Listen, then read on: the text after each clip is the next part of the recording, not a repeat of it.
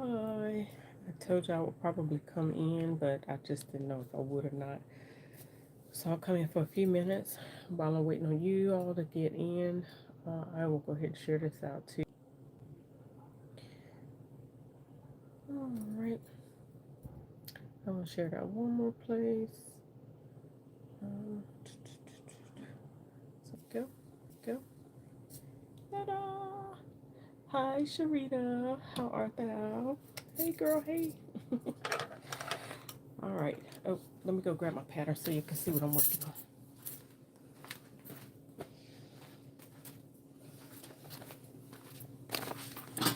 All right. I'm gonna see how much I can get done. Um, don't know, but we'll see. All right. So I am working on this pattern. The KnowMe created by the Corny Rainbow, and I need to find out what her actual name is, but I think it's cute, the Corny Rainbow, right? So she just had the most precious little baby girl. Hey, Michelle. Hey. Um, but anyway, I digress. So this is a KnowMe pattern, KnowMe 2081, and I put the information in the title and in the description. I'm doing view B. I didn't express that, but I'm doing the longer version.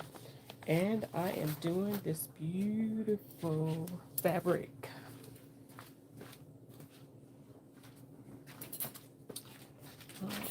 Got all my notions and everything.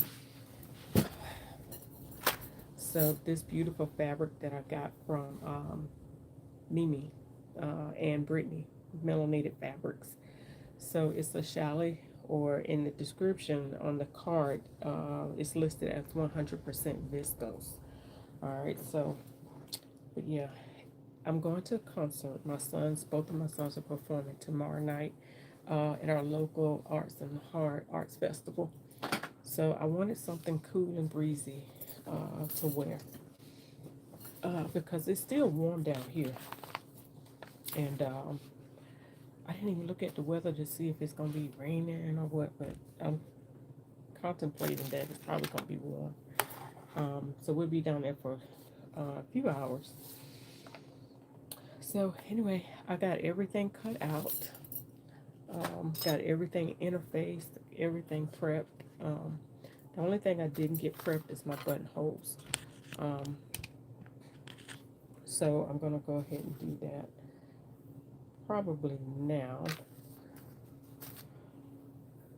And I'm using these little pen markers that I got because they're erasable.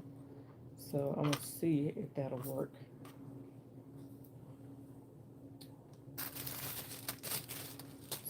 So it's not important that I do it now, but I'm gonna go ahead and do it now anyway, y'all. So I can get it done and get it out the way. So anybody sewing tonight?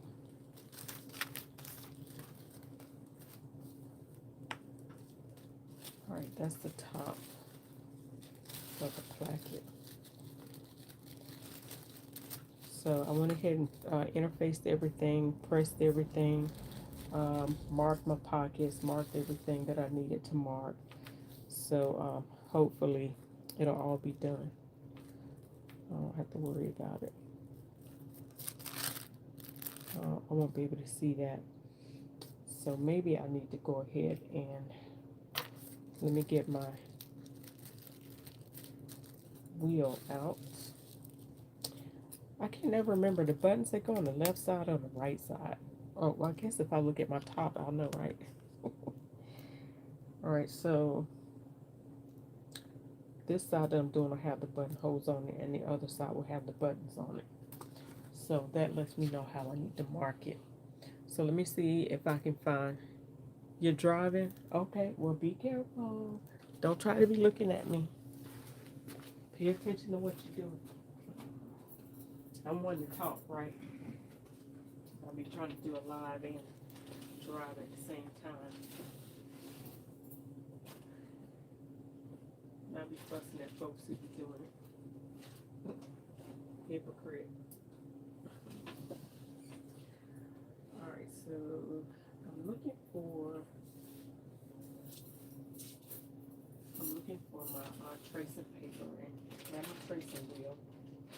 Just gotta make sure where I put it. I've got a habit of putting stuff in different places, or call myself straightening up. But you know what?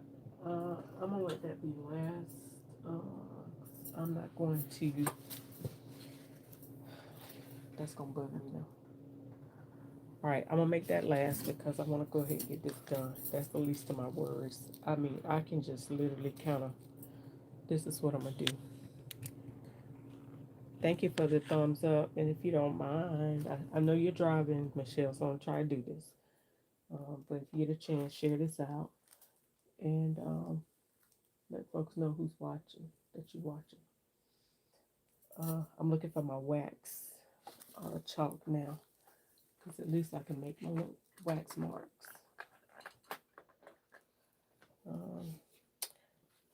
This will disappear when I heat it, so I can go ahead and do that. So at least it'll let me know where they are, where my starting points are, and my ending points. That's all I need to know.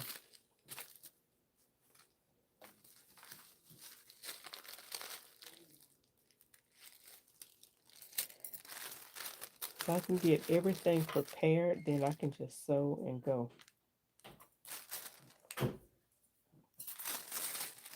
This is literally how I have to sew for myself on the fly.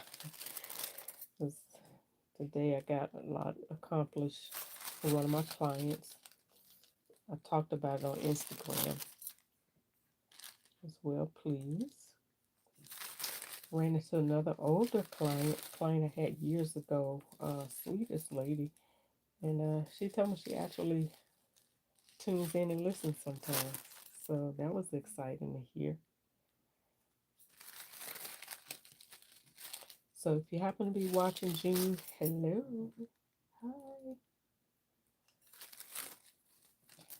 All right, so I'm just making little marks where my buttonholes are going to go. So I'll go ahead and get that set. This is already pressed, so I don't have to worry about them evaporating with the heat, because I shouldn't have to press it anymore.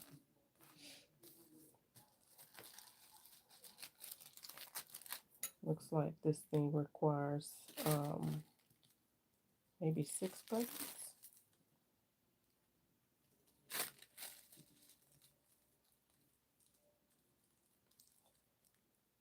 All right, almost done.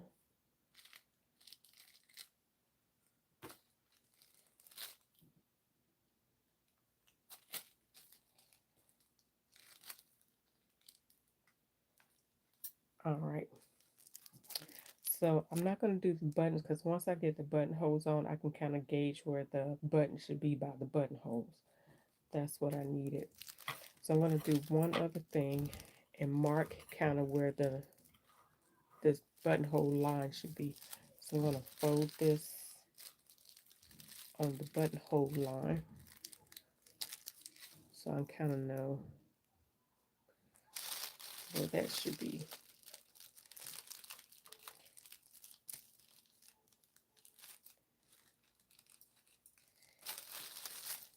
So if I give myself just an idea, I have the 4-step buttonhole maker, because I'm using the single heavy duty to make my buttonholes. But if I can kind of gauge where the line should be, the buttonholer itself will do the rest.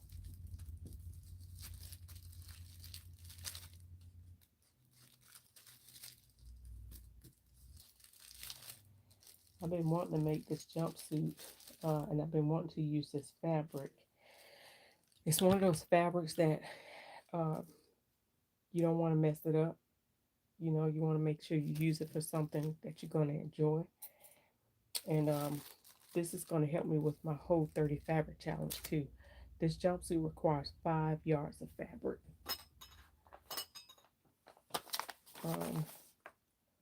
Yeah, chambray, challis, yeah, kind of in the same category. That was the number one, the first fabric on this on this listing. Usually the first fabric listed on here is the generally the fabric that was used in the view. Not necessarily so, but usually that's the rule of thumb. Um, so, but anyway, yeah. So I chose to do a 18. I did a straight 18 because I generally float between 18 and 22. 18 at the top, 22 on the hips. But because this is a full jumpsuit, I don't want it to be super full. So I have about 5 inches of ease in here. So with even with the 18, so I'm just gonna go straight 18 and hope for the best. I know that's not what I normally tell y'all to do, but that's what I'm gonna do today. And also this has pockets, has a collar, has an under collar, upper collar, has the pockets, has the plackets, and that's basically it. Outside of and it has a upper left pocket. So upper left patch pocket. So outside of that, it's relatively simple and should get through it fast. I'm not even bothered about changing my thread.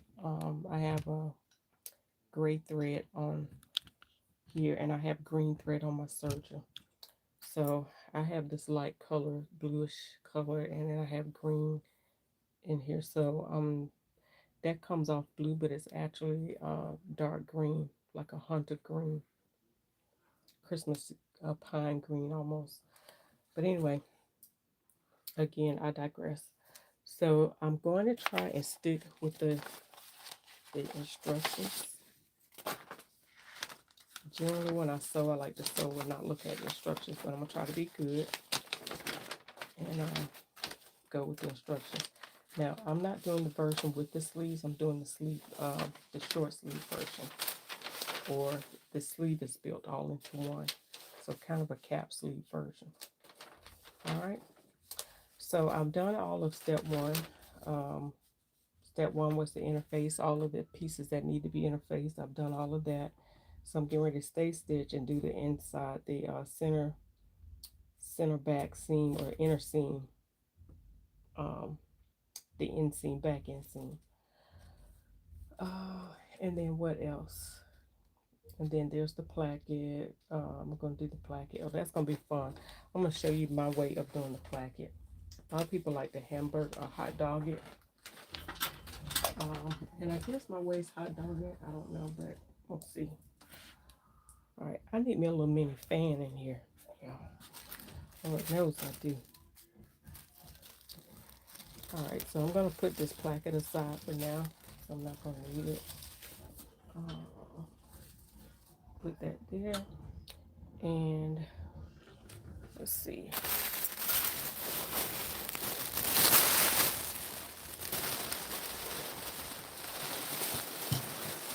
Alright, so I'm looking for the back piece. That's the front piece. Put that there.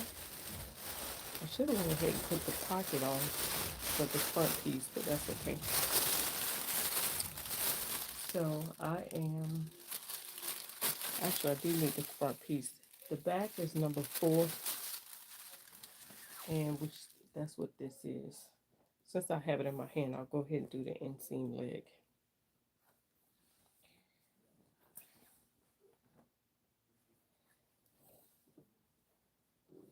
So generally they do the, you would sew the front inseam to the back inseam. But here they're sewing sorry. I am sewing the back seam, not the inseam, the back seam. So basically I'm sewing the crotch, the back seam and the crotch, not the inseam. But generally you would sew the front inseam to the back inseam and the leg, and then sew the back and the fronts together. But I'm going to follow instructions and do as I'm told. Hey, Lady Mo, how are y'all? Good evening. All right, I am going to switch to a 3.0 stitch length. I've got my notches marked, and because chambray has a little give to it, it's a little wiggly. I want to make sure that I keep everything in alignment. Probably should have used a walking foot, which I think I am. Let's go ahead and I'll show you my walking foot for my juicy. All right. This is a velvet foot. It's good for slippery fabrics and stuff like that. I can use this, or I can use this. Well, actually, this is more so for leather foot, leather fabric or slippery fabric. But I'm going to use this one because I don't know if you can see it on the inside. It has like these little grooves in it. So I'm going to use that instead to help me get through this slippery fabric. If you have a walking foot for your machine, your home machine, then that will be the good foot to use for fabrics that are slippery.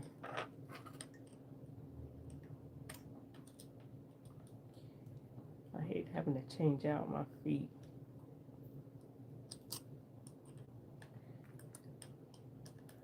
Because it takes up time. But you want to make sure that you got the right foot for the job that you're doing. All right, and I have to make sure that my thread is under my feet, because if not, it gets tangled up, and sometimes it pulls tension on your fabric. All right, so what was I starting off at? You at home? Good. You made it home safe. You have this foot?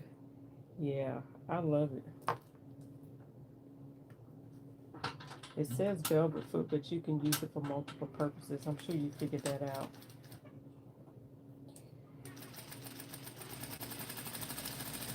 Now, for this type of fabric, you want to use you can use a 14. A 14 is an average foot to use. Regular needle, regular sewing needle, not a foot. And then you can use don't use a tight stitch length. 3.0 is good. See how much give there is? I don't know if you can see that. But that's how much, I don't know why it came out like that and why it was cut. But that's almost an inch and a half, truth be told. So what I'm going to do is pin this in place. I can see where the fabric was laying together. So I'm going to pin this in place, and that way it won't continue to grow.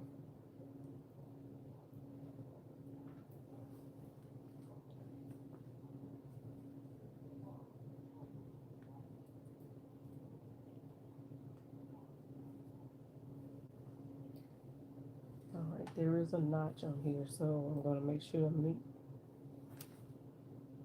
let those meet up. That's important. Don't just sew and assume that the fabrics are going to line up at the end. Lay it down.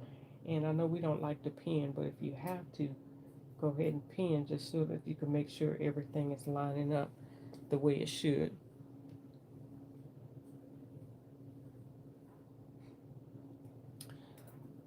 No, this one, are you talking about this one or this one?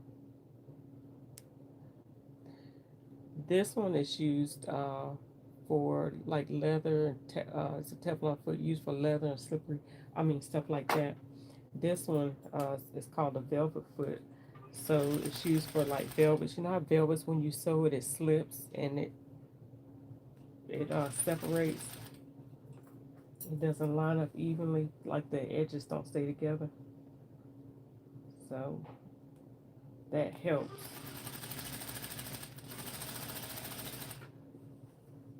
It's like your walking foot for your industrial machine.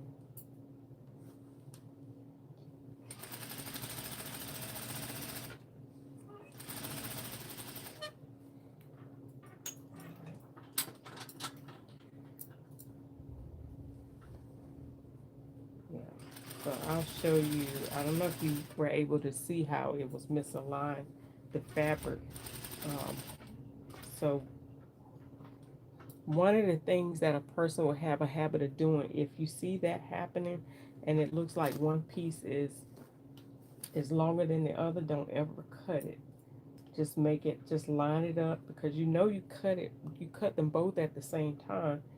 So don't ever cut one piece shorter than the other one thinking that you cut it too long. Um, it just, it happens that way. I don't know why it's like that. So you just have to kind of line it up. This fabric is like this. It's stretchy. It's wiggly. And it's the kind of fabric you almost have to let hang. Almost like chiffon. Like chiffon, it grows. So you have to be careful with it. Oh, okay.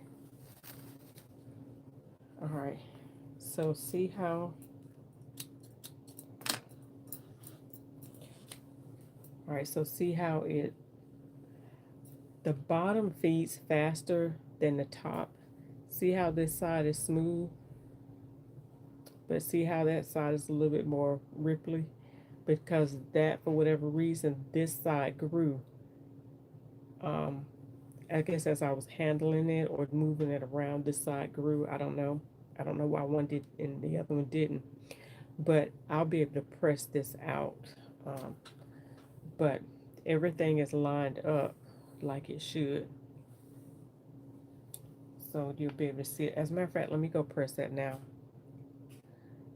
I have it split. Yeah, I do have it split with the foot. Yeah, so I have one on one side of the foot and one on the other side. How do you do yours? I couldn't see any other way. Let me press this so you can see what it looks like after it's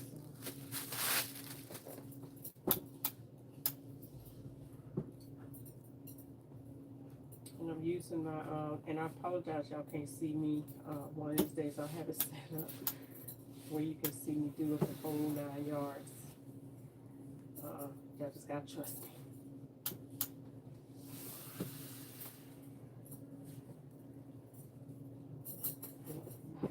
I keep bumping up against my iron pad and it's knocking my project off.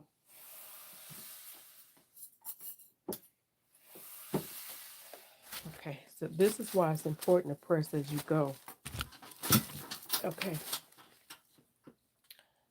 so this is the side that was smooth. Okay, this is the side that was ripply. So with a good press, it's still going to come out the way it should. All right. So, except for that part, right? That's just the way I pressed it. I don't even see it now. I saw it just a minute ago when I held it up. Okay, right here. Hang on. Let me make that right so it'll look right.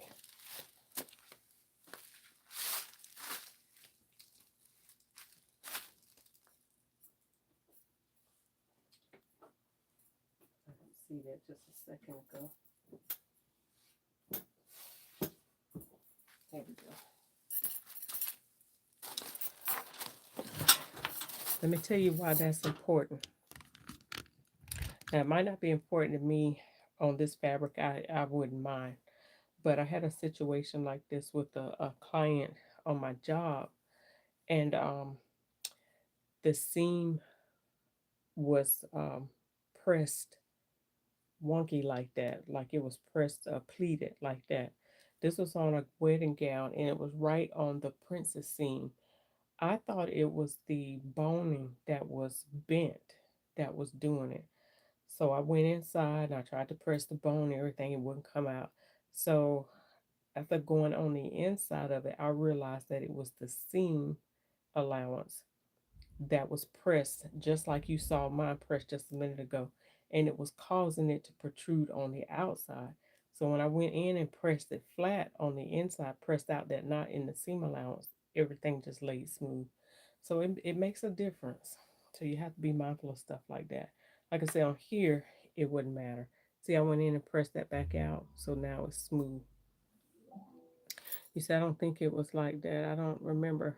I don't like it, so I put it back. You put it back in the drawer. I love mine, Michelle. I like it. You say you put yours back in the drawer. All right, I'm gonna be over here. Y'all been doing my nails and all kinds of stuff while I'm over here working. All right. So make sure I got everything set up here. I was gonna try to do all this on the serger, but I said no, I won't.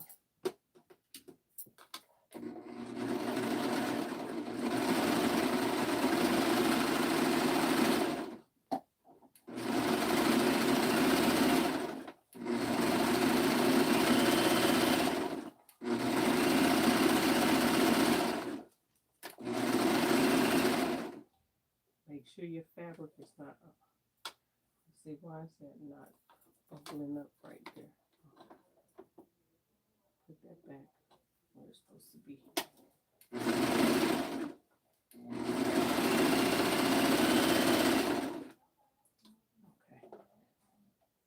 Yeah.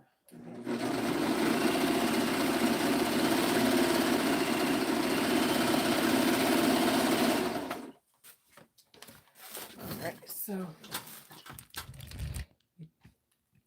yeah, try it again. Yeah, make sure you try it again. All right, so let me show you what I was doing then. I had my serger set. It wasn't set at a 5.0 width. It was set at like 6 or 7 because I was doing a wider stitch. So on this particular fabric, I don't know if you can see it.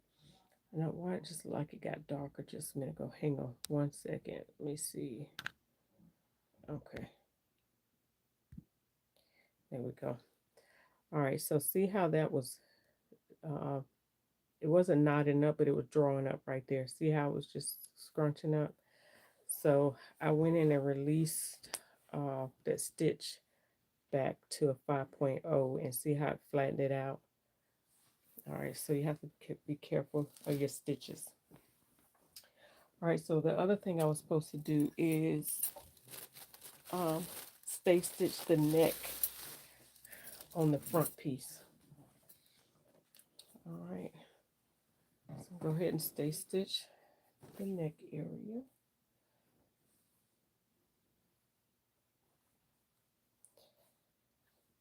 All right, and I'm going to do something here real quick. I'm going to pin this together just like that. Actually, let me get a safety pin. Oh, it's a big old safety pin. So I can just hold those together right there. It makes working with big pieces easy. This particular fabric has a 1A, a 1 and a 1A, a 4 and a 4A. That means that the pattern piece had to be lengthened. So the back piece had to be lengthened and the front piece had to be lengthened before cutting it. So I'm doing a stay stitch on the front neckline and just the front neckline. So I have to pull that gathered a little bit right there and want it together. But I'm doing a 1/2 inch.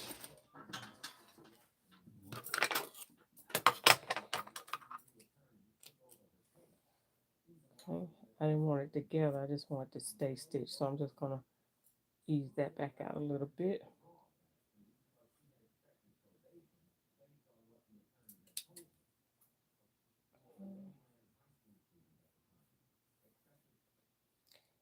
You don't want it to ease or gather because when you get ready to put that collar on, it's not going to fit if you're taking up too much of the fabric.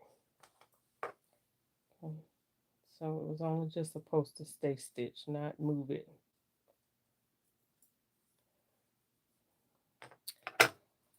All right, so I got that done. So I do have my pocket placement marked. And I'm going to go ahead. I think I'm going to go ahead and let me serge this. I've got the pocket already pressed and everything. And one of the things that I didn't do, and I purposely didn't do, was match up the fabric so that you couldn't see the tell that there was a pocket there. The reason I didn't, because I had scrap fabric left over and have a big piece of this fabric left.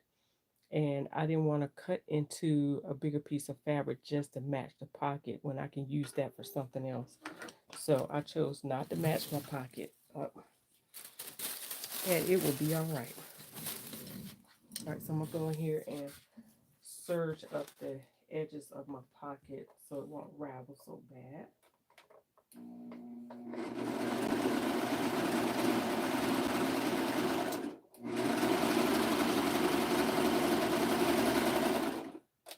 I'm serging this all. I'll try not to stretch it because I don't want to stretch it out of shape.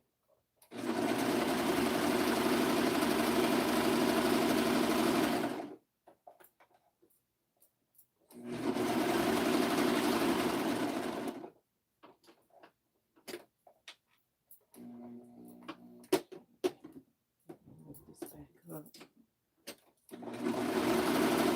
I wish I could see everything.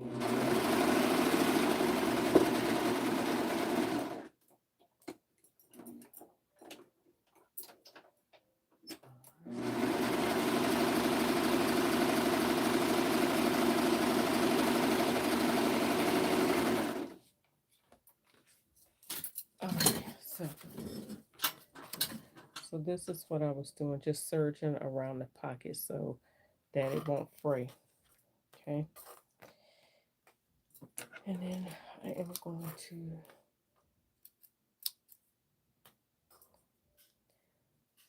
go ahead and put this pocket on here.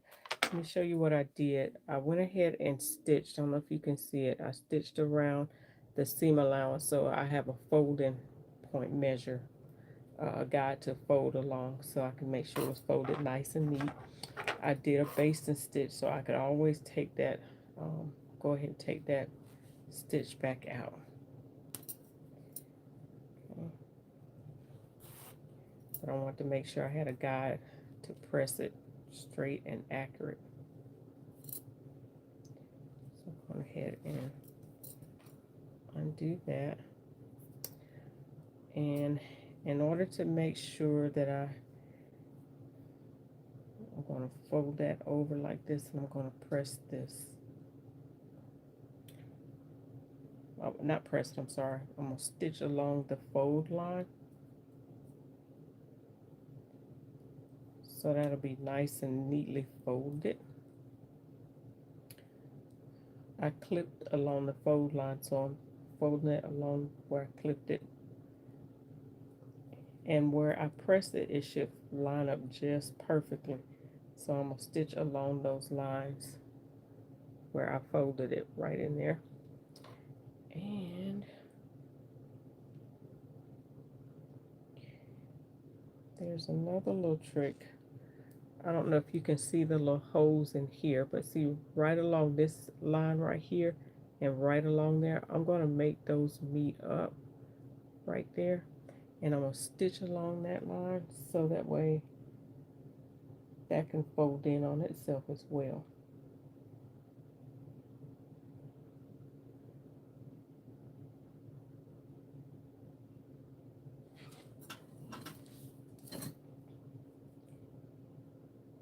And if I folded that just right.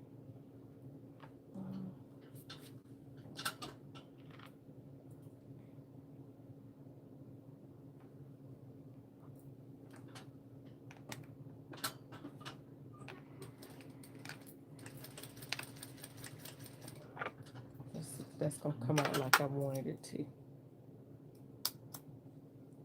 It should create a mitered corner.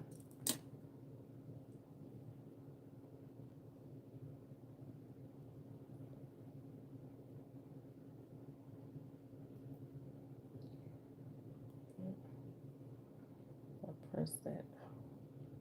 Should open that out.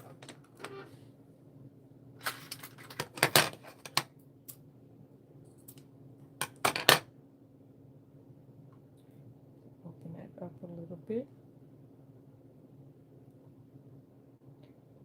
I think I needed to sew that in just a little bit more in order for that corner to be mitered.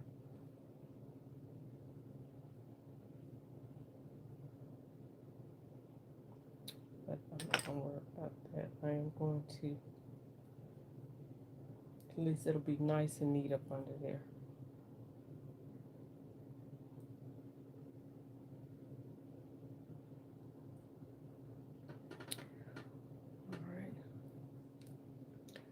I needed to sew it in just a little bit more in order for that corner to be mitered, but what I did was stitch it in. I just pressed one to one side, but on the outside it's a perfectly clean corner. All right.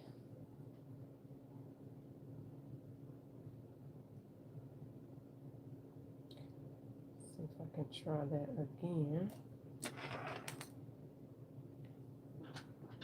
So I'm going to take a little bit more.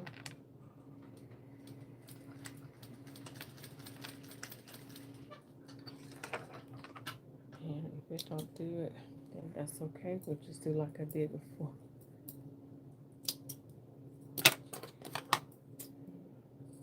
Put that over just like that. Okay. Yeah, it's going to take just a little bit more. Probably about a 1/4 inch more of a fold or of stitching in to make it lay perfectly flat. Gotta practice on that a little bit more. But I've got it folded just like I want it, and it's going to fold that to one side, and then once I place that, let me do that to this side.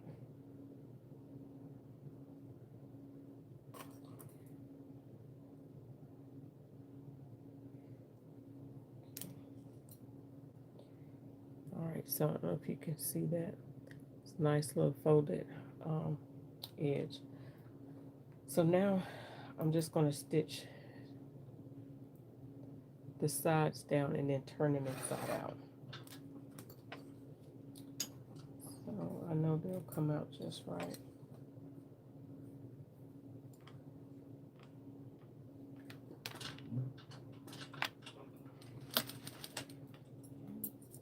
That I clipped that in. Go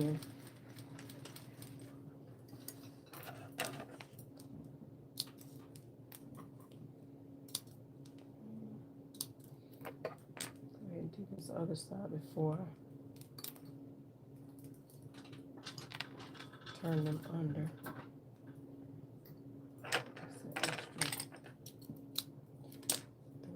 Yeah, for somebody who sews and works with threads all the time, I can't stand stringy stuff. Like, I don't know if anybody else is like that. I guess I should say unnecessary strings.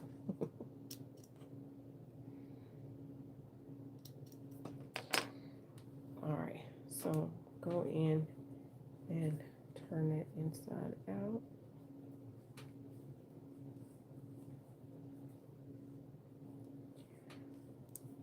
Alright, you'll notice I'm using my flathead to push the corners out.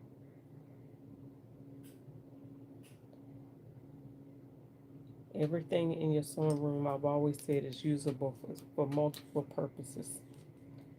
Just have to be careful doing it. And why not? Because it's flat. Alright, so there we go. Pocket is nice and flat. And I'm going to go ahead and give that a good press again. And I'm going to place that on my front piece. Go ahead and get that out of the way. For just a second.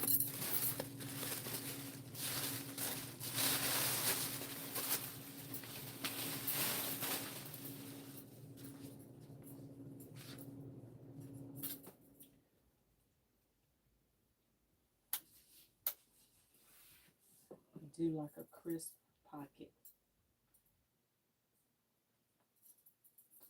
And I think I've achieved that, if I say so myself. Now, one thing you don't want to do is you don't want to iron. You want to press. Because by ironing it, it shifts your fabric out of place. Like you have a wonky looking pocket. Like it won't be a square. It'll be some other kind of shape.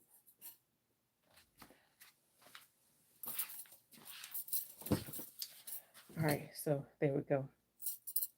Hey, Tawanda, how art thou? All right, so there we go. Got my pocket in there. All right, so I'm going to go ahead and place it on, and I pin my two pieces together. I did mark the side where the pocket's going to go.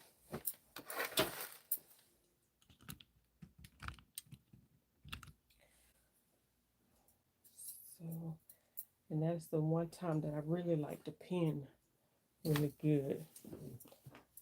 So I've got my placement marks here, one here, one here. And so I'm going to, I don't really want to stitch down that pocket because it's a really clean finish.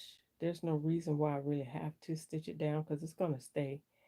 So I'm not gonna stitch along the outside. All right.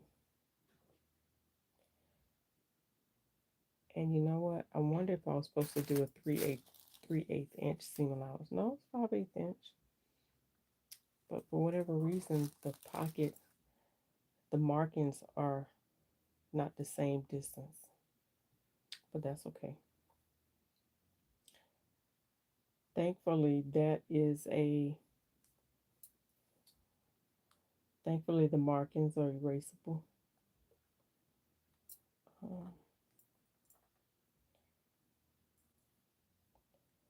So like I said, I'm gonna take my time and pin this really good.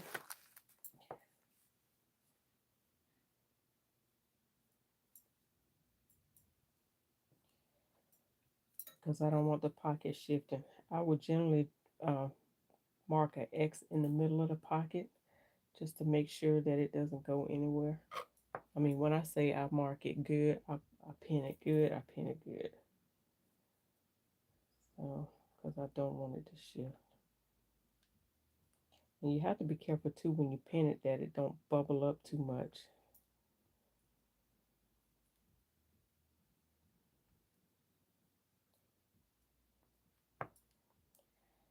And notice that I'm pinning from the outside in on this side, and I'm pinning from the inside out on this side because I'm going to start from the top and sew down on both sides. I'm not going to sew down, go across, and then sew up because that too will cause your pocket to shift. And you don't want to get to the end of your pocket and it's lopsided. Although for some reason I think on this particular pocket, I think it's a little shifted a little on purpose. I am going to sew down and across, but I'm going to go back and sew from the top down on this side.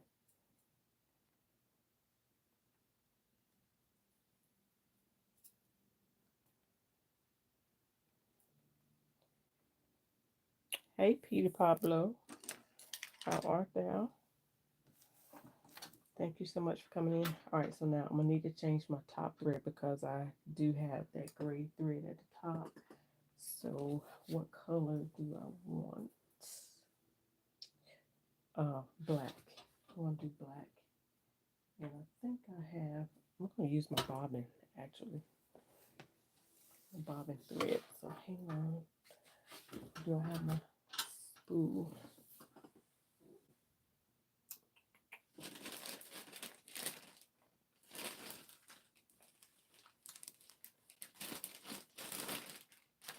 I'm trying to find a spool cap. Keep my bobbin. I'm going to use this. I'm going to switch this out. My thread. I'm going to use my bobbin since it has black on it.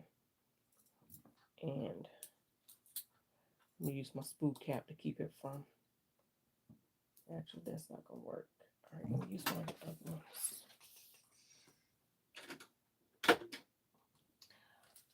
I'm going to use this upside down.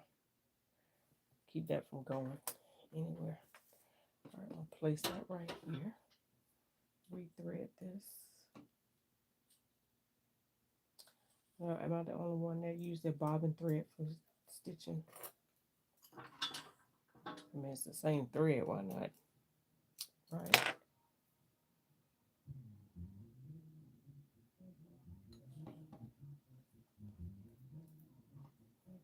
This also, I don't know if Michelle is still on here, but that this little thing is all cumbersome, like, you know, it gets in the way. That's the only thing I don't like about it because it's so bulky, this foot.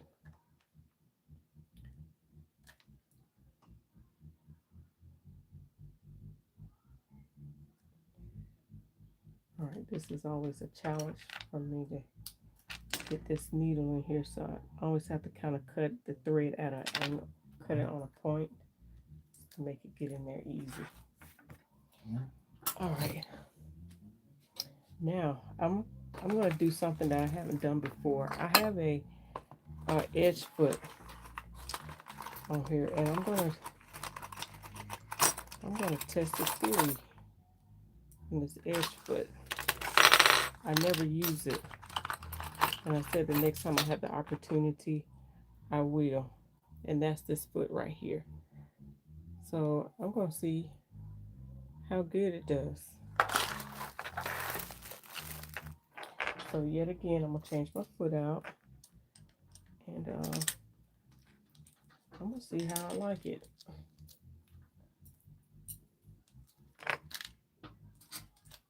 I mean, that's what it's for, right?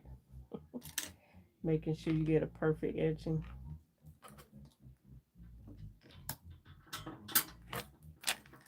All right, so let's just test this and see. All right, I'm going to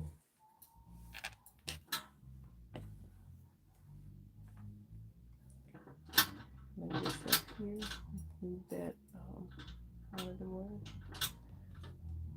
All right. Now I'd like to really stitch and back tack over the you have this one too? Yeah, I like to back tack really good at the beginning and around the corners because your hand constantly goes in the top of that pocket, and so you don't want it to come undone. All right, so far so good.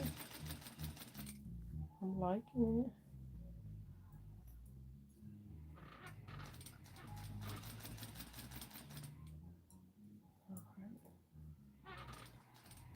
And my fabric is, my pocket is staying in place. So I'm kind of stitching in place right here. And I'm going to pivot. Where's that coming from? Okay, I got it stitched there.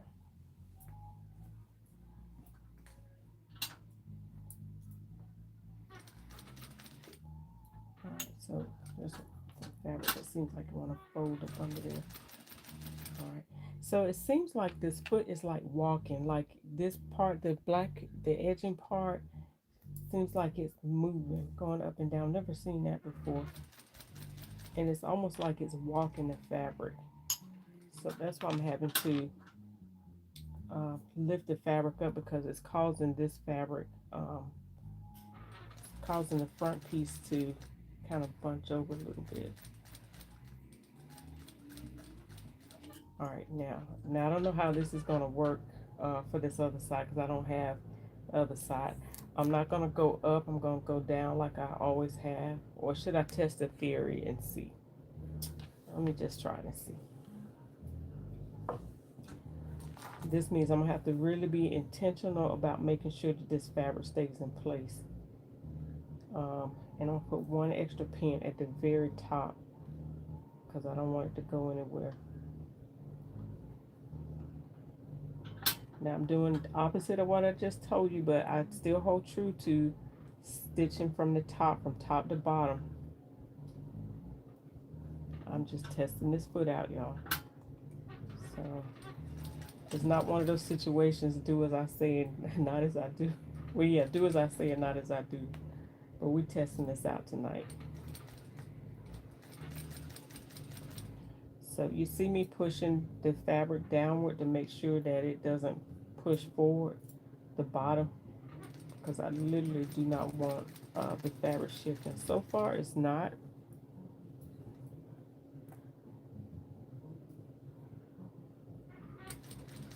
I'm being slow about it too. Okay. So far it's not shifting out of place. Okay.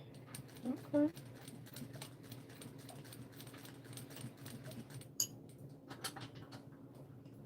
All right, we did good.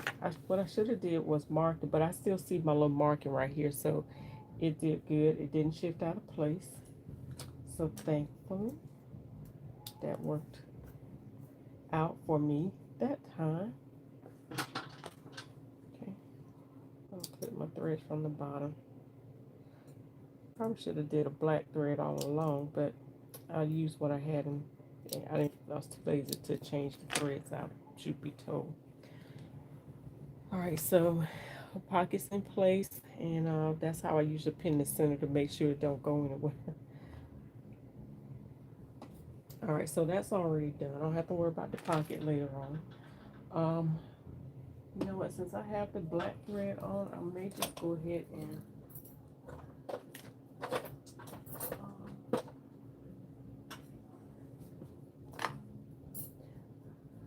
let's see. No, I think I might save this for some top stitching. I'll save that again for another time.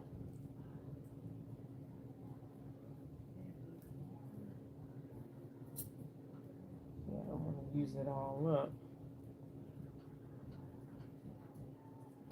Put that right up there at the top, and I'll continue to use this gray thread. It's not going to really matter because it almost looks like that bluish color that's in here. Anybody else sewing tonight? I know I don't ever tell y'all when I'm coming in. I started for my folks over in the So Much Talent group. I know there's a couple of late night girlies over there, and sometimes every now and then we'll get together, like Janelle, Miriam, who I call Frenchie, and some of the others. I actually looked up a movie. I was watching the Jeff Bezos story. I don't know, have y'all ever watched that? It's called Bezos, The Beginning, and it talks about how it's kind of a drama or a little story on how he actually started Amazon. It's just the beginning, literally. Don't go into anything now, but it's an amazing story. But if I was able to get that to working on Zoom, that was going to be our movie for the night. But I wasn't able to get it up and going, so I just said forget it.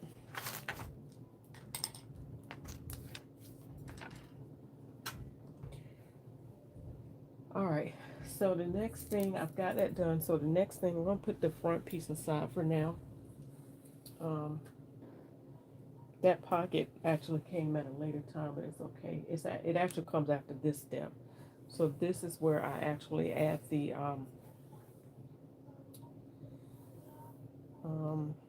where's the back? I think I need to go ahead. Did I serge the back? Yeah, I already serged it. Okay, so we did the back because it's going to have me put the yoke. There's a yoke on this jumpsuit. So that's what I'm going to do now, put the yoke on. And I like the way I put my yoke on. You'll see how I put it on. It's pretty easy to do. You don't have to fold all your fabric up in the yoke. You don't have to do any of that. Now, one of the things I like to do, I've told y'all this a lot, is that I like to clip a little notch for my center, so I know what my center is. So I'm going to go ahead and match up my center seam with the center notch. This doesn't have, it has a little clip, a little mark, I think, for the center. No, it don't. It's cut on the fold. So what I do is I just clip my fabric, create my own little notch, so I know exactly where the center is. Alright, so I'm gonna go ahead and match that up and go ahead and match my ends. There are some notches on here because I do believe there's a pleat in the back. So I'm gonna go ahead and match up my notches, and then I'll pleat the excess. I'll leave that. I think this is fairly easy to sew up.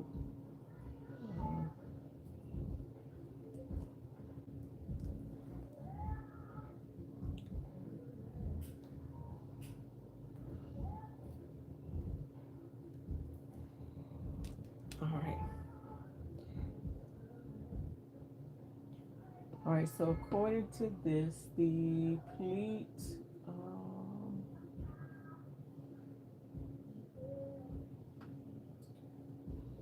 let's see, according to this, the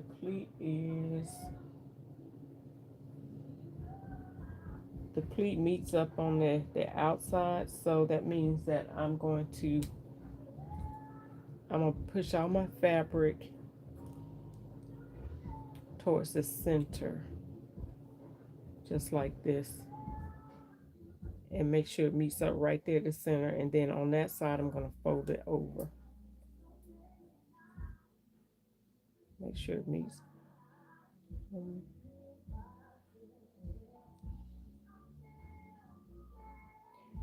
Okay, go ahead and pin that down.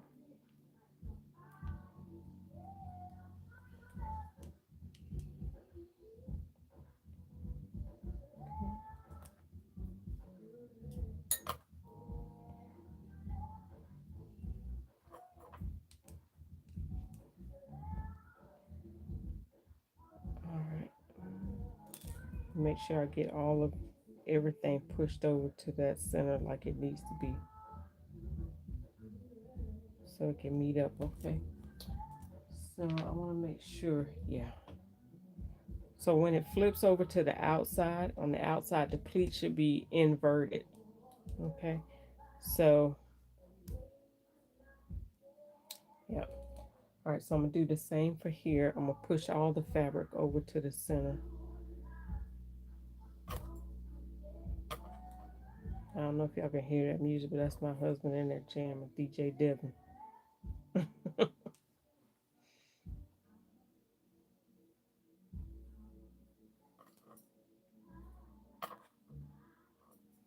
All right, so I'm pushing all the fabric underneath here to meet up at the center on this side.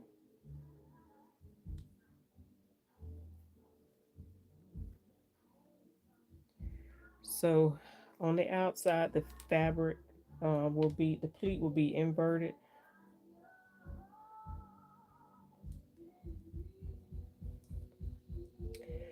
All right, so it should look like that. Okay. All right, so I'm going to stitch across. I'm going to stitch across there.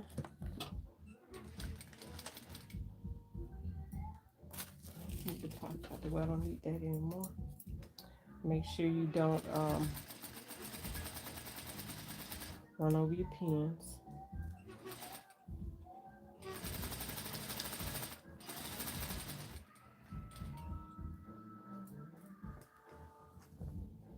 Again, this fabric can be slippery, so make sure that your fabric is still lining up edge to edge underneath.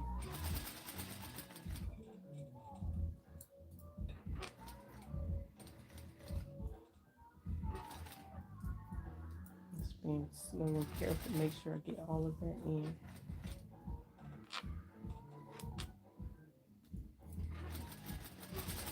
Sounds like he's watching a tiny desk.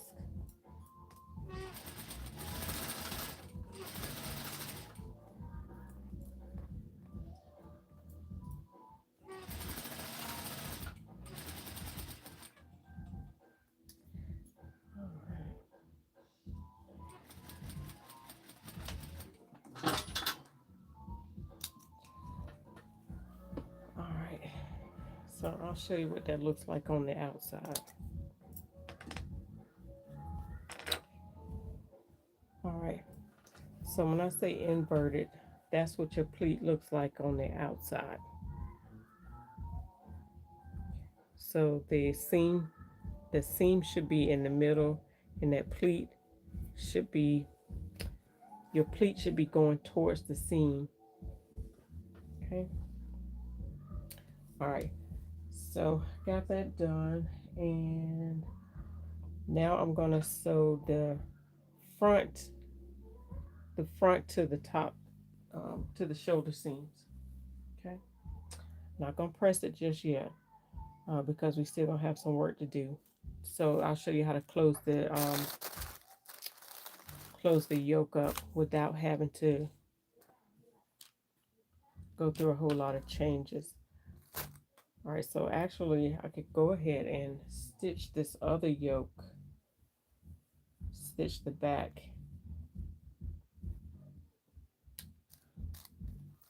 I could have sandwiched them in together, but all right, so I'm gonna go ahead and place the right side of this yoke to the back side of the pants of the jumpsuit,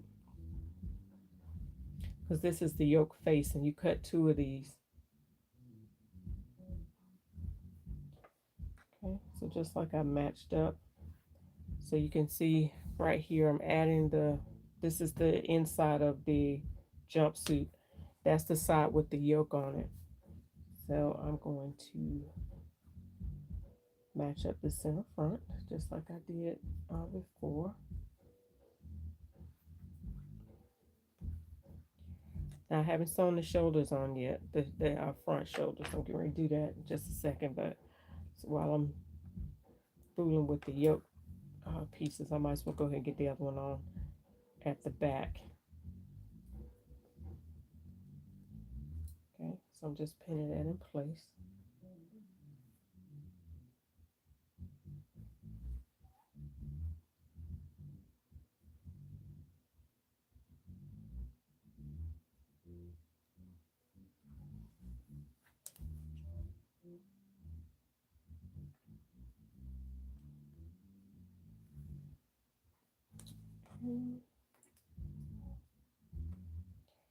And since I've already stitched this, I'm going to just go ahead and flip it over and stitch along the same line that I stitched before. Try not to create any extra stitches. Should still be a 5/8 inch seam allowance, but let me make sure. Get that stitching in there just right.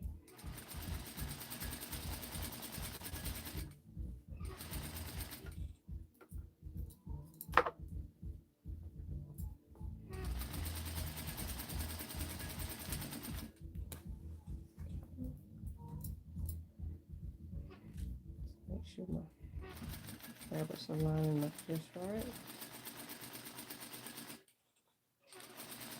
So far, it's almost perfect stitching, almost right on top.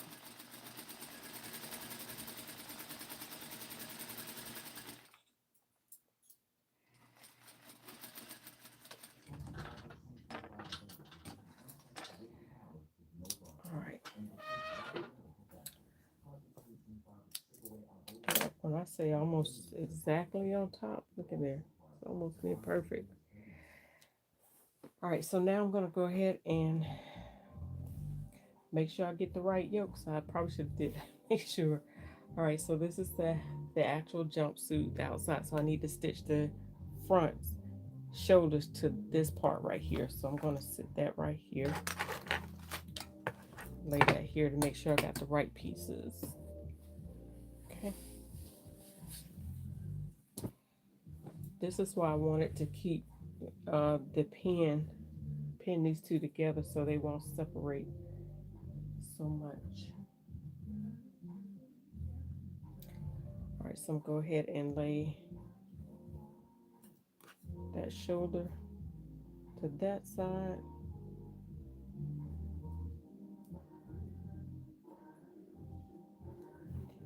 Go ahead and pin, make sure I match up the notches, because again, the fabric can wiggle, it can stretch out of shape. You don't want to do that.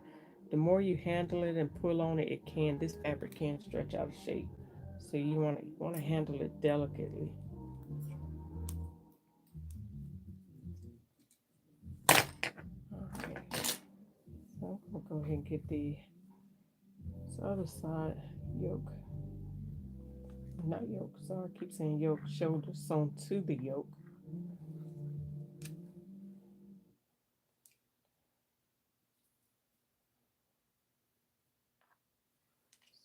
So the yoke is the upper back to the jumpsuit, and then the front is sewn to the yoke at the shoulders.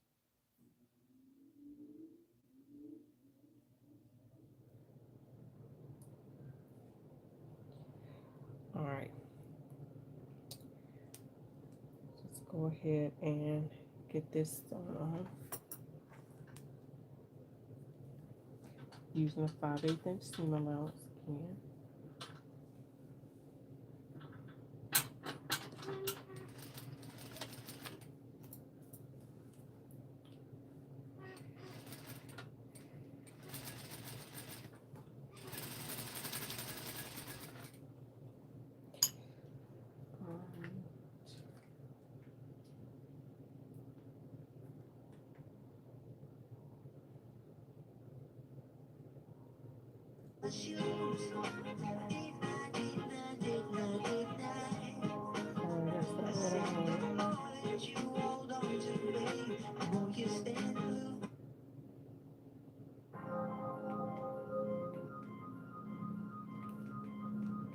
Give myself some music now.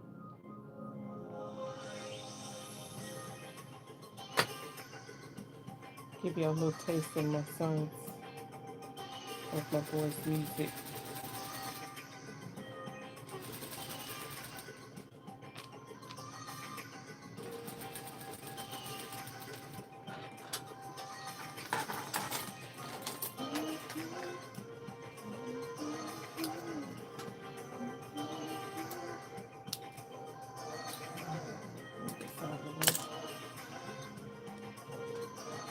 Might be too loud and you can't hear.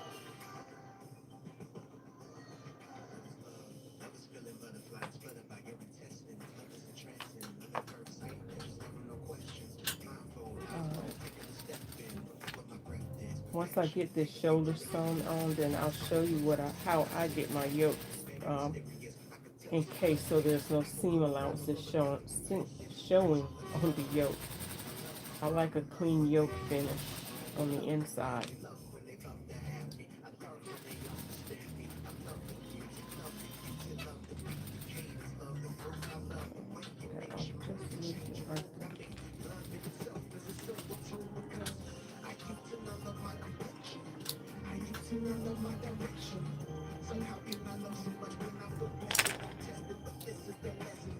Okay, so now I'm gonna go ahead and open this up.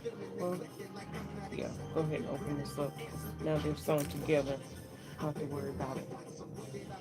Okay. All right, so there's still the business of the yoke, right, at the shoulder. So I don't know if you can see that, but this is the back of the yoke right here. This is the back, and then this is the front at the shoulders. All right, so let me get this piece out of the way so you can see what I'm doing. All right, so the back is on, it's already sewn on, and it looks like this. So that's already closed. Once it's flipped up, it's gonna cover those seams.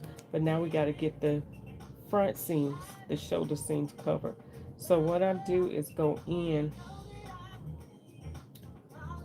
and fold this under like this and grab the seam like that and just go in and pin it like this.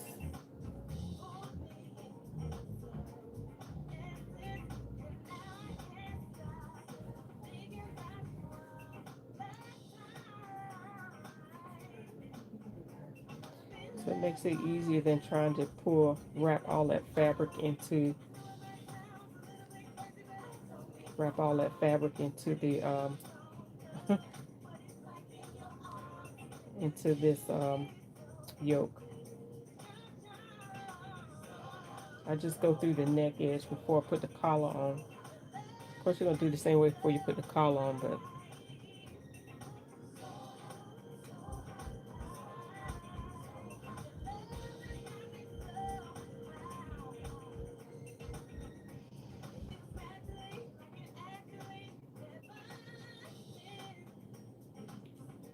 so I'm gonna do just like I did before. Make sure that I sew on the same stitching line.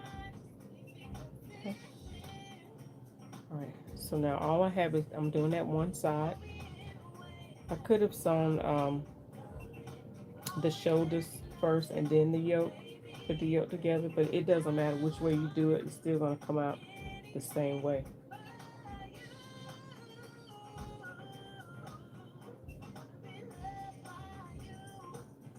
All right, so I'm going to go in and now I'm sewing the yoke at the shoulders.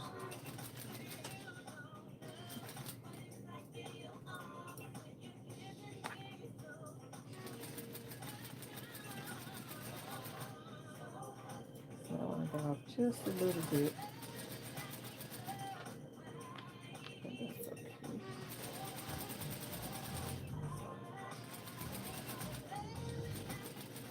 It's almost like bagging it.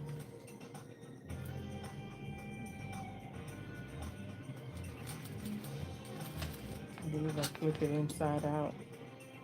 You can trim it if you want to. I don't always trim mine. Thank you for the hearts, for the thumbs up. All right, so now I'm just going to pull that back out. So now this is what it looks like. You can't see any of the seams. So this is the front right here, and this is the back. So then I'll go in and I'll press it. Like I said, you can go in and you can trim that seam allowance up if you want to. And I may go in and trim it up just a little bit. All right. So I'm gonna go in and do the other side.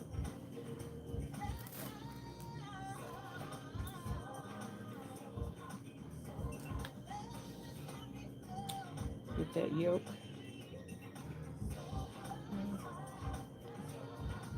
Just grab the ends and make sure I make sure that the right side of the yoke is lined up with the wrong side of the shoulder seam. And then I'll just go in and pull that seam through the little opening.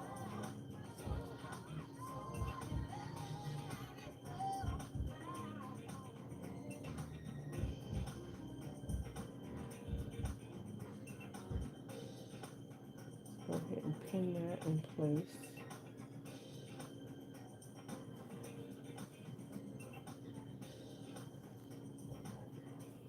Make sure I get all of that yoke out and all of the seam out, and push back anything out of the way so you don't stitch up anything that shouldn't be stitched up.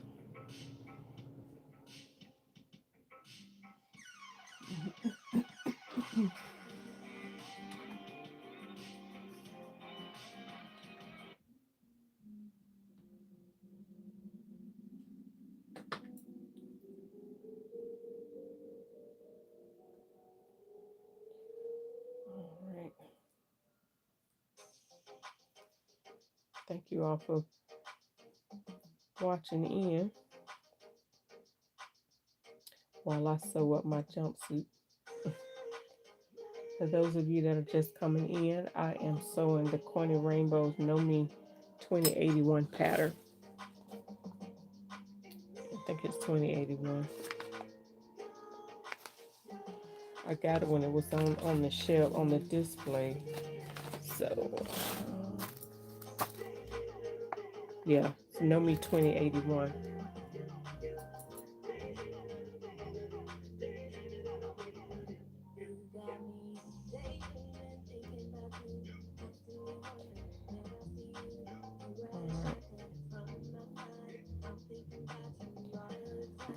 Alright, so now I got that pin, go back in, stitch that up, and basically I'm just stitching, this is a facing, so even if you stitch it within inside the seam allowance, it's okay.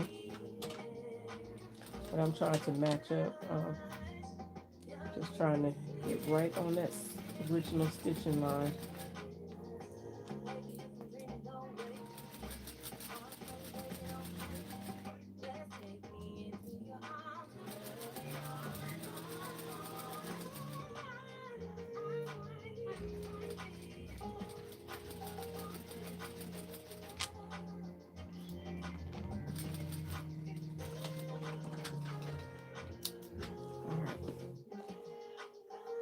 So since I have this on here, since I have it open, I am going to go ahead and trim this out a little bit. And I'll go ahead and trim the other shoulder and then trim the back seam just a little bit. And I'm going to cut it a little bit at an angle like that.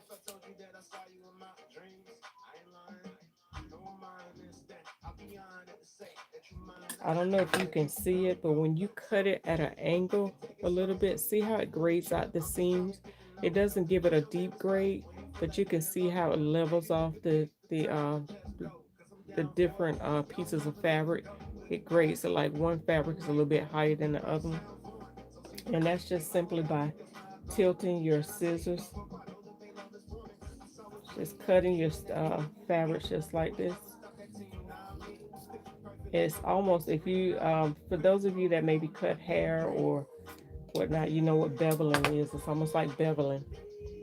So you can see it grace it out just a little bit. But you can go in and trim it down a little bit more than that if you want to. All right, so I did that side. Let me go back in and do the other side.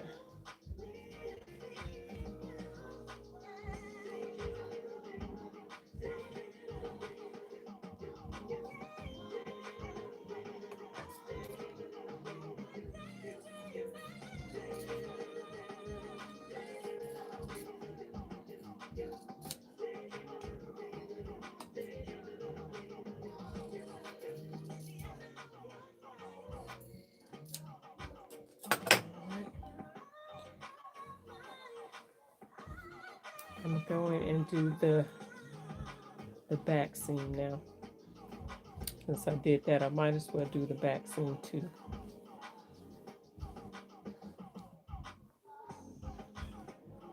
To me, it's easier doing it that way than trying to roll all this fabric up into a hot dog, so to speak. Just makes it easier to do it that way.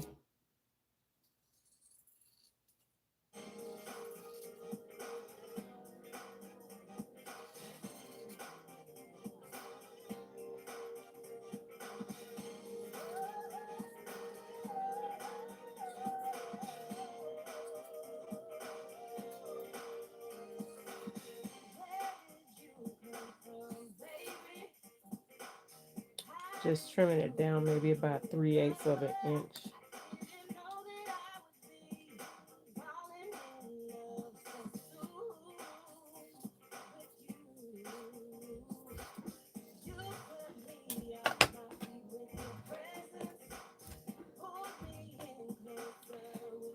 Just pull that back out.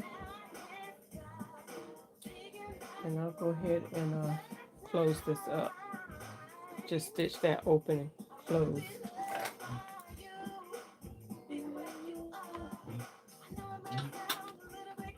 Just go ahead and stay stitch that opening.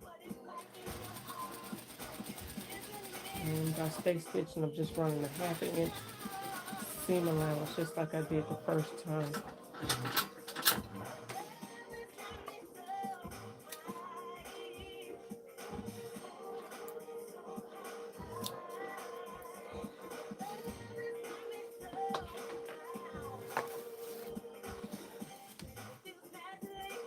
All right, let me go give this a good press, and then I'll be right back.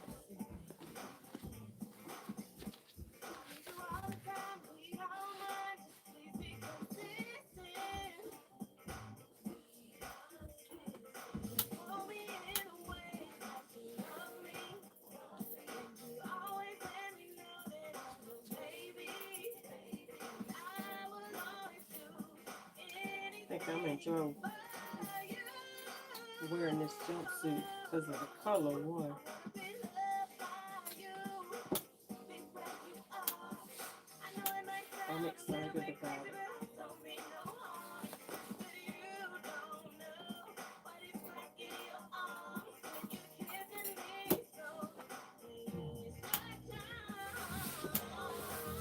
fun. It's gonna be a fun jumpsuit. I just like it. I can't wait to try it.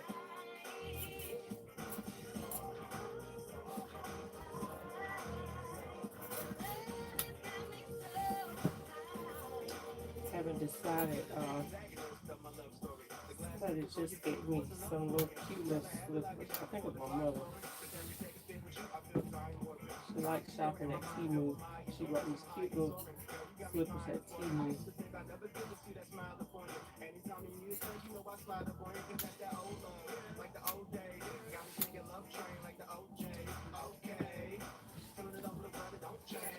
All right.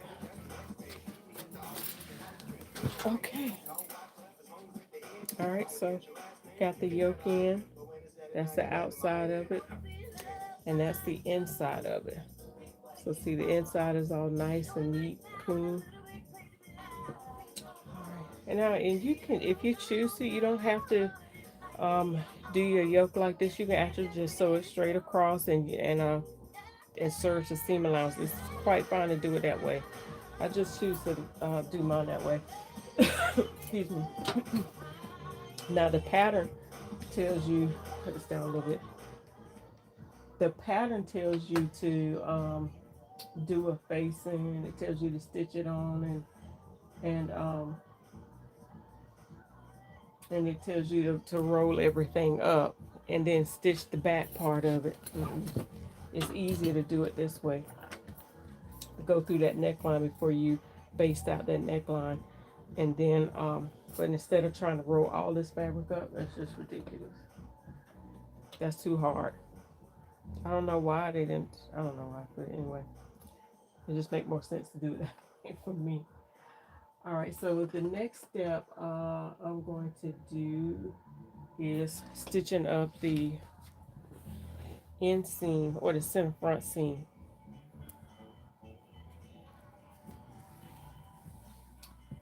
All right, so let me grab all of the front.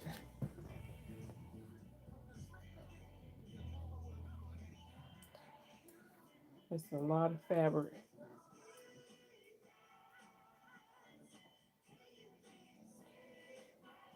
Okay, there's that little piece right there.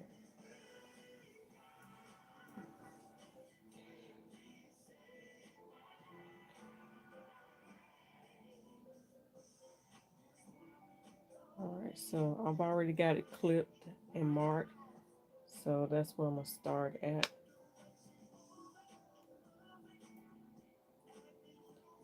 Go ahead and pin this up top too.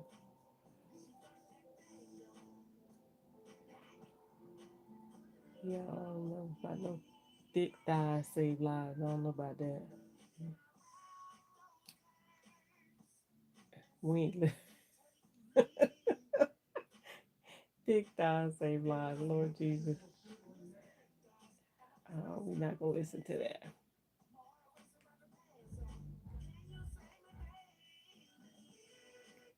How about that? That was a bad idea. All right, I'll find something else to listen to in a second. But I don't want to know nothing about no thick thighs save lives tonight. All right, so I'm matching up my notches, and all right, so we're gonna go ahead and stitch this inner seam all the way to the inseam. There's a little point right below the placket that needs to be stitched. So I'll go ahead and stitch that. So why is it okay?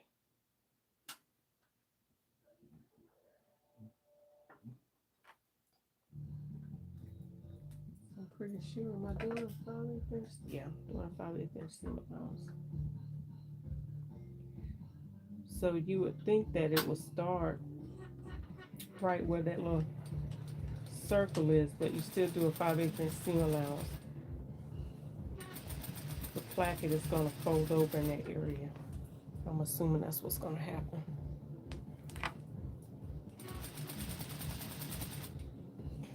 So far, my little foot is working good. I don't know if Michelle is still on here, but it's keeping the fabric from puckering.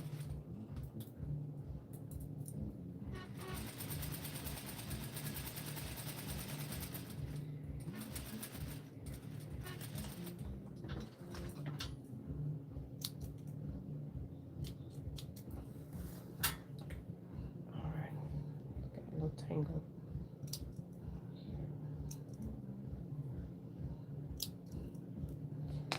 Alright, so I'm assuming I can go ahead and serge this, finish off this inseam here. And then I'm going to do my pockets. You hear? Okay, awesome. Yeah, see, that foot is doing pretty good. You know, there's no puckering or anything, so I'm loving it. I think it would have come out different using a regular foot. I'm going to test the theory in a minute.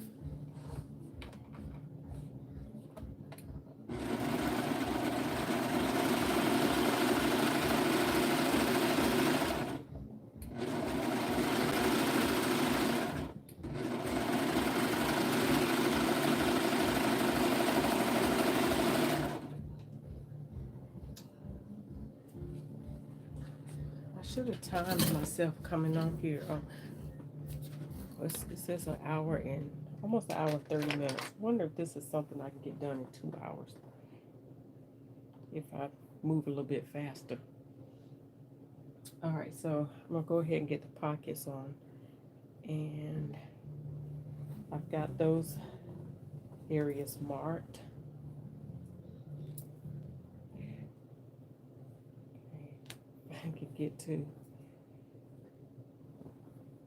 Goodness, okay.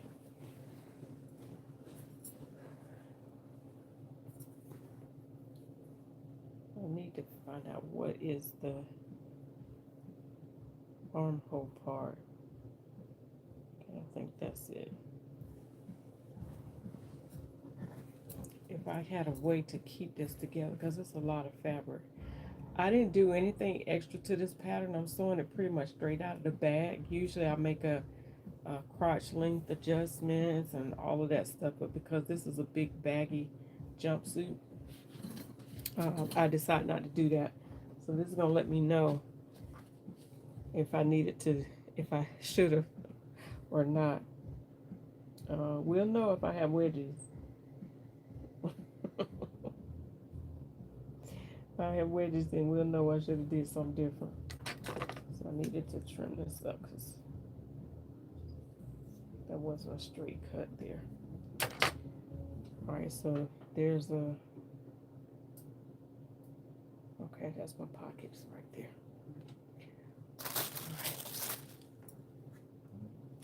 Got all my pocket pieces cut out.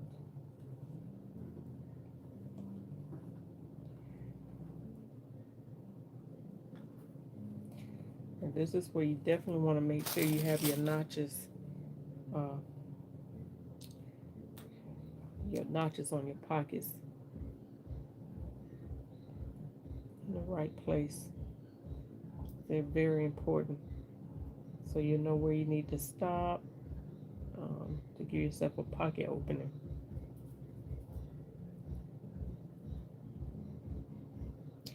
Yeah, I'm excited about this. I don't know, when you have fabric that you love, like the color, I love all the colors in this fabric. I have a couple of other pieces that I bought from melanated fabric that I haven't used yet that I want to use. And I can still get away with them for the fall, you know, going into fall, because we still have some warm weather. I know some places are getting cool and already pulling out the sweaters and stuff like that, but we still have some warm weather here.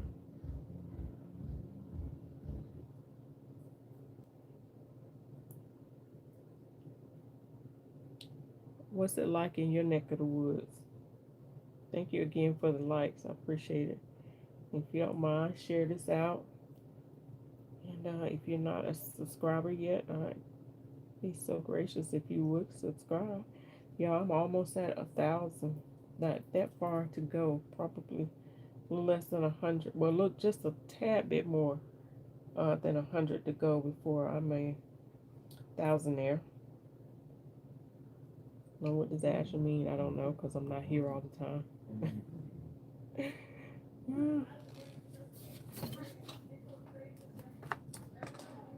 All right, let's go ahead and get this pocket stitched on. So right now for the pockets, you just do an edge, quarter of an inch stitching, because you just want to get that pocket on here.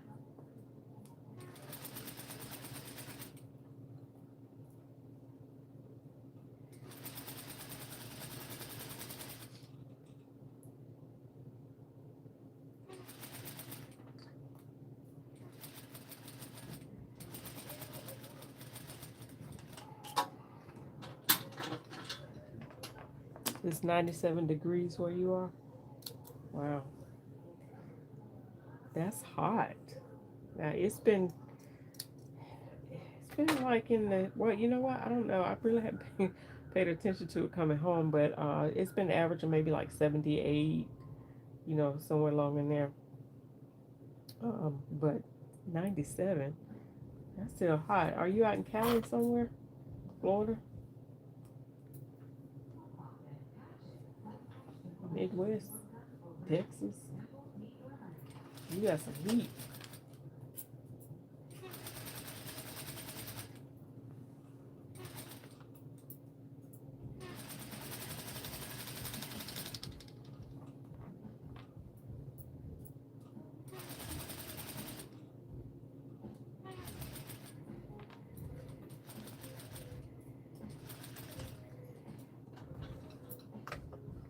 You're in Phoenix, so I figured you were somewhere where desert heat. Yep, that's hot. If it can stay around 72, 73, that'll be comfortable for me. Like it won't be too hot, won't be too cold. It'll be just right. All right, so I'm gonna put a pin here because I want to keep my layers close together. Actually, I'm gonna get a pin. Try to keep me some safety pins close by so I can keep these.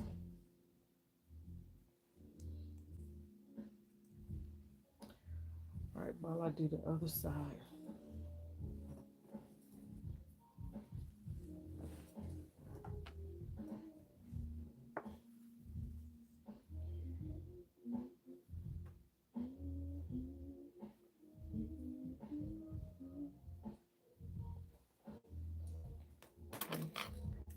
Go ahead and put this safety pin here. Keep these sides together.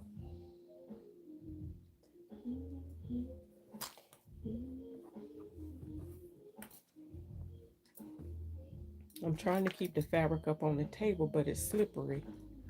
You have 2 seasons hot.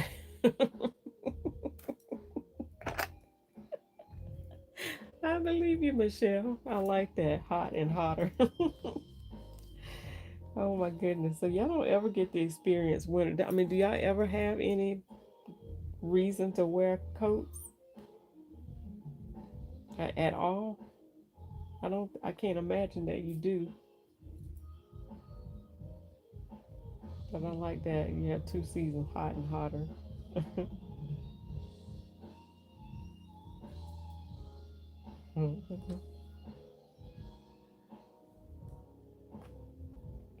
Y'all still haven't finished my yellow pants yet. I've got to get those finished. I just need to go back into the waistband and lower that waistband, cut the waistbands down in the areas that I showed you all. And I think I'm gonna, excuse me, sew up a smaller seam allowance. I think I have them. I sewed them, stitched them up at a 5/8 inch seam allowance just to give myself a little tiny bit of room. I'm gonna sew them up at maybe 3/8. Might even just do edge seaming, edge, not edge stitching, but maybe a quarter of an inch. I don't know. Might do 3 inch because that fabric shreds. So just give myself a little bit of extra room. If I do a quarter of an inch seam allowance, that'll give me another inch of room in those pants. So the next time I cut those out, I'll give my inseam a little bit of room, and I'll give my hips just a little bit more room. I think where I scooped out the seat, I didn't give myself enough room on the outer, uh, on the sides. When you scoop out some, you got to add some back in order to make sure you have enough seam hips. So for those of you that don't know, I think I was on here sewing those pants up. Hey Tanya, I'm actually making this jumpsuit by the Corny Rainbow. That one right there, View B, KnowMe 2081. Got an outing tomorrow, and I'm gonna make sure I'm cute when I go. I want to wear something fun and cute and colorful.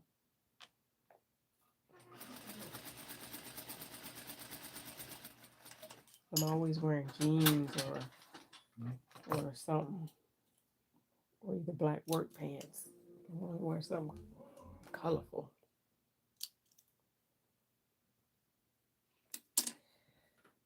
All right. All right, almost got the pockets in. And so what I'll do is I'll go in, I'll serge up the edge of the pocket before I close them out, because I don't like the raggedy. I like my inseams, all of my insides to be clean and finished. So some people will leave the edge of the pocket on that inside. They'll leave it raw, but I don't want it to fray at all.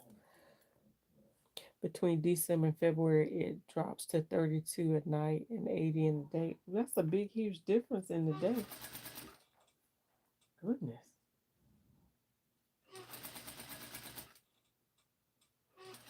From 30 to 80, that's a big, huge difference. Transition in a day.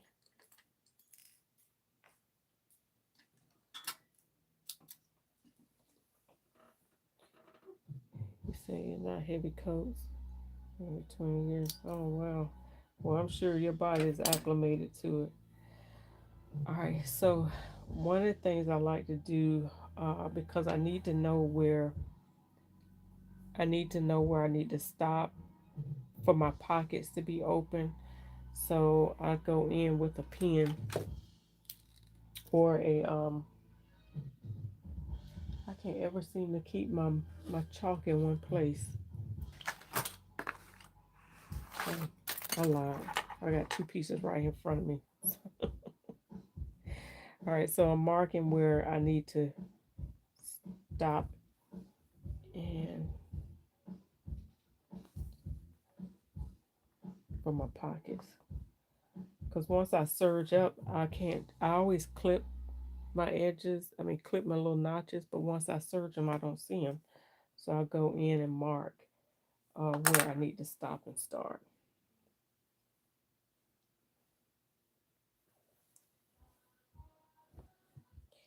So, but before I do that, I'm gonna go ahead and serge that up, both sides. I'm gonna do this other side like this as well.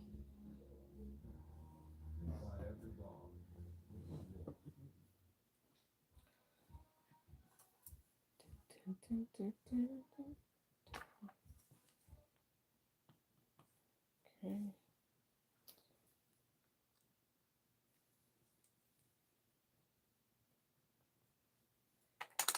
All right, let me go ahead and finish off my edges. Thank you again for the heart, for the likes. Appreciate it. All right, this will be quick.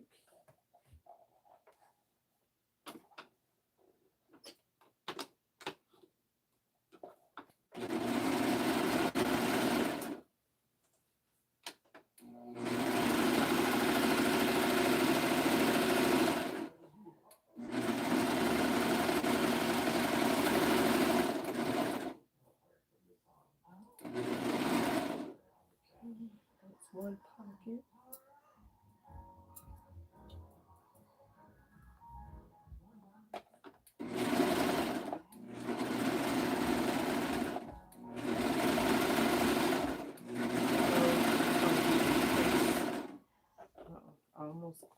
my fabric at the bottom.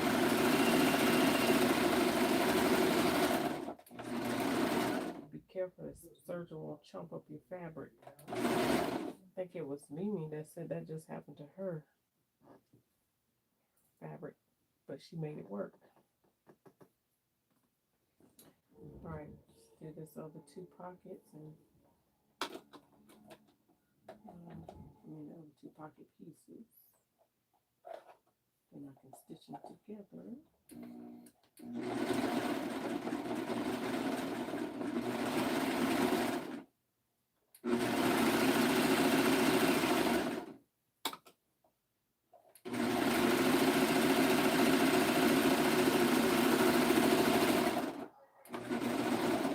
Fabric is always trying to glide up underneath and get invited somewhere it ain't supposed to be.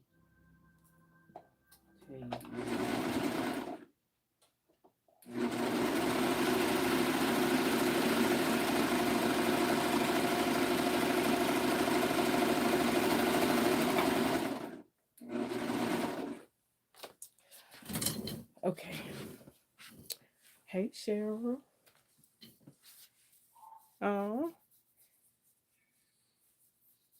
Oh, thank you so much, Cheryl. I appreciate it. Thank you, thank you, thank you. Glad you were able to come in and join me.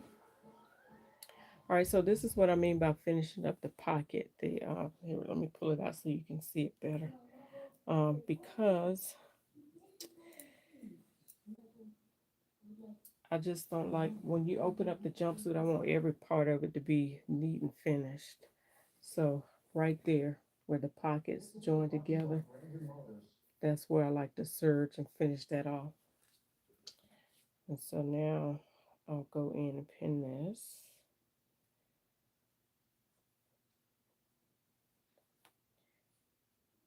So I can make sure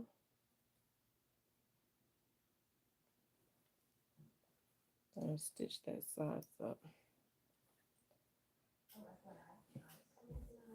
Pin those pockets together.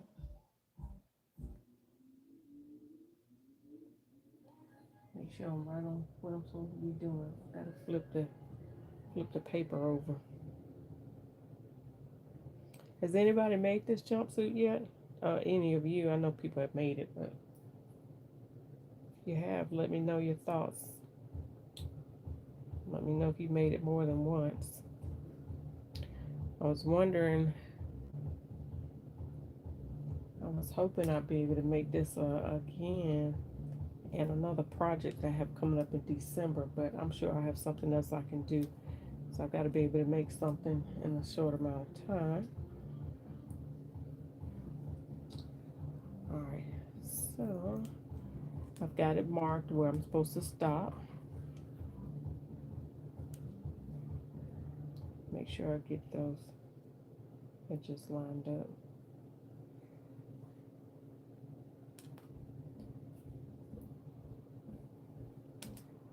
All right, so now I don't have to match up that notch right there. I think that's right there under my armhole.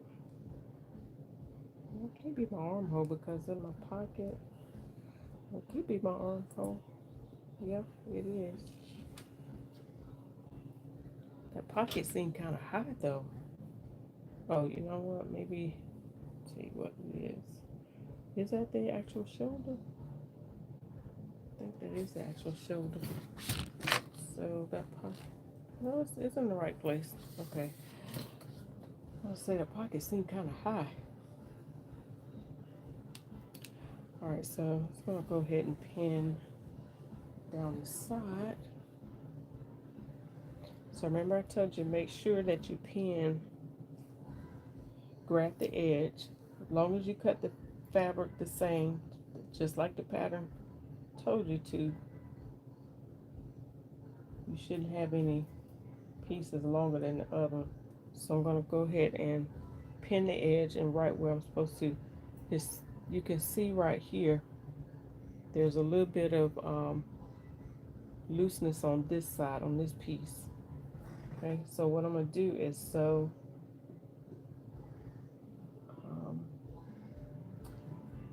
gonna sew this side on from the bottom up. I try to sew both sides from the same direction, but you can see this side. I could try to manipulate it from the top, but I don't want to. I'm gonna use my foot to help ease that fabric evenly. I am gonna sew my pocket though from the top to the edge of the pocket. I am gonna sew that from the top, so I have it marked. So let's go. Oh, let me flip this over so make sure I'm following directions for y'all. Because I have a tendency to not follow directions. I ain't bragging about that, but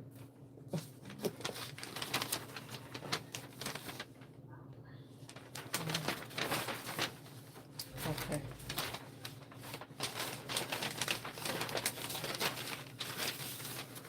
Alright, so yeah, we're doing right.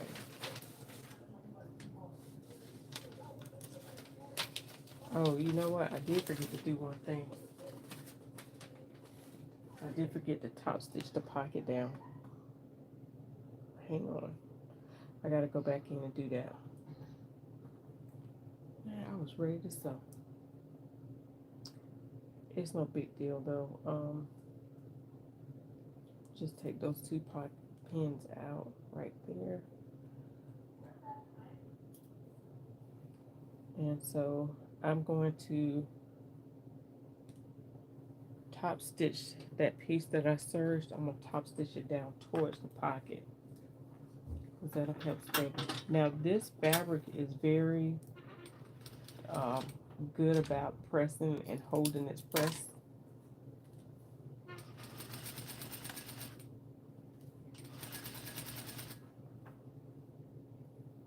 It's very good about holding itself in place.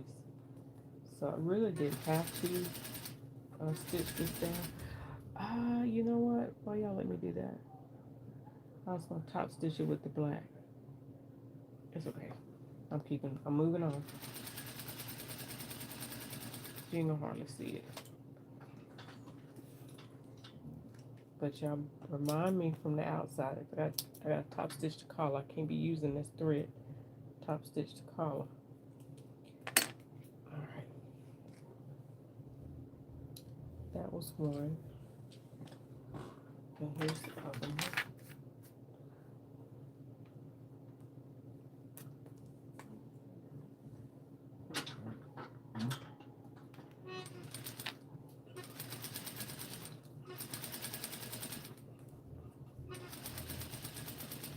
Y'all, now I'm getting anxious to finish because it's coming along so good. When you work on pretty fabric, it makes you feel happy. I don't know about y'all, but me it does. Like, I get excited.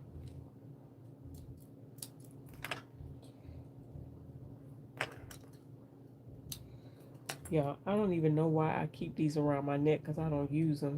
I'm still using these, and I got these. The whole purpose was to have them handy, and I don't use them. Okay. All right, so now I'm gonna go back. Now it makes more sense. It feels more like it should.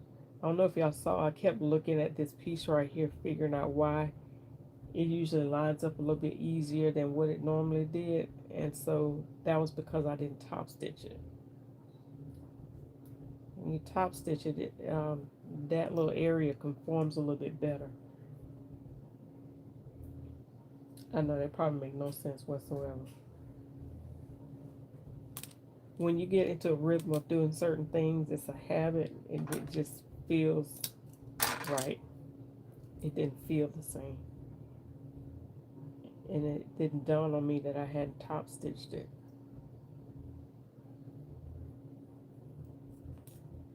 Like, everything just lays in place a lot better.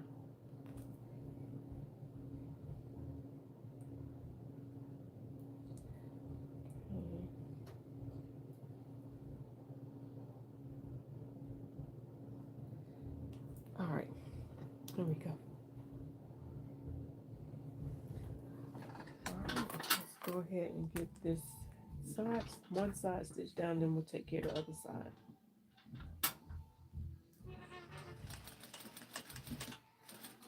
So I imagine that the edges are going to be turned down.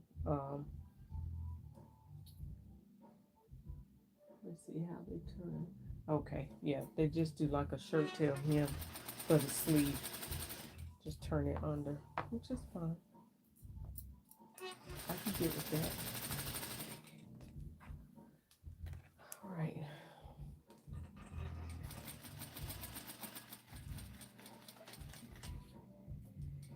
So I'm just going to double up, just, excuse me, pull that out a little bit. I'll go back and clip it later, but yeah, with my pockets, I don't like to sew a 5/8" seam allowance on my pockets. I mean, why? It doesn't matter. You're going to end up having to trim that out anyway, so I like a deeper pocket, so I sew up a lesser seam allowance. Instead of sewing up a 5/8" seam allowance, I sew up a 1/4" seam allowance, and so it gives me a little bit more room in my pocket. I mean, you're going to end up trimming that off anyway, right?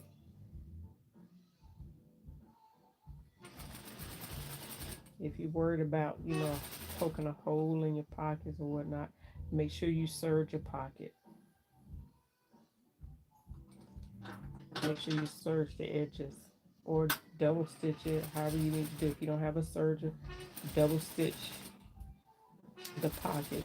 Then you don't have to worry about the pockets coming undone, or at some point poking a hole in your pocket or wear and tear on the pocket.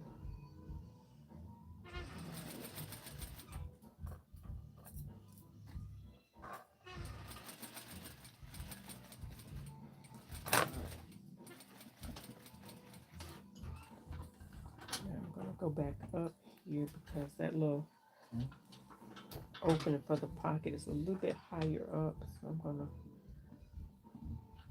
start right there where I marked it. Give myself a little stitch, back stitch a few times because I have to put my hand in that pocket and I don't want it to come undone.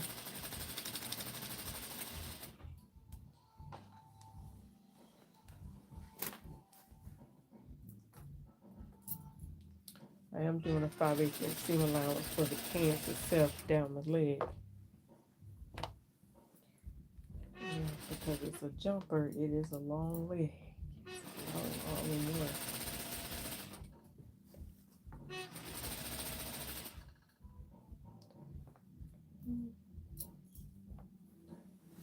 I don't know if y'all can see with that fabric in the way.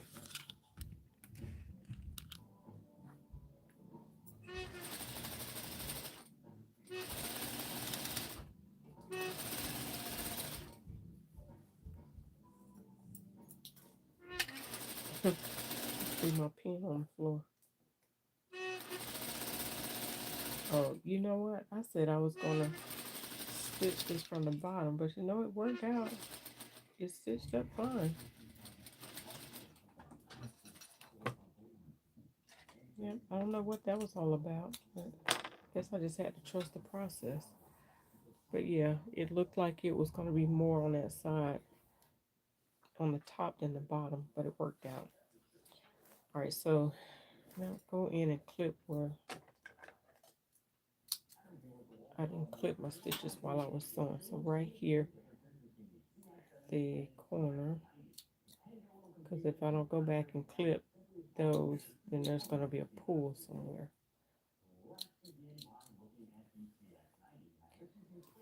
All right, same thing here. I have to go back and clip that.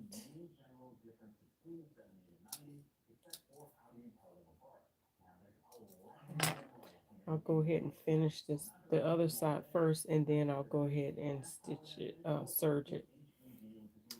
But see what I mean? I don't do a 5/8" seam allowance. I just go in and do a 1/4 inch seam allowance.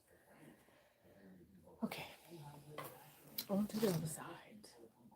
And the only thing left is the collar and the placket and the buttons.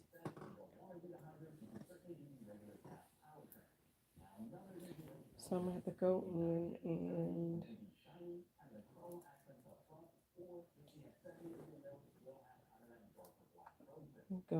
and top stitch the pocket down.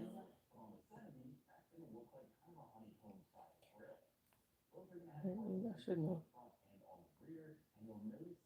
Actually, I don't want to stick myself, so let me put this back.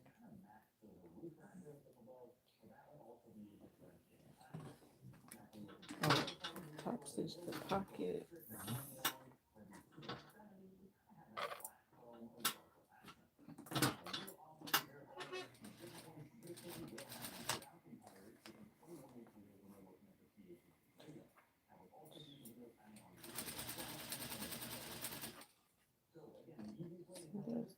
The thread got caught up in there some kind of way.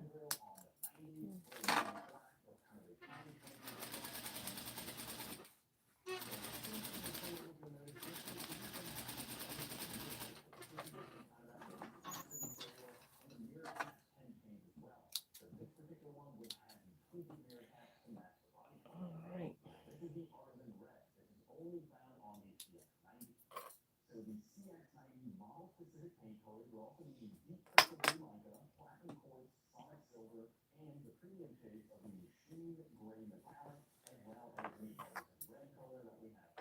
Top stitch this side. Then I can go in and pin it all together and sew that leg up, and should be done. Also, this is probably maybe a 4-hour jumpsuit. And I say 4 hour with the cutting out the fabric, stuff like that, and stitching it without interruptions, without doing live video talking. Yeah, between the pressing, the cutting of the fabric, the pattern, stitching it up, pressing it from start to finish, I would say probably about a 4-hour project. Not bad.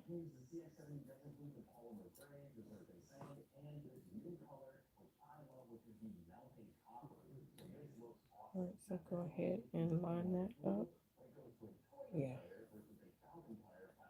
that's the way it's supposed to feel, just like that.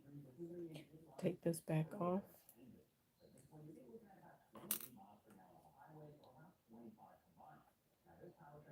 That's that underarm seam again.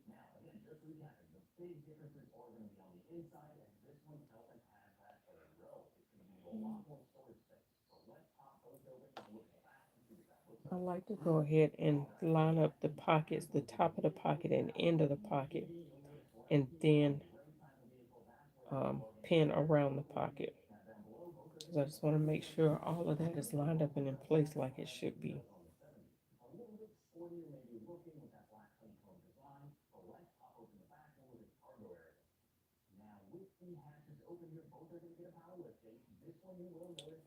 What I'm feeling for is making sure it's not lining up. There we go. Making sure that the seams are lining up where I top stitched it.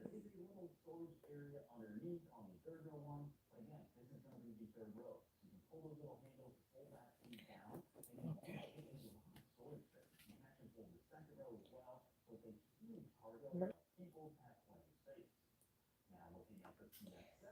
All right, now I can stitch around the pocket, pin around it rather.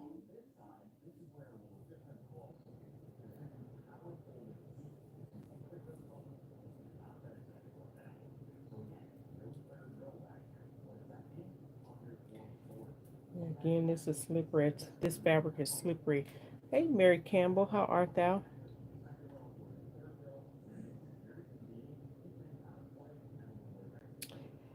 This this is a velvet foot, or it's also used for it's like a walking foot basically, and so that's what I'm using it for. but it's for sewing slippery fabrics. And so I'm working with, it's labeled as viscose, but it's like a chambray or a challis fabric, which is very slippery and slinky like. And so sometimes it tends to shift and move when I'm sewing, and it tends to grow a little bit. So I want to make sure that the seams are staying the same length, same consistency. So I use this walking foot to make sure that the fabric, both pieces are moving through the machine evenly. And it's been doing its job. I've been very pleased with it. Oh, I forgot to do one thing. You gotta remind me. I forgot to pin the legs. Let me go ahead and do that now. While we're talking about sewing the seams the same. So let me get the bottom of the leg and go ahead and make sure, because we want to make sure that by the time we get to the bottom, we don't have one leg longer than the other. Homie, don't play that. Okay, so you can see how, see right there, that has a tendency to be, this bottom has a tendency to be longer than the top, but it looked like it was going to be that way with the other side, but it wasn't. So we're going to go ahead and pin this to make sure that it's going to sew the same. Just going to pin in a couple places, make sure they stay intact.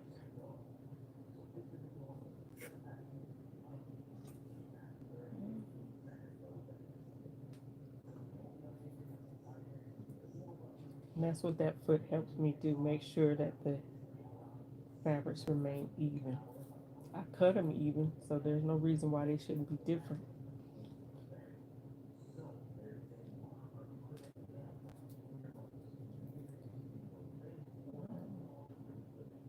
And this is where I don't mind using the pins, as many pins as I need to help me keep things straight. Alright, so initial sewing the pocket, I just sew down to that first opening. Back tap a few times, make sure it's going to stay in place. Come out, give myself enough thread tension. Thread ease. Now I'm going to stitch my pocket itself, 1/4 inch seam allowance.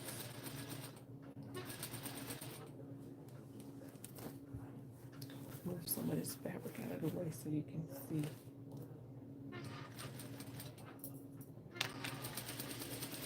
And as I'm going around the corner of my pocket, I'm not pulling or tugging, because you can see this fabric has a tendency to shape shift. That's a good word for it. The fabric shape shifts. And if you allow it to shift out of shape, the wrong shape, and you stitch it that way, it's going to look that way. That's what makes garments and stuff irregular. It's in the sewing and the cutting from the factory, because they have in the factories they have to have so many pieces cut and sewn each day. That's how they get paid. They get paid. Do you ever piecemealing work? So I used to work in a factory. That was one of my first jobs. It was a little factory here called Trooper, and we sewed military fatigue uniforms. That's what I learned about irregulars, because you had to be super fast, and as many pieces, you get paid by the pieces. And if you didn't cut, if you were sewing too slow, then you get fired. So I had to learn how to sew fast and accurate. And but they didn't throw away, really, unless it was terribly wrong. They didn't throw away certain pants, because sometimes if you sewing, my job was to sew up pants legs, and I had to be straight and accurate. Zoom, zoom, zoom. Had to get them out. But if I get crooked, if I get off and get crooked, that's how you get irregulars. Like your pants leg, one piece might be sewn a little bit off, maybe about an inch off, And so that make one side of the pants draw in further than the other side. So that's how you get irregulars. But I learned that day. But that's how I learned to be fast and be accurate. I didn't stay there long though because I didn't really like the job. But I learned a lot. That's what I learned about industrial sewing machines, industrial sergers.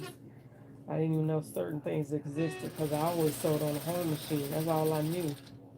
I didn't know anything about factory machines. And that was when I was pretty much a teenager.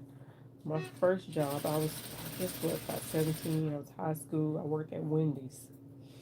And then this job at Trooper, sewing military fatigues. That was my second job ever.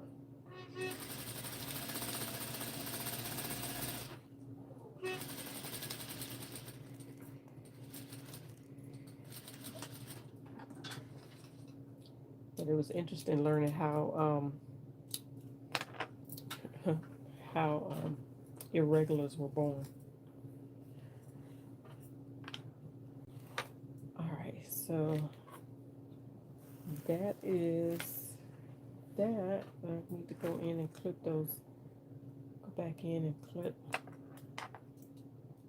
threads.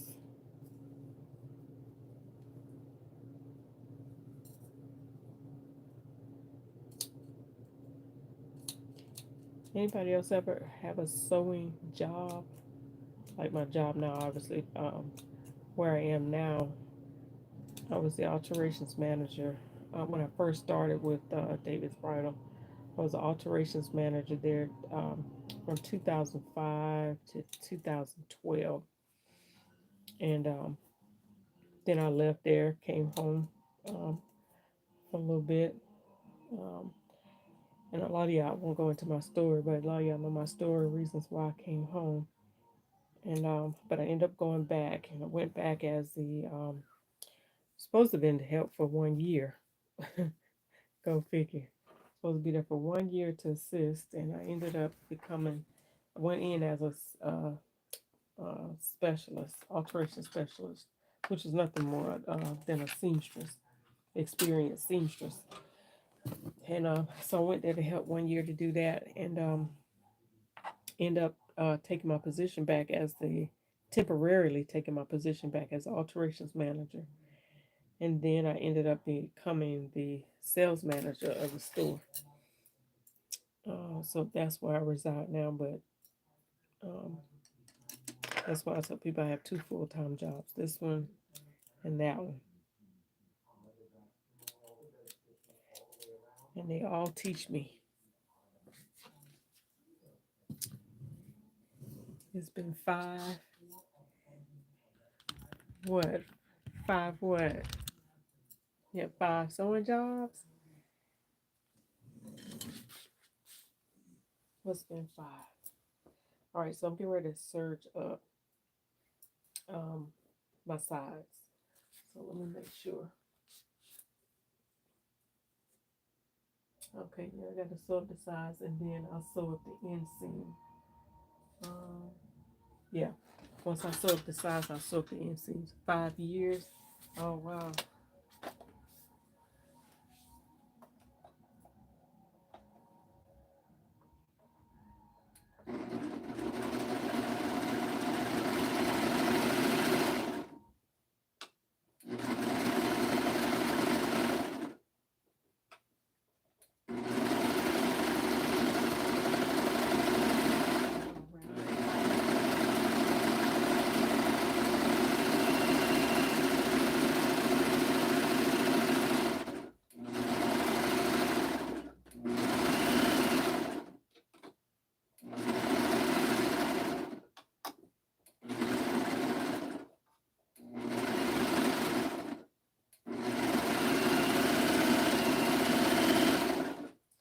You gotta make sure.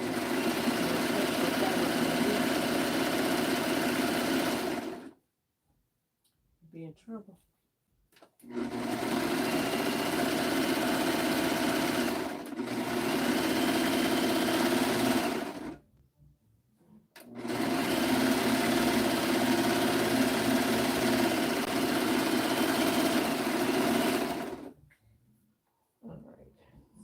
going to go ahead and serge the sleeve because I'm just gonna probably just turn it under.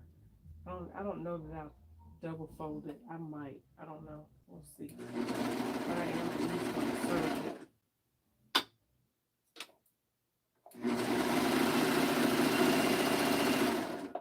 Because that's basically just turning it under.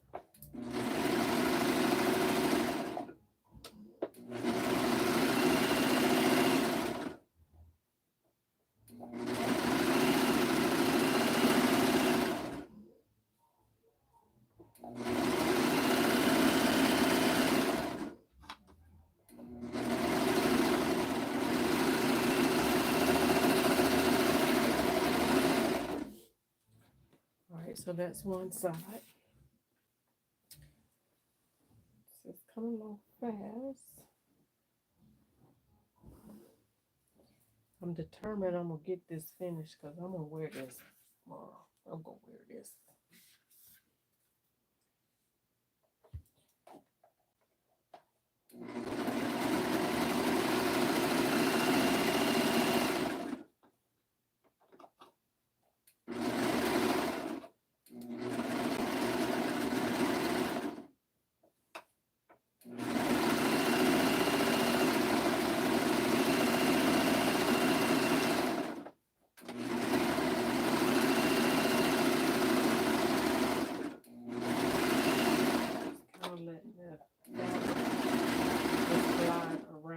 Circle without pulling it.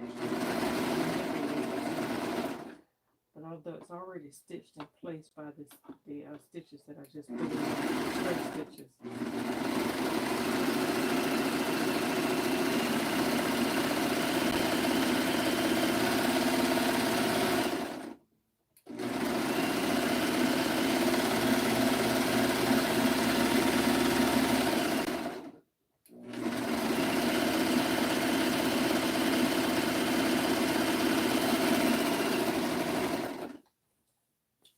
And get around that armhole.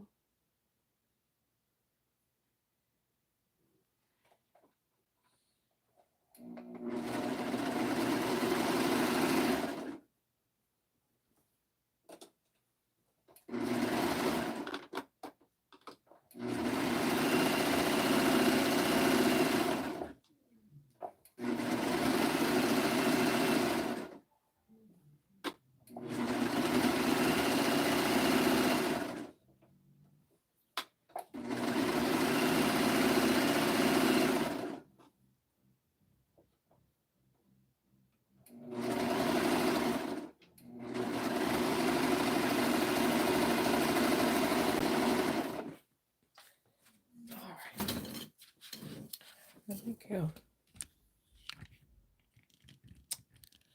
Machine feet. What kind of seam feet using? What are you asking me, Miss Mary? About the machine feet.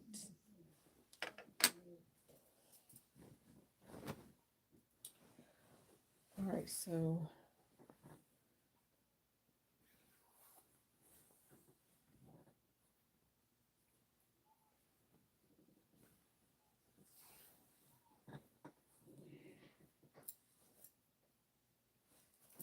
so now I'm getting ready to sew the inseam of this jumpsuit up.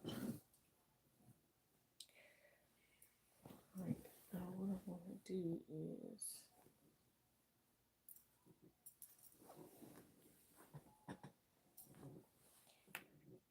okay.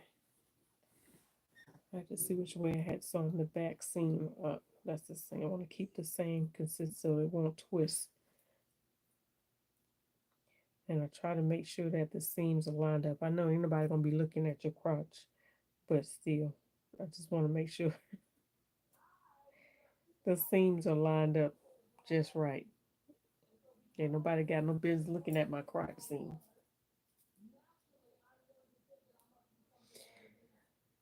I just designed me a t-shirt on Cricut Design Space. Ooh, you gonna show it? You gonna post it inside the group and let us see? For those of you, if you're not aware, we do have a so much talent group on Facebook, um, where you can share your work, ask questions, get help on projects and things like that.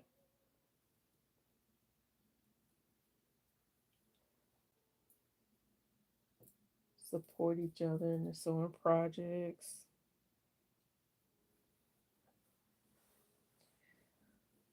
You'll post it tomorrow. Okay, awesome, awesome. I just found all of my stuff that I had, like my appliques and transfers and stuff like that. I had collected some a few years back for T-shirts, but never used them. This for my own personal use. But these are some I bought like at a vinyl store. So one day I'll use them, I guess. Since I don't pull my Cricut back out. So let me ask you, Michelle, have you, I think you saw me. Did you see where I had trouble with my Cricut and I had to go in and fix the balls on it, the roller balls? Have you had that problem before where you had to change out the roller balls? And obviously it must have been an issue because there were several people online showing how to fix them. All right, so I'm sewing up the inseam now. I forgot I had to do that.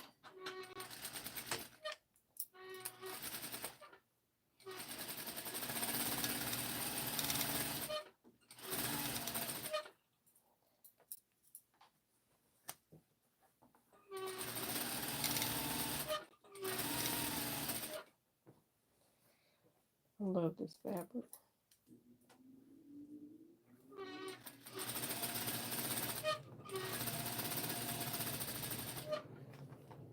Who else sells fabric like this? I mean, well, I'm pretty sure Joanne does too, but um, like these fabrics, they were different. Like the prints and the colors. I'm sure you can find places online that sells this stuff. Like I know some of y'all buy fabric. Excuse me. Some of y'all buy fabric from Fabric Mart and places like that. Um, Now I'm going to kind of backstitch, do a little extra stitching right there at the crotch seam. So make sure we're having a wardrobe malfunction. We shouldn't, since it's going to be a loose fitting jumpsuit.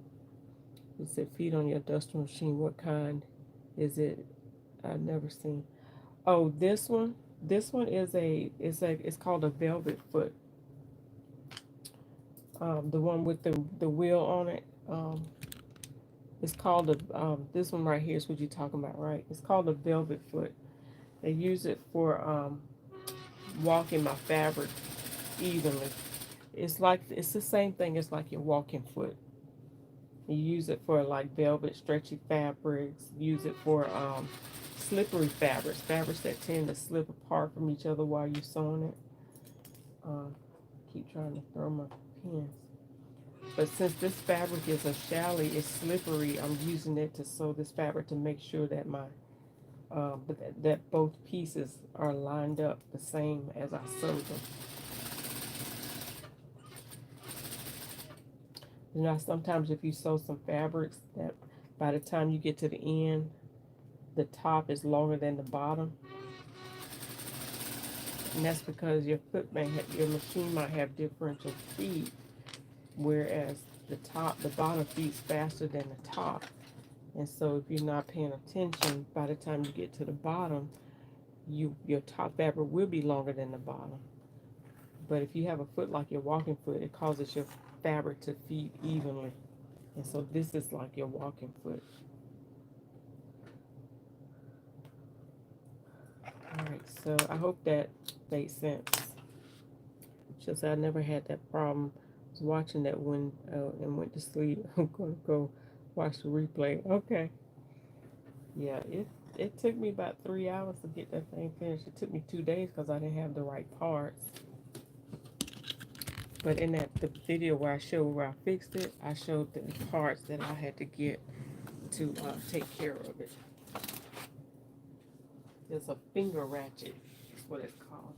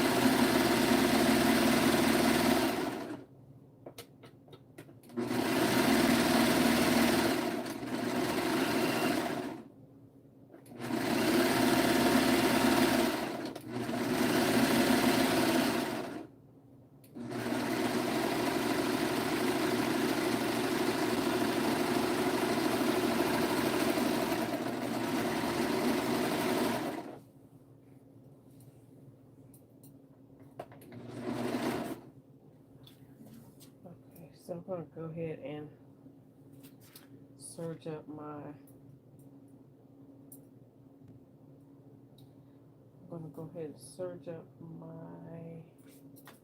legs. I was looking to see which side is the back, which is the front.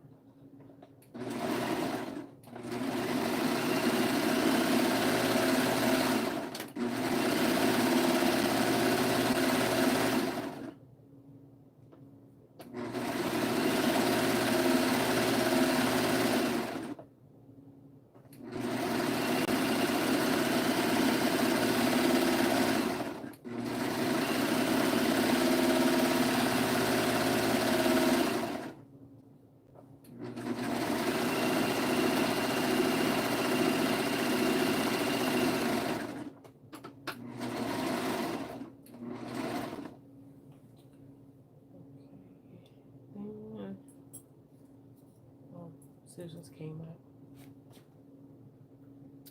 Oh, you welcome. Alright, so see, this is the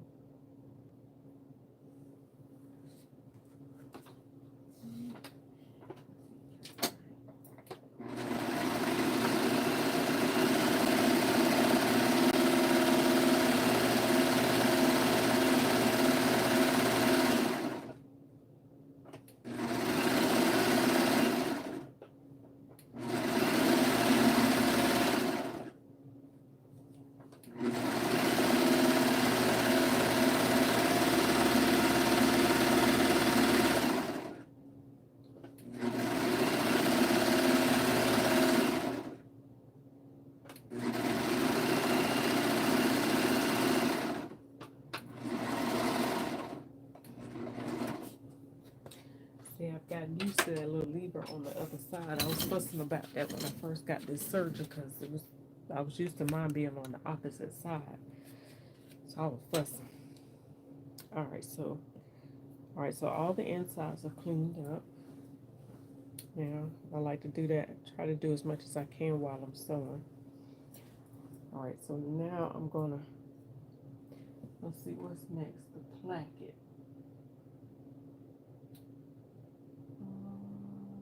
Oh wait, let's go ahead and get the sleeve done. And I am going to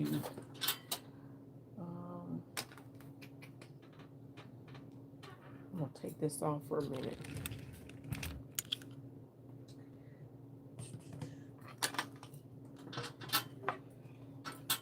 I might just go ahead and go back to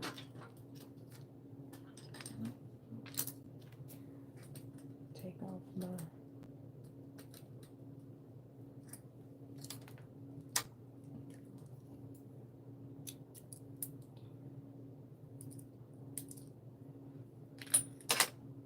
black on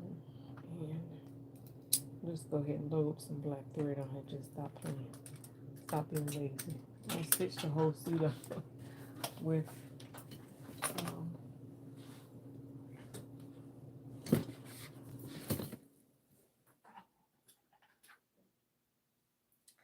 probably could have did blue, but that's okay.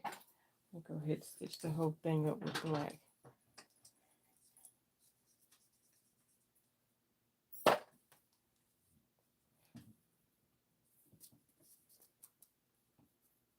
Now, this might behave different because this is a different type of thread. This is not your Metrozine. That was a Metrozine that I used, I think. No, it wasn't a Metrozine. It was, or was it? No, that was Gutermann.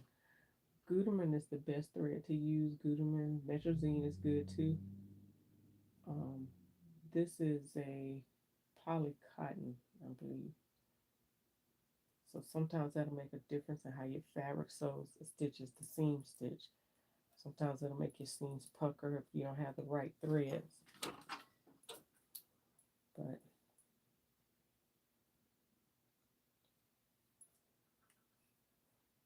Gutermann is the best for stitching fabric, but I don't think I have black. I don't know why I don't have like all my basic colors.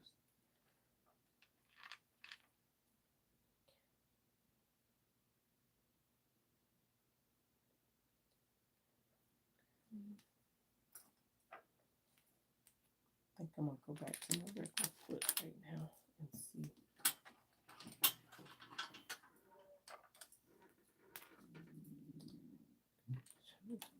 On the gravel sound like Emore, not Emore, Emore. Little Shop of Horrors. Feed me, Seymour.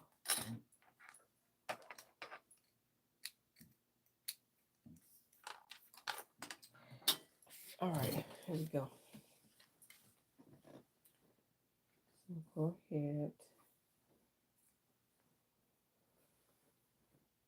Okay, just gonna turn. Since I have it serged, I'm just gonna turn it along the serge once and then again. So I'm just doing a little shirt tail here.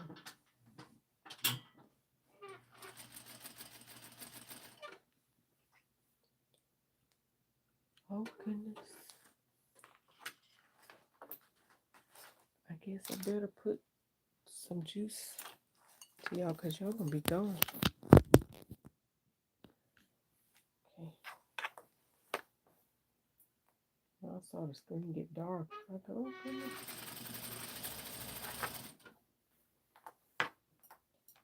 So I am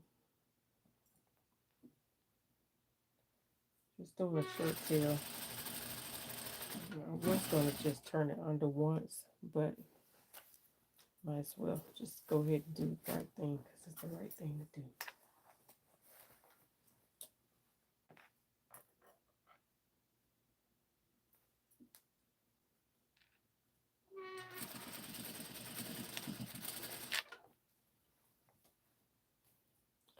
I'm not stretching it, I'm just turning it. And then it naturally fall in place. You don't want to stretch your arm a whole lot of shape.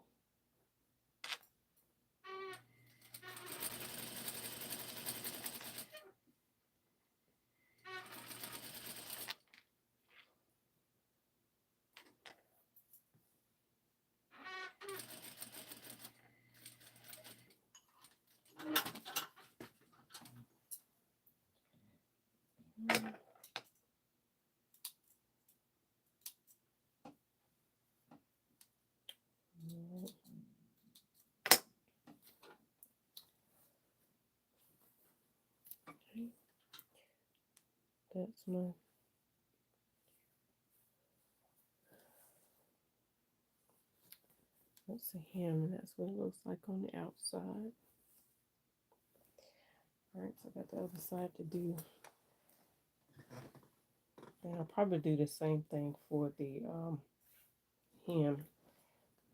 I may just do like a half, well, it depends on how long it is when I try it on.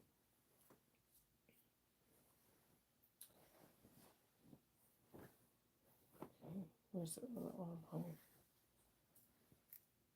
Okay.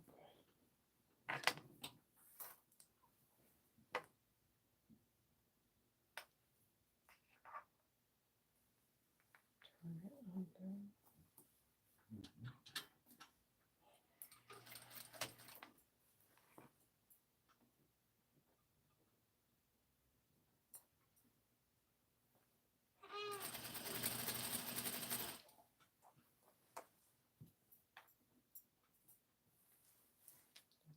everywhere.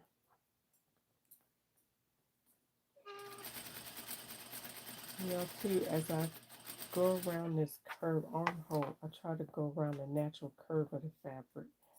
So like if it's curving out, I try to follow that natural curve. I don't try to make it straight because if you do, you stretch it out of shape. So if it's curving, try to go with the curve.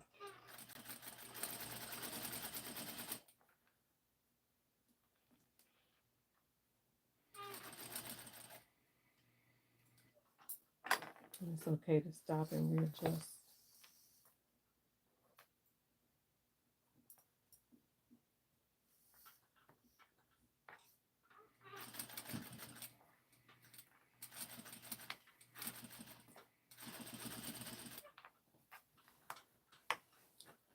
This fabric is shifting, so it likes to slide. So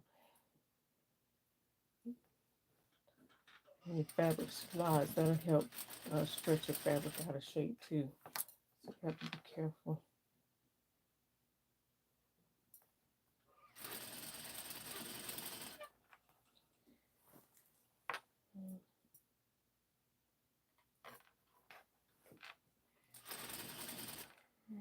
Almost at the end.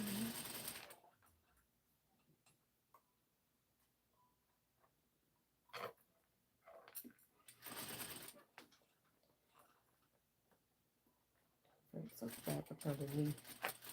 Making sure I don't get no fabric sewn up that wasn't supposed to be sewn up.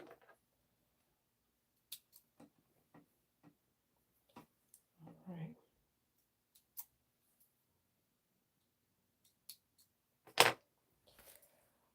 All right. That's it for that. So now the placket.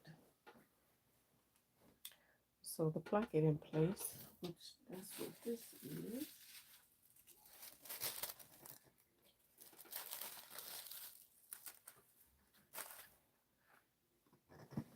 So turn this inside out so I know which placket goes to which side. Because I've already marked the button side.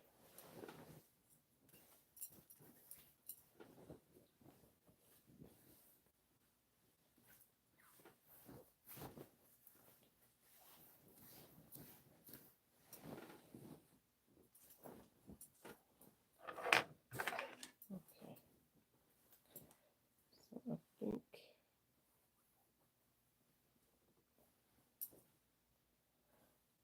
all right.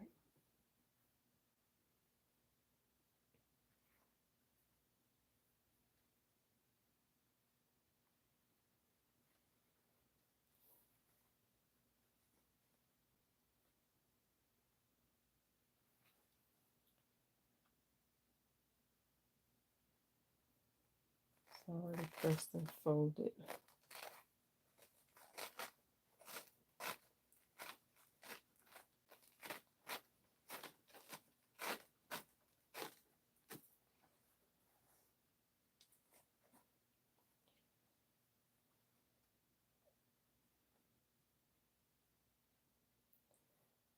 Okay, so I did the placket on, marked the buttons on the wrong side. That's okay. Or did I? Yep. All right, so according to this, I'm supposed to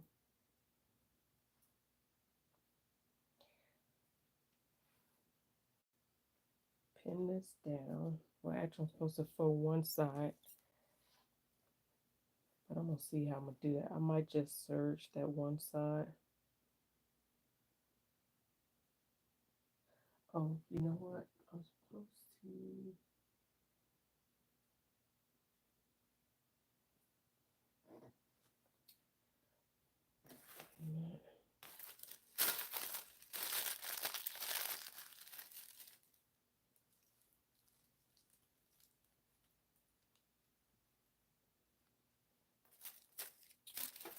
There's a little notch right there that I did clip.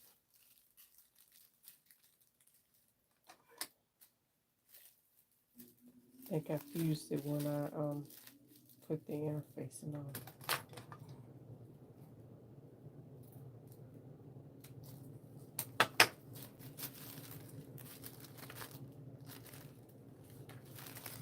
That's going to be very important for how this lays.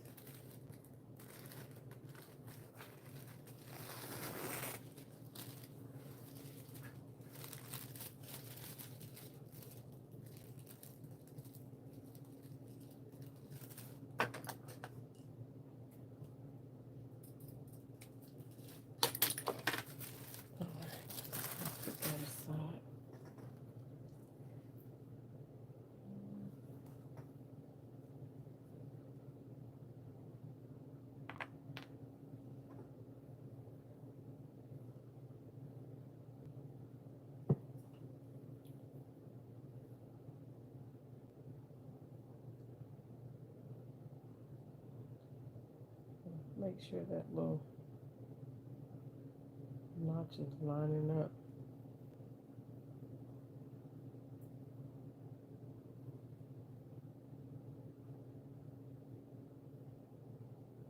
If not, be in trouble.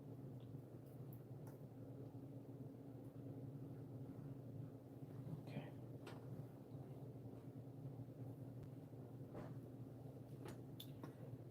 All right, now just pin that all in place.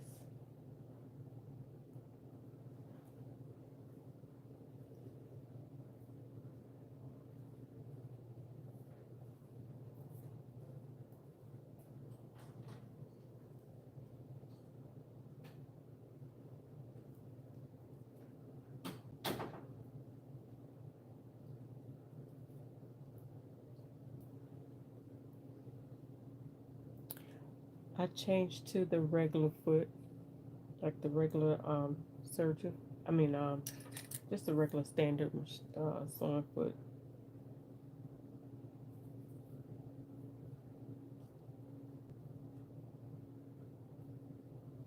I don't know if you can see it.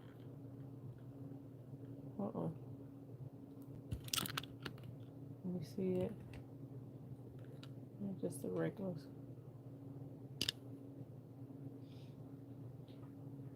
Okay.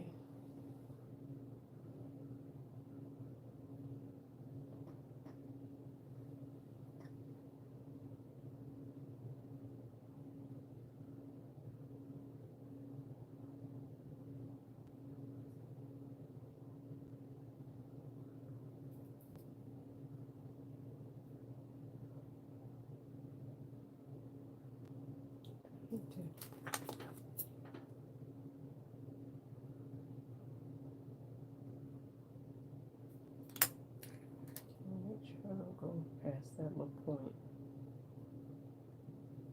That's there for a reason. All right. Let's get this placket sewn on.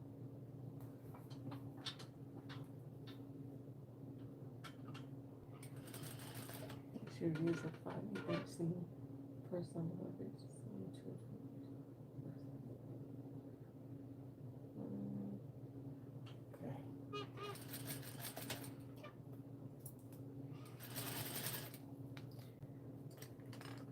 See already. What is that doing?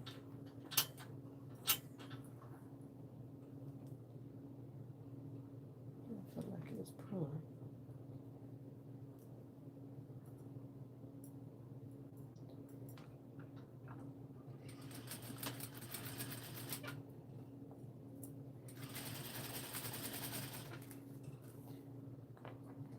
Felt like it was pulling there for a minute, but I think it got caught up in something.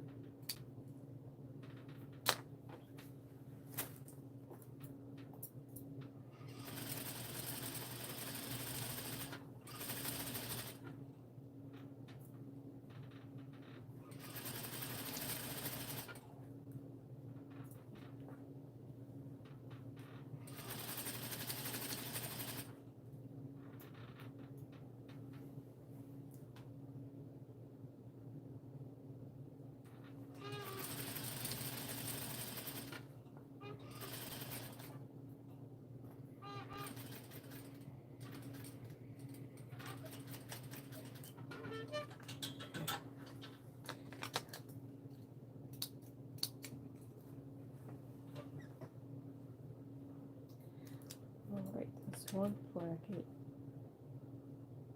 down. Alright, so I got that sewn in. And I did interface it already, so it does call for interfacing. So what I'm going to do, because it tells me to press down the one side and then trim it down. Go ahead and trim it. I'm going to do like I was told. Trim it down to 1/4 inch, but I'll probably do a little bit more. I want to make sure it catches in there. You don't want to leave too much in there because you've got to put the buttonhole in there. You don't want to be adding a buttonhole over seam allowance. So it's the best to go ahead. Oh no, no, no, no, no, no, no, no. I messed up, y'all.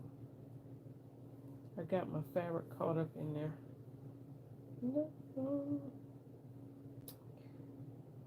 No, no, no, no, no. Okay, let me back. See, so I have to be really careful. I got the one side trimming it up when I wasn't supposed to.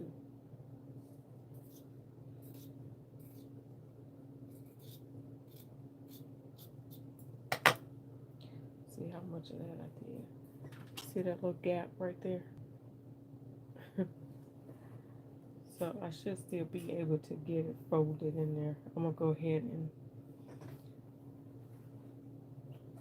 do a 5/8 inch stitch so I can press it under, and it should still let me fold it under.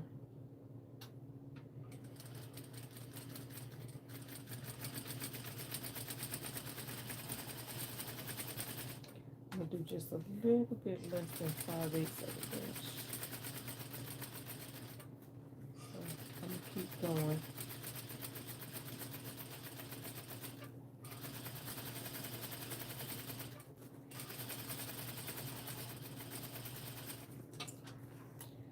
Okay. All right. So I still have enough to turn under.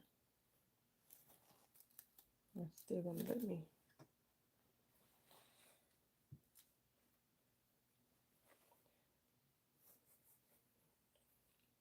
I'm gonna try to finger press here because I already made those marks for the buttonhole.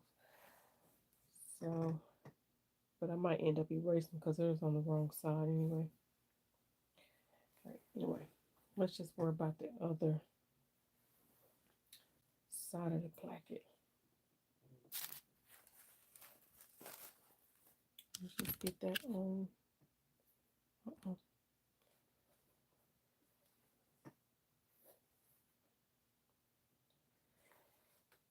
Go ahead and mark that little circle right there.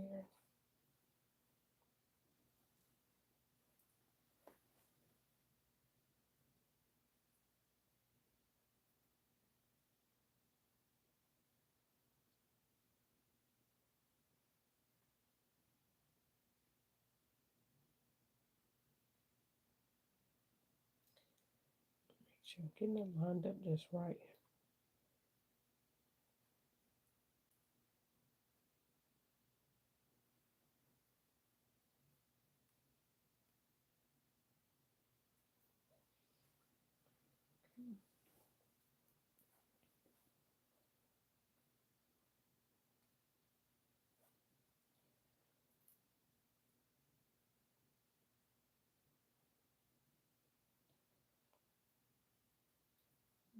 Let's see.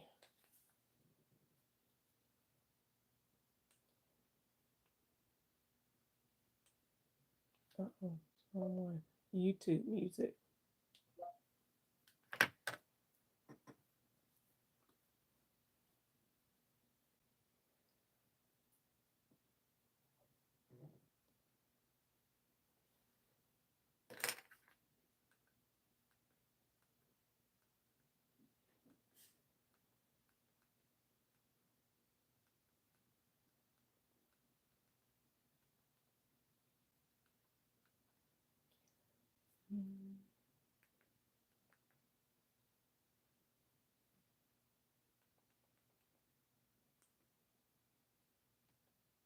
Hang on, y'all.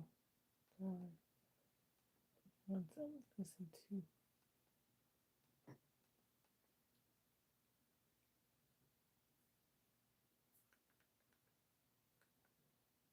Getting it.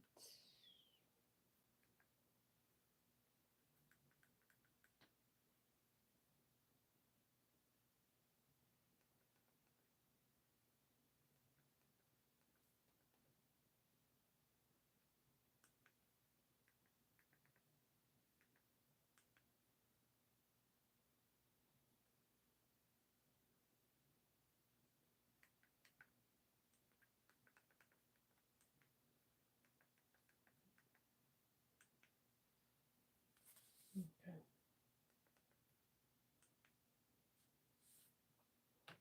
Something quiet and peaceful.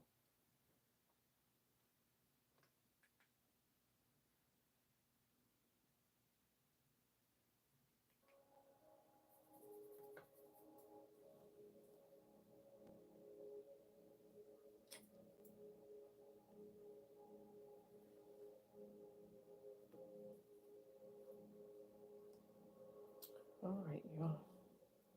It won't be long after this.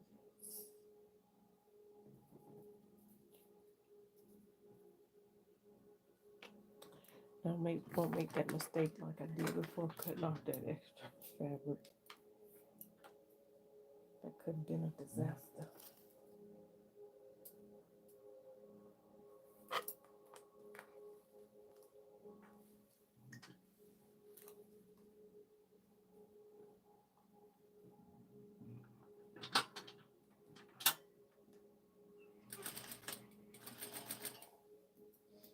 Okay.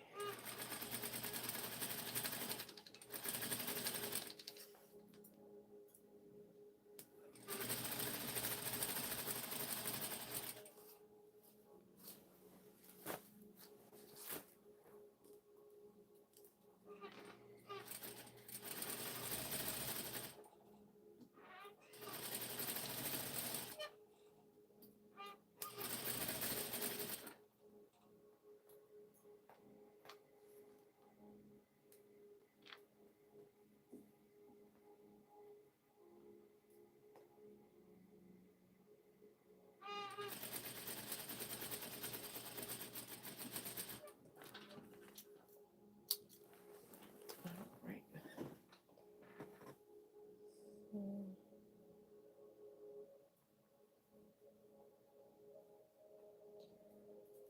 The threads at.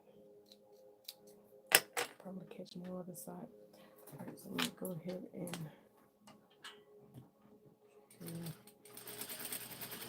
less than 5/8 on this side. And the reason why I do a little less than 5/8 when it tells you to turn under is just to make sure I have enough to overlap when I need to top stitch. It'll be able to catch all of my fabric in place. Kind of like when you do a bias binder. You got one side that's a little bit, that sticks out a little more than the other. Just so when you top stitching, it'll catch the fabric.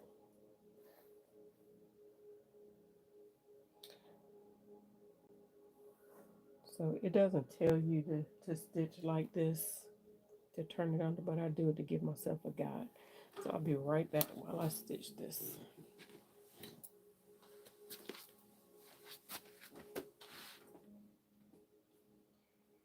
I'm also going to press that other side under.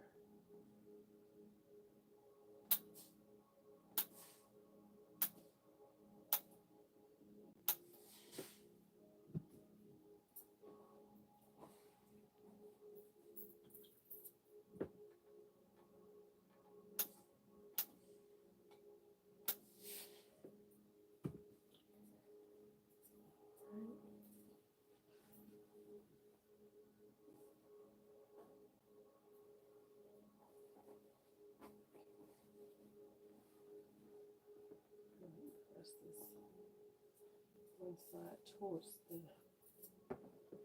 placket.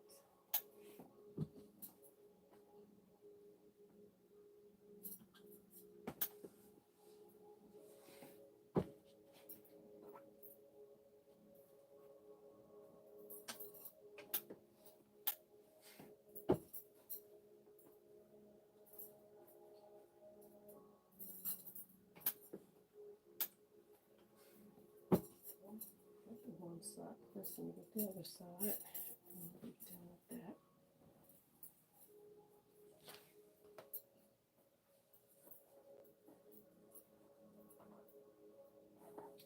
I'm going to end up re-marking those buttonholes.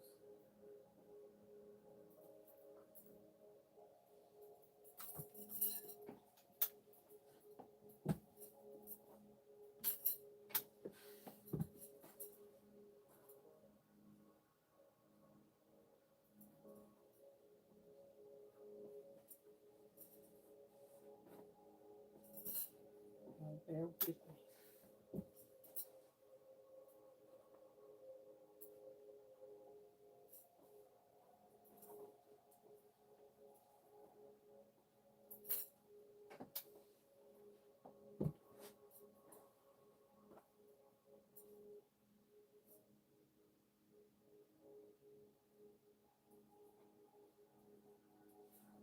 And to get it pressed under, make sure I get it pressed under right.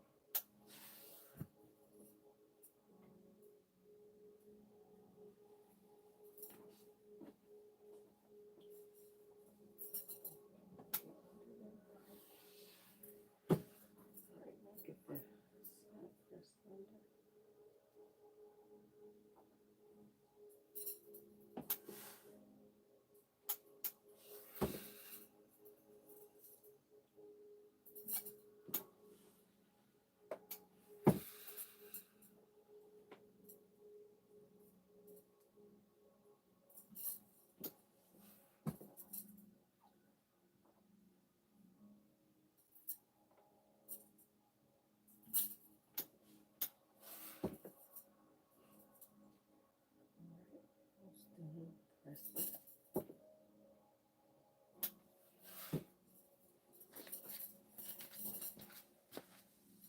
Okay. Hey Rosa, how art thou?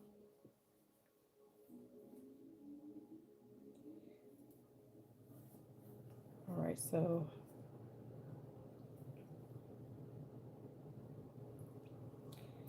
let me press this a little bit better than this.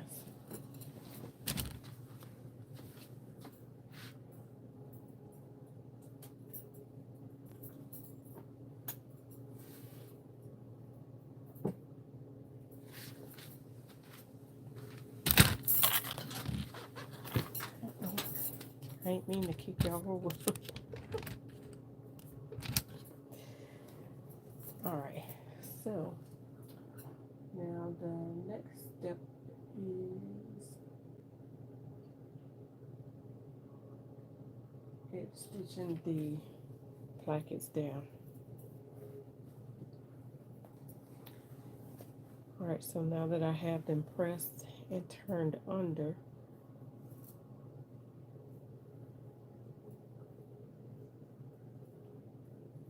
I can go ahead and edge stitch that down. Pin this in place.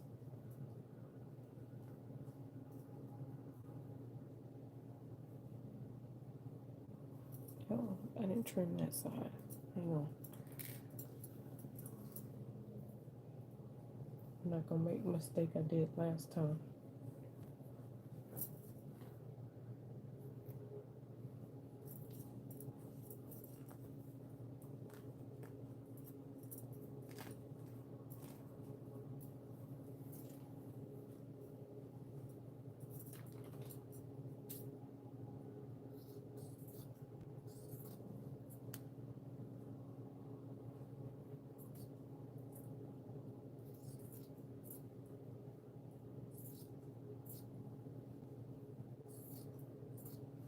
How are you tonight, Miss Rosa? Rosa, how are you?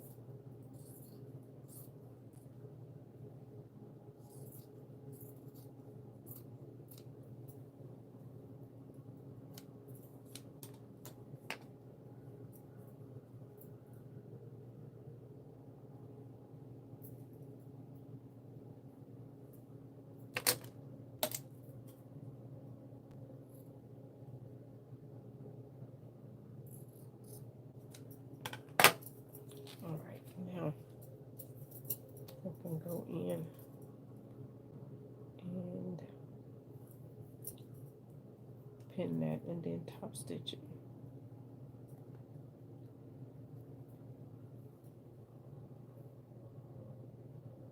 Or edge stitch it, as they say.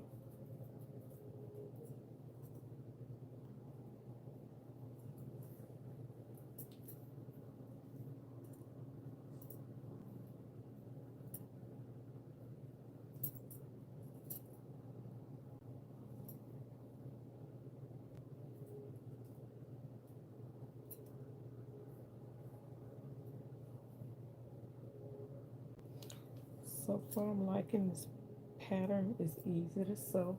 The directions so far easy. Haven't had any problems for as much as I'm following the directions. Let me be very transparent. I'm trying, y'all.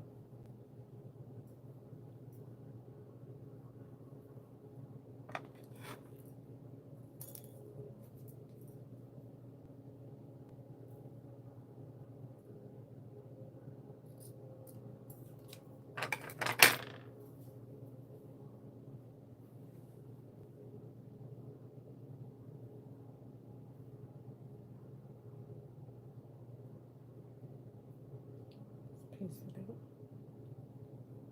I'm gonna press it, get bumbled up in there. Some of these pins down.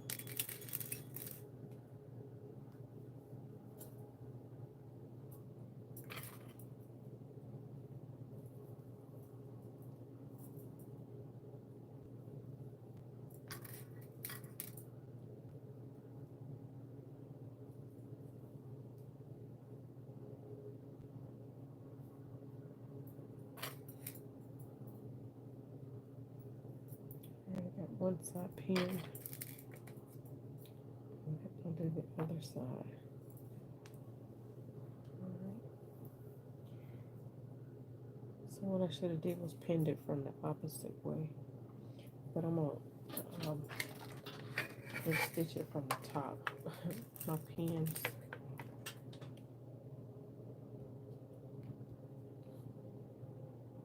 I'm trying to. I got you all zoomed in. There we go.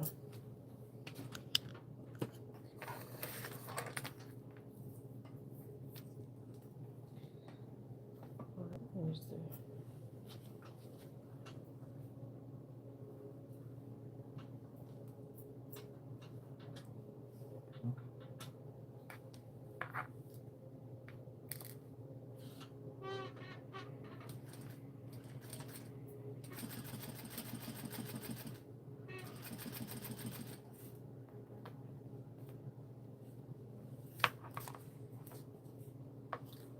What's happening? Let me move these pins out of the way. The weight of the fabric is pulling down and it's causing it to pull where I'm sewing at.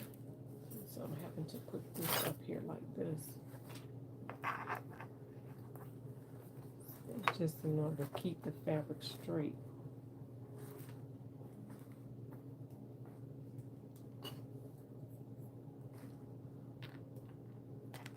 And I got my pins on backwards.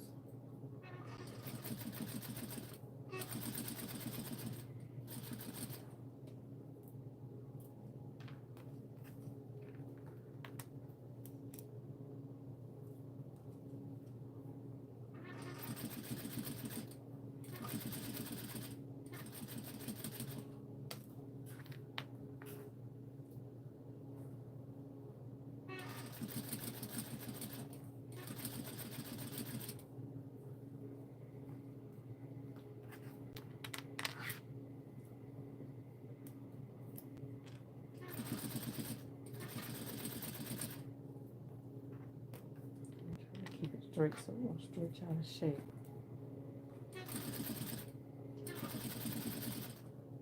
If I did this right, the placket's gonna be sewn right on the edge. And it'll catch both top and bottom. No problem.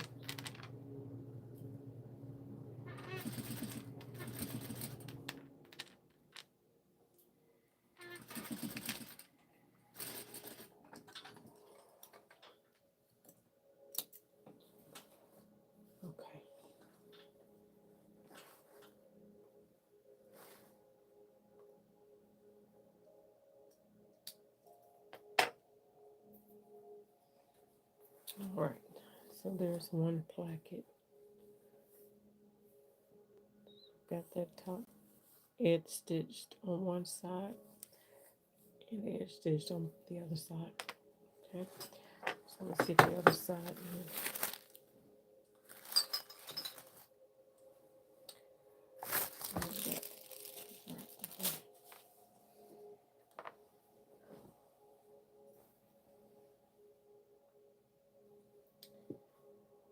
There we go.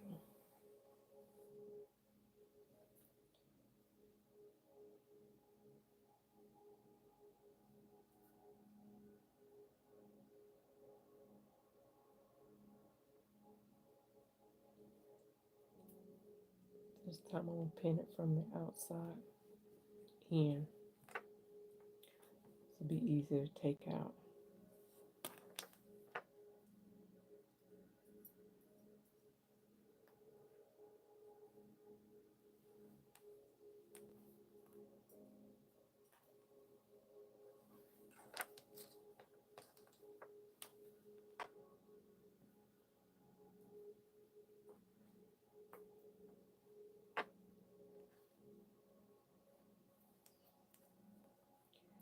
And once I get through with this, this will be 5 yards. That'll go towards my whole 30 fabric challenge. I think I'm about 8 yards in.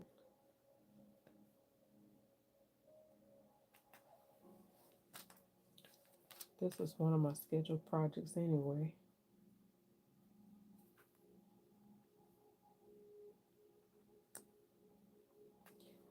I have neglected my make 9.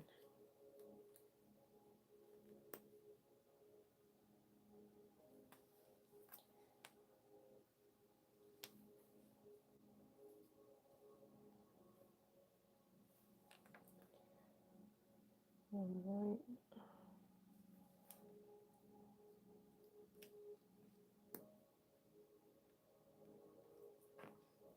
Okay. All right, so I've got all of this. Let me just need to do a little bit better job right here.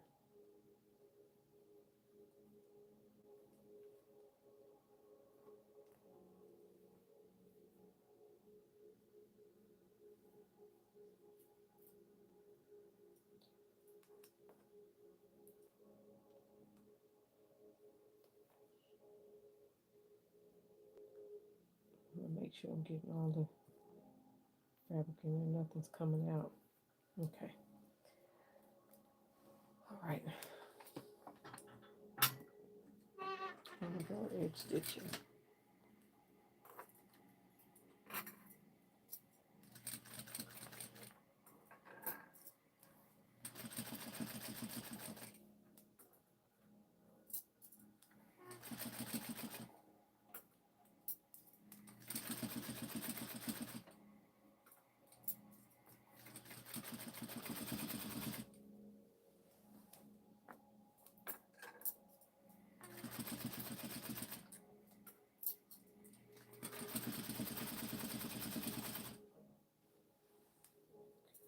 I'm doing keeping the fabric taut as I go. So everything stays in place like it should.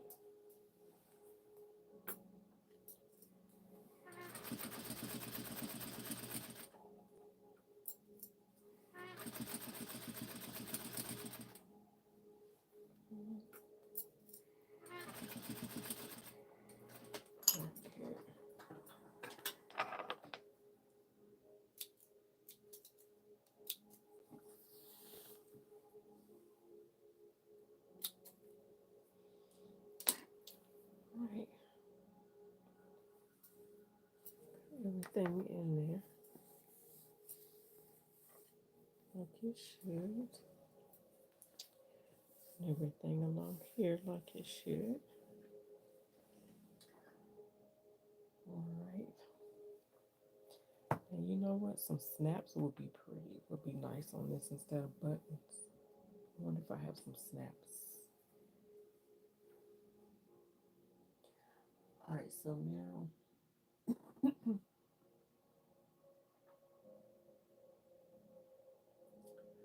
so I have to overlap So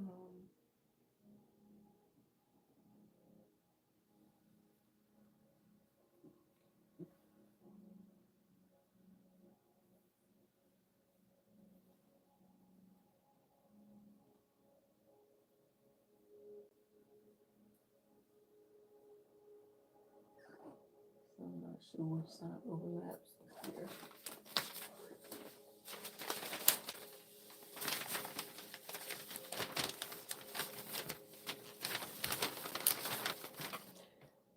All right. Let me get this ring off my finger. All right. On the outside lap, right placket over left.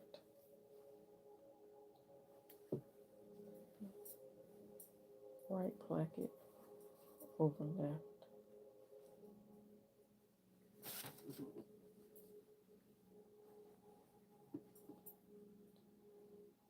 Okay. Got right placket over left.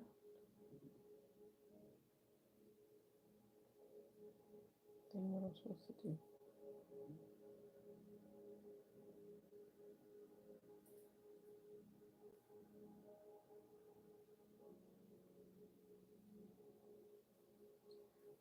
Okay. Once I do that, matching small dots pin. Okay. Fold upper front down along placket.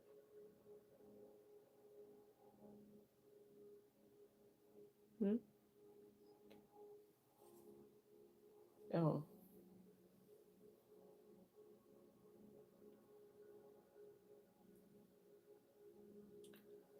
fold the upper front down along placket.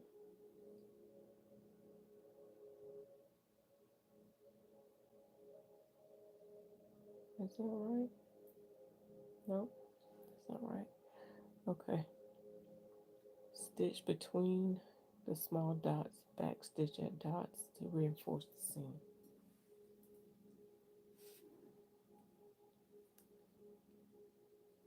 Okay, let's see. See if I got this right. Okay, right where the dots are, the dots. Gonna stitch across there.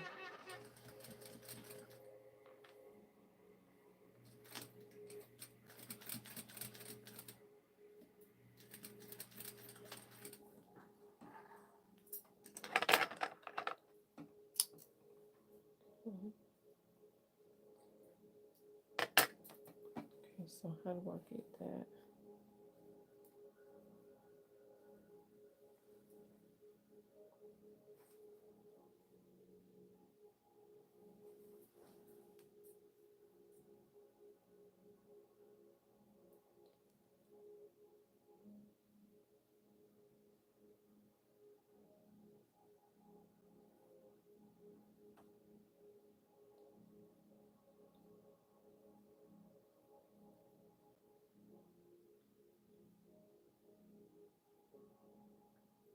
Let's see what that's gonna look like. I'll base this.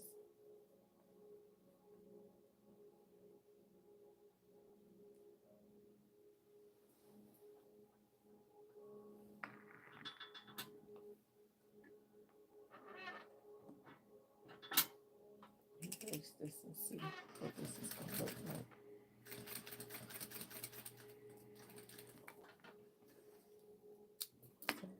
That's at the bottom. Looks like it would be a pleat or a tux.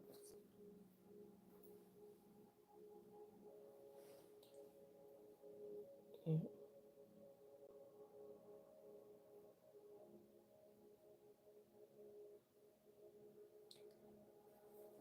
Something's gotta be a little bit different right there.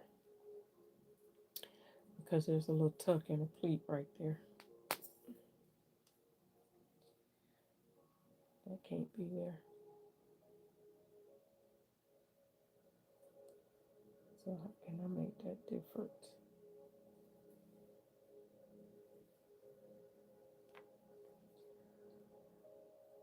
So I'm gonna dig that seam back out.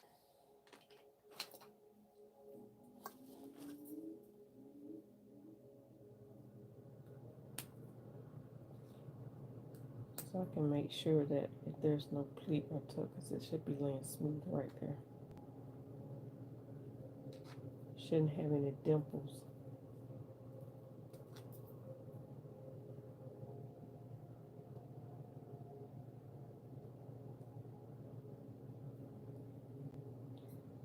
I wonder if I could stitch up a deeper seam.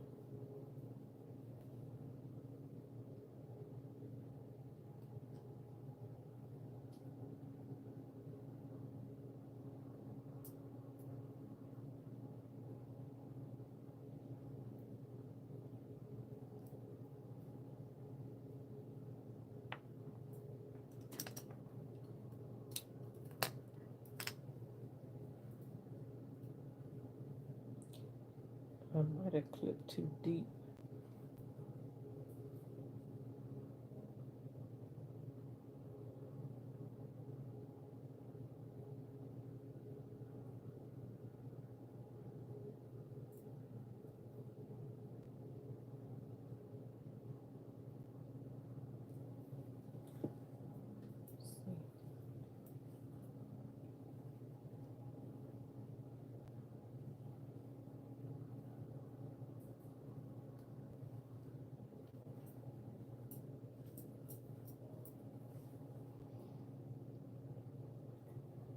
Yeah, shouldn't be a pleat or tuck right there.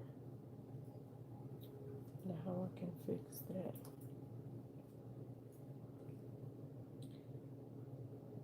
I can make this a little bit wider. However,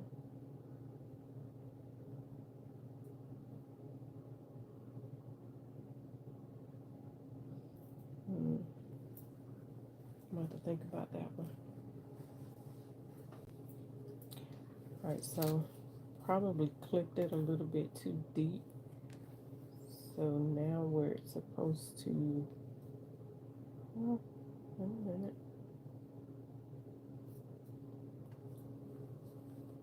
Yeah, that's gonna be a little bit too deep.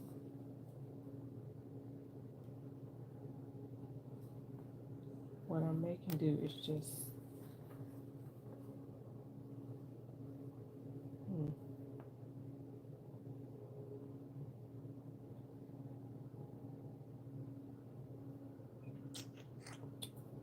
perplexed.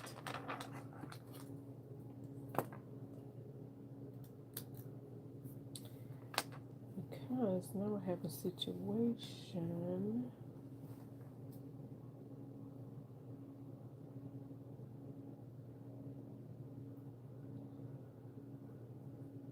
I have a little bit too much of a seam allowance taken. I wonder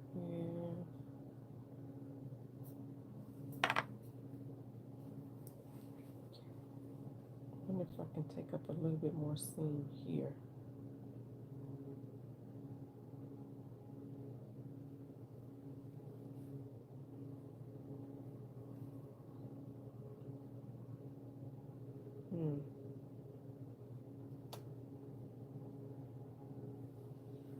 I'll have to figure that one out.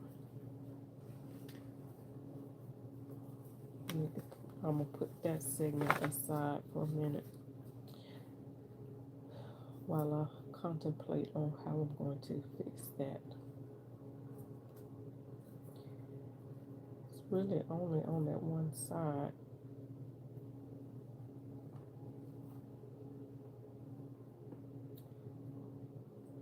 Okay, top stitch this down.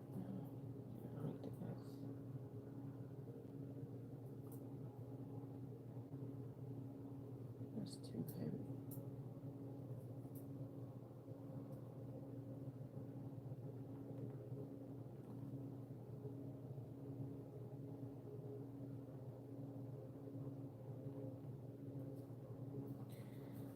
It's just the one little corner. So let me show you what I'm doing right here. So there's a in the pattern piece on the front. There's a section where you're supposed to sew just right up to the dart. So what I did was clip clip that section, but I might have clipped it too far in. Go back to the other page so you can see what I'm talking about.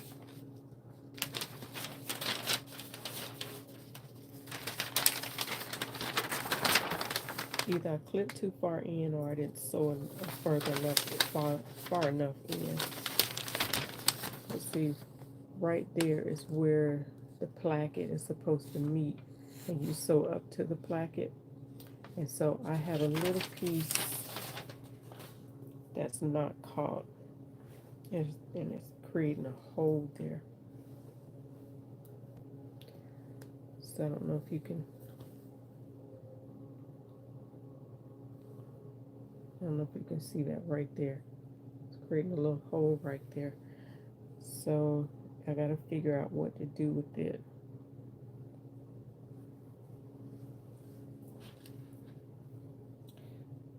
I think I might have a solution. I might have to top stitch that one little area. I could open that placket up again and sew a little bit deeper. Yeah, let me go back in and open that placket up and see if I can sew it a little bit deeper. Just to catch that piece in.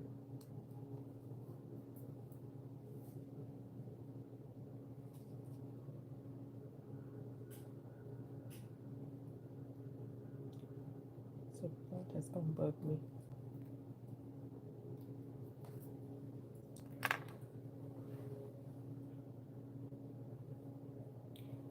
So I'm gonna open up this placket here.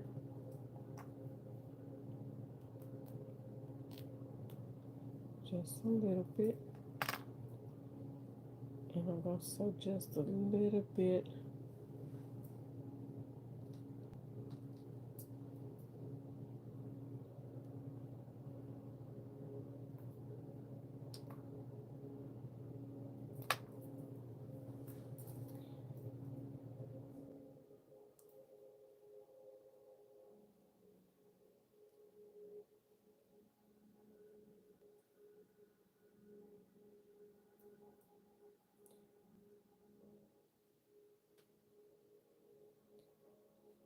So a little bit over, so I can try to catch that in there. And that should help that.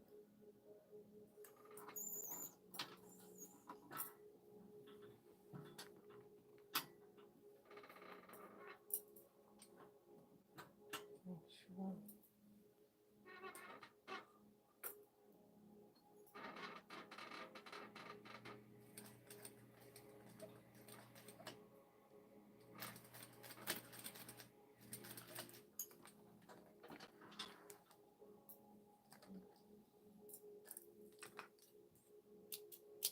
Let's see.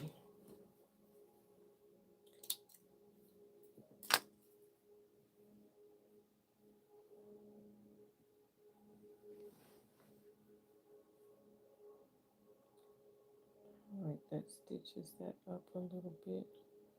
So I'm gonna do the same thing over here, just to catch it in a little.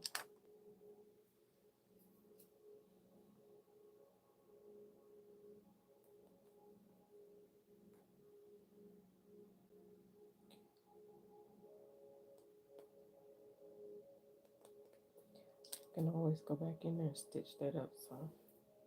Okay, I mean, re-stitch that.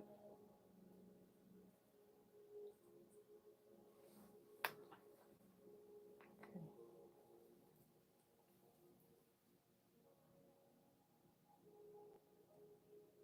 So that's what I didn't do. I didn't go all the way down to the dot.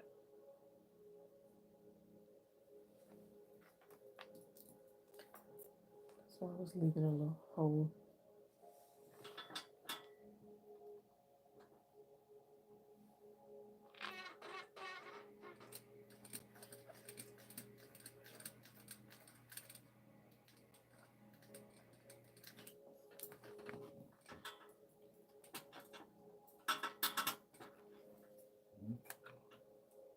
Okay, I'm gonna try that little flip again and see if that helps, which it should. Come on, stringy threads.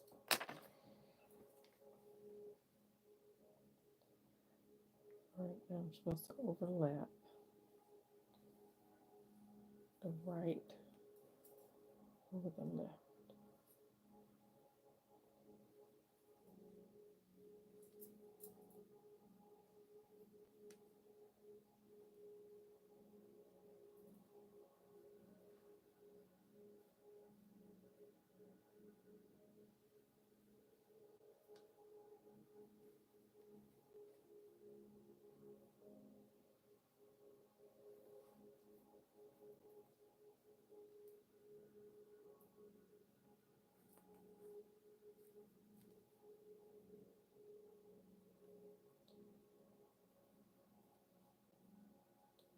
Before I stitch this up, I want to make sure that it's going to behave like it's supposed to.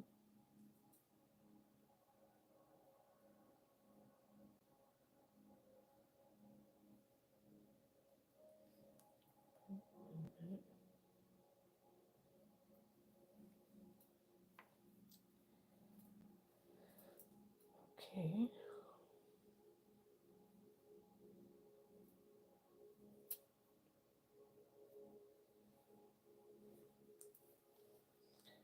I know I done got quiet on y'all, not thinking hard like that. I get quiet.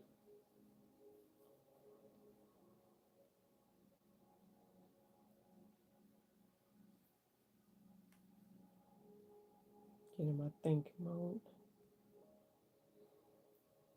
All right.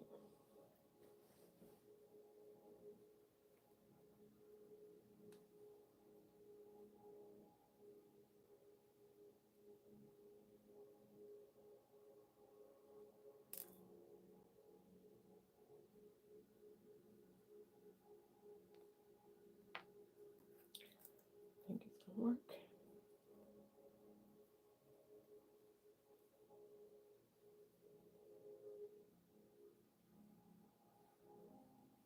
That's out the way.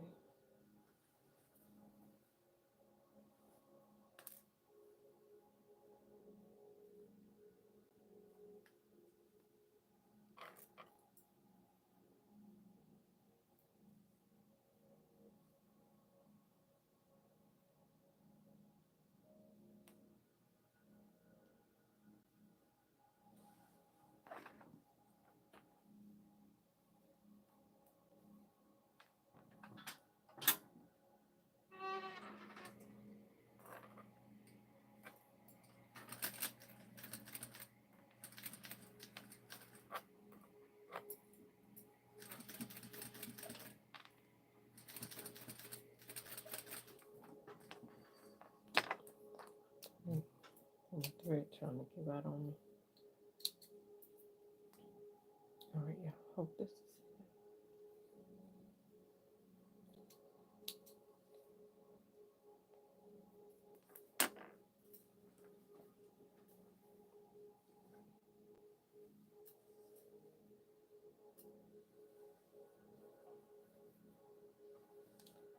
Yep, I think that was it.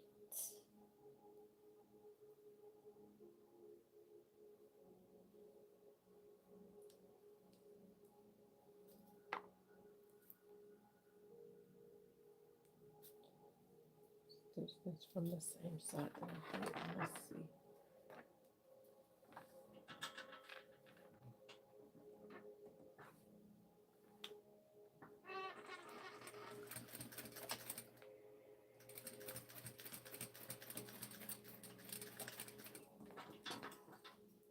I hope this is it because I don't put some super stitches.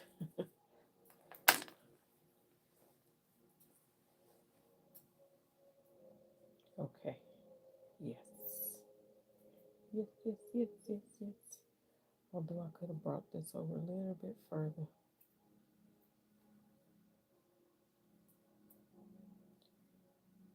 That's okay. Down at the bottom. Alright, so I'll show you what I did. Could have brought this over just a smidge, but that's me being petty.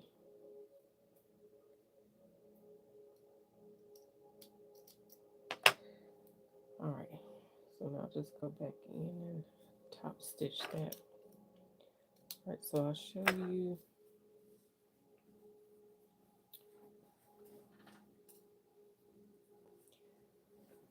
Let's see if I can go through the here. Show you what I'm talking about.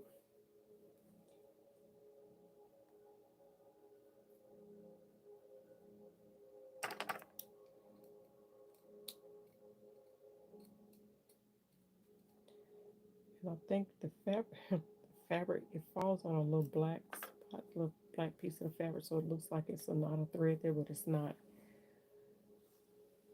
So can you see that right there? So this is why I said I could have gone over a smidge, but when I put the buttonholes on it, the buttons and the buttonholes, that's just going to be a little small thing. It's not going to be big enough for me to go back in and move that over a little bit. So, but yeah, so all I had to do was go back in and sew that up a little bit on the sides. And now I'm going to go back in and top stitch that right in there. So that'll work.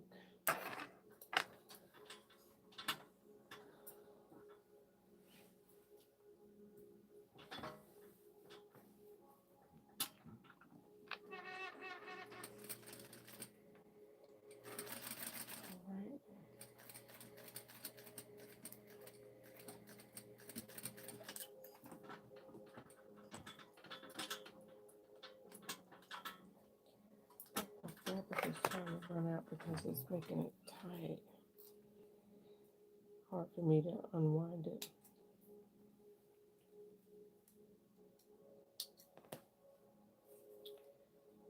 And it didn't catch. That's okay, I'll hand stitch that part. At least it's top stitched on the outside. See, that whole piece didn't catch. So I'll either put some fusible in there or I'll hand stitch it. And I'm not gonna go back over it. And I'm gonna top stitch this side. And if that side don't catch, I'll do the same thing. I'll just hand stitch it.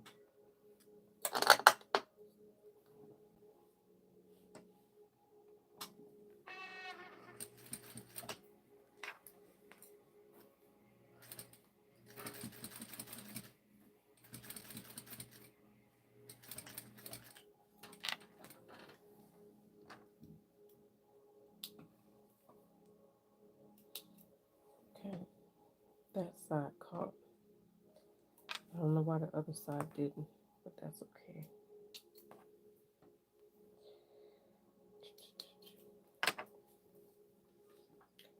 Okay, so I'm just gonna serge that piece.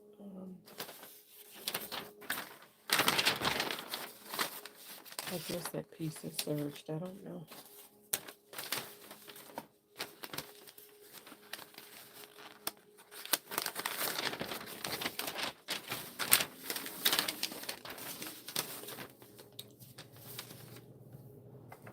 Okay. Alright, this is back to chair, across the dodge.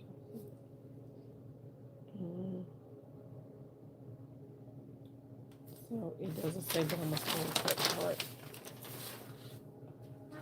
Then I put the collar on and then I'll do the buttonholes and stuff.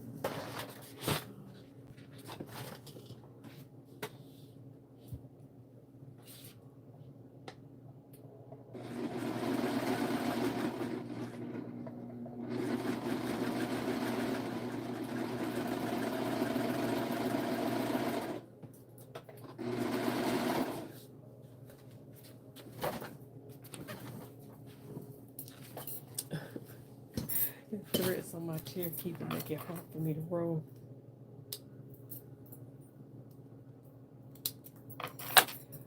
Alright. So it's all serged, all nice and neat, all finished up under there.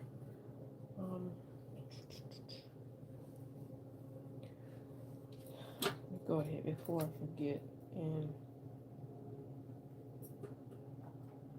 tighten that little piece up.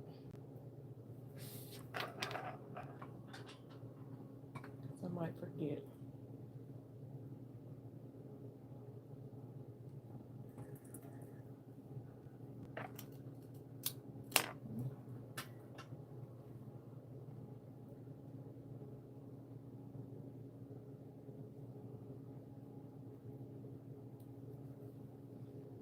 Go ahead and tack it in place real quick.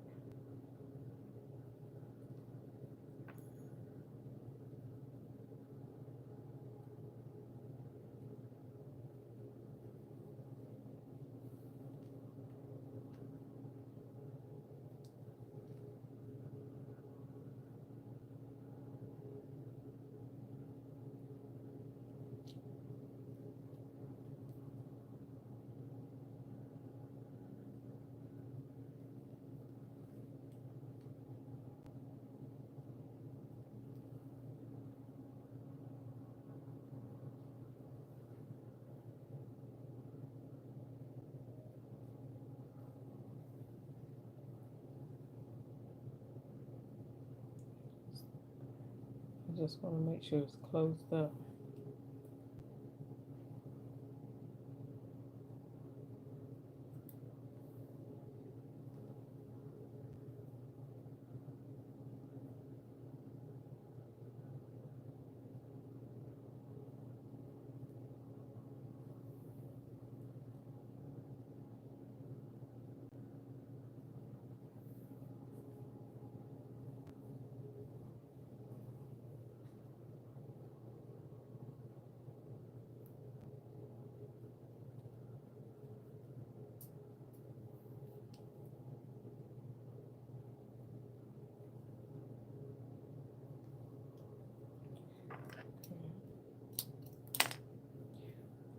All right.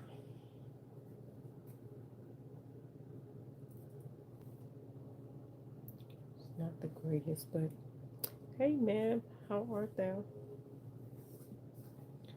So I'll go in and press that and then make sure the buttonholes are put on there. Let me go ahead and give this a good press right now. Have you used the vinyl cutter to print a PDF pattern? No, I haven't.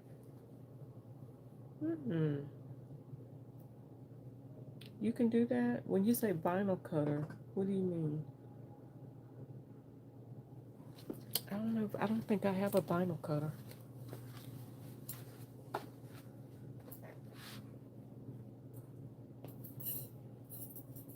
You gotta tell me about that one. Do you have one? I think somebody in our group just mentioned. Well, when you said vinyl cutter, I was thinking about the Cricut, and I never could rip. I can't tell what's happening with mine.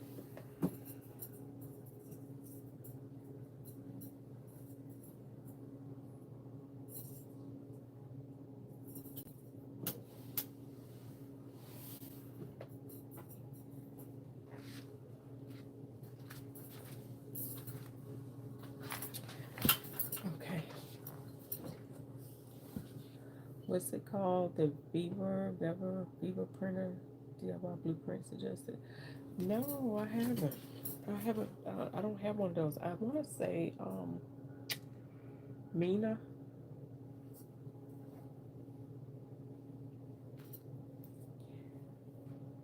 I think Mina has one. I think I just seen her mention it. I wouldn't even have a space in here for truth be told.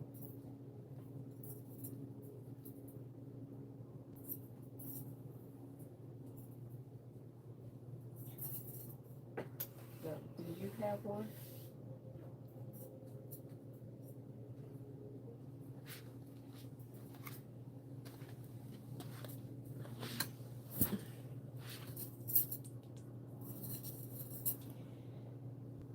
Okay, y'all. All right, so I got it pressed out and everything, doing what it's supposed to be doing.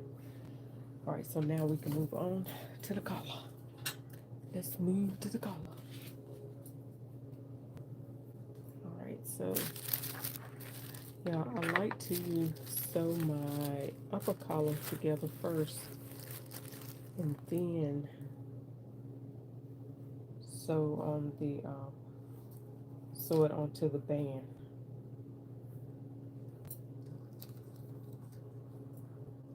Yeah, so tell me, have you have you used one? The vinyl printer to cut.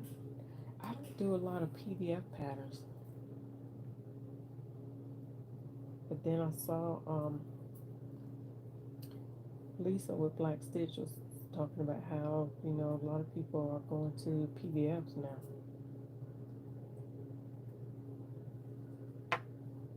So is that true? PDFs and digital printing.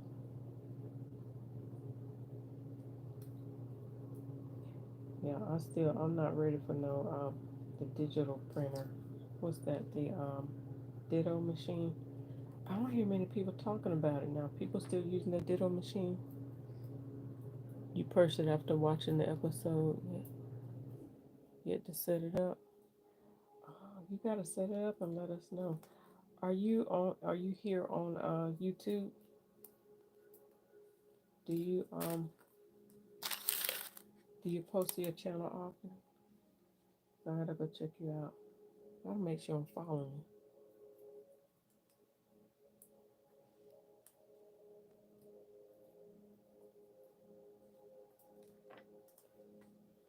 Yeah, I would love to know your thoughts on it. Okay. Alright, so I'm gonna give this collar a press because look, there's one side it's a little wonkier than the other side. So I'm gonna give it a press real quick.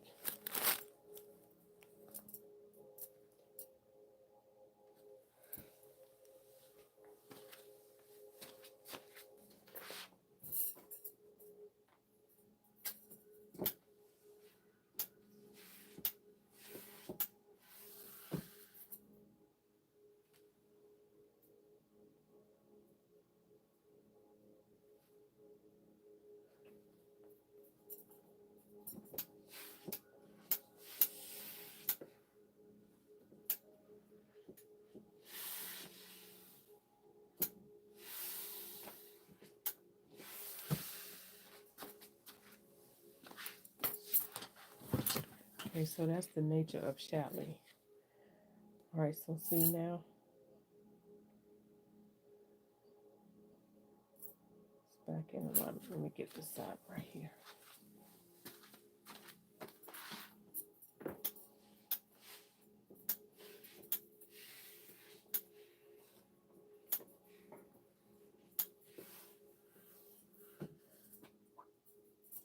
All we got to be doing it,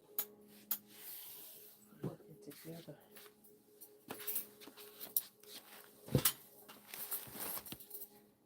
Alright, so now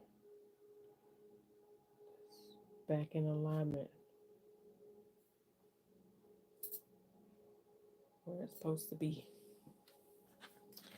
Alright, thank you. I haven't posted a video. I keep saying I will for chicken out. Girl, don't chicken out. Listen, I'm telling you, if I can get up here and do this, because I ain't want. I was always wanting to be in the background. Just give me some back in the background, do.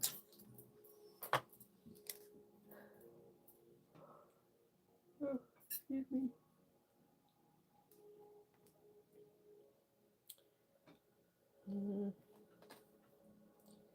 Alright, so I can make sure which side is the right side.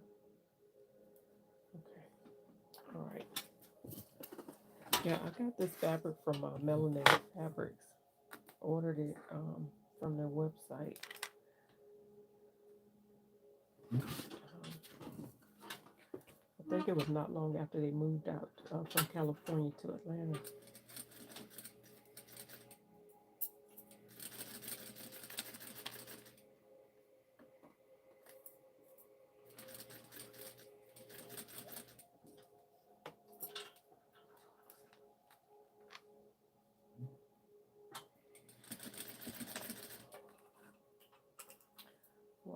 sewing on the 4. Yes, so funny.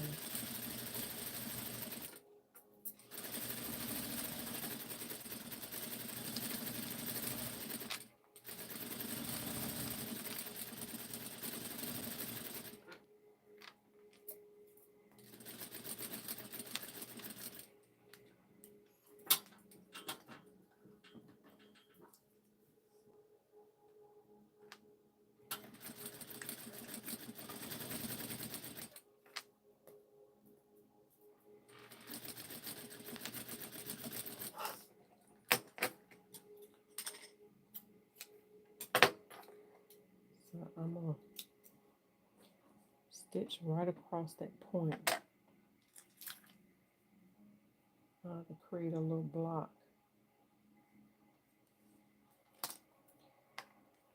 So when I get ready to turn this over,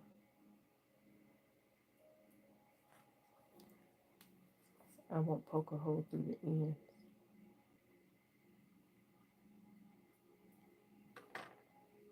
So it's right there is where the points meet up. I'm just gonna stitch right there, just a short bit, so to kind of secure that in place.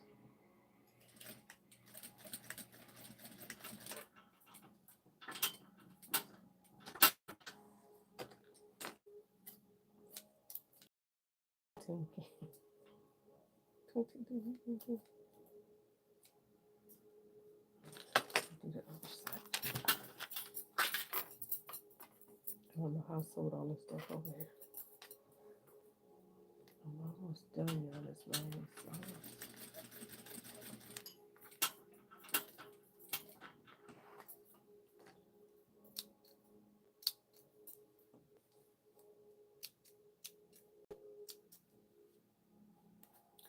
oh my goodness. Threads, threads, threads. Okay.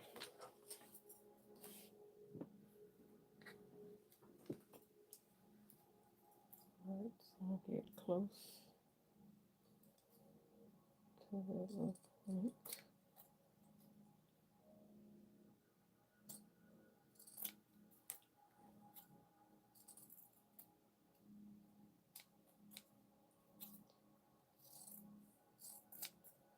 Trim that down. Oh, thank you. Hey, Rosalind. Good evening. I'm sewing the Corny Rainbow's jumpsuit. I'm doing this version right here. Almost done. This is KnowMe 2081.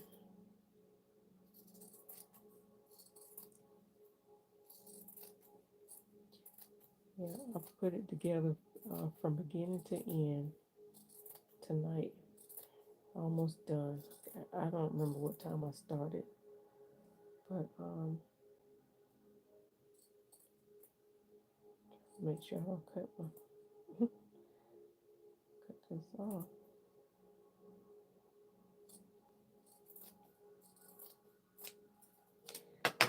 All right.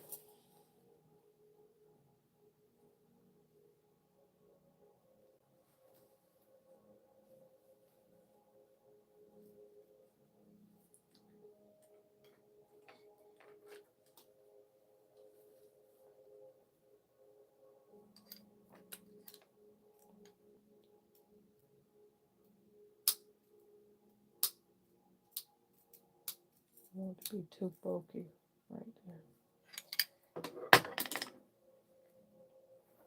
To make sure I had cut enough off of the corner so it won't be too bulky. Thank you, ma'am. I'm using a little flathead. If you don't have a little stick or a little where's my little dowel?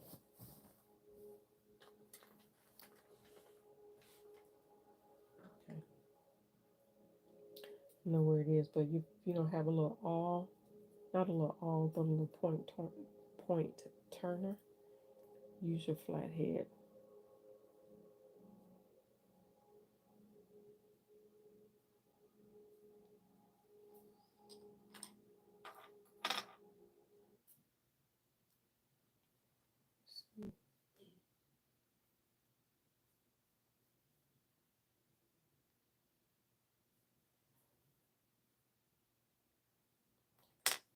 need my little, I don't want to use, try not to use a needle.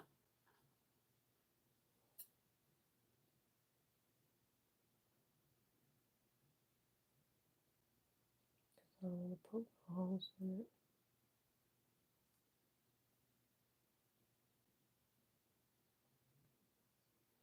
Okay. That's probably about as clean as it's going to get.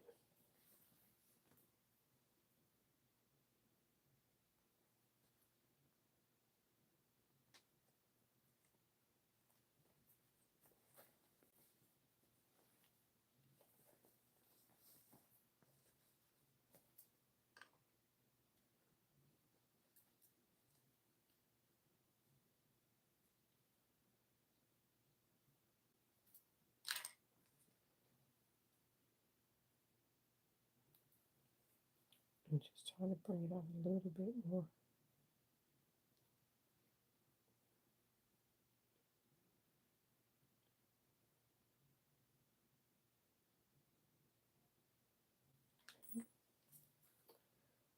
All right. That's about as crisp as I'm going to get tonight. I'll go press this and then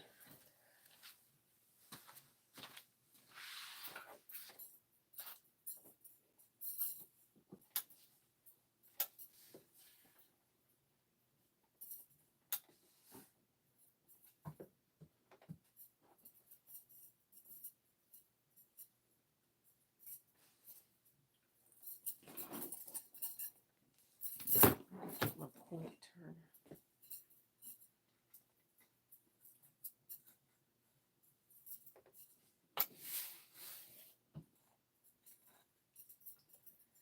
So make sure I press this real crisp.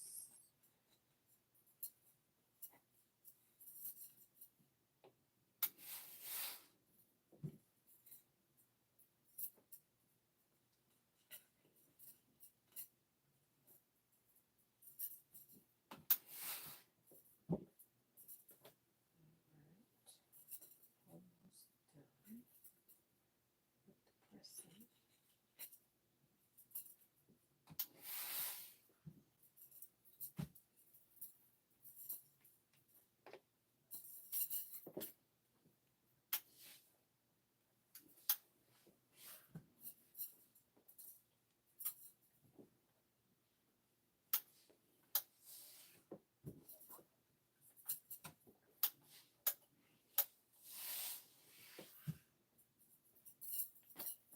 I like the colors in this color.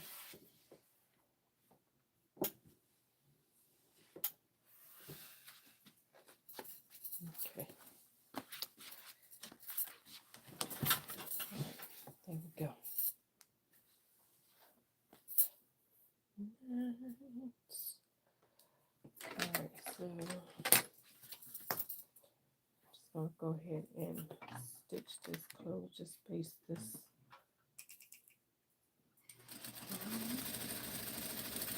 So it's not coming undone.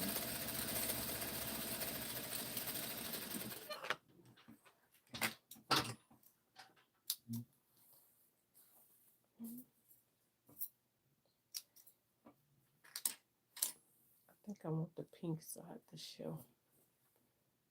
Yeah, yeah, you got more of the colors to show. The yellow, the pink, and the blue. So this will be my top side. This will be the bottom side.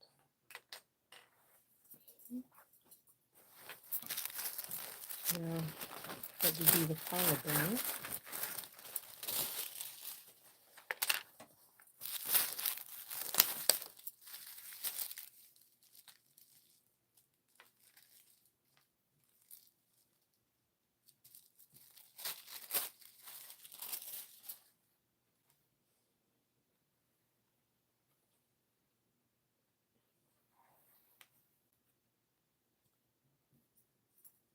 All right.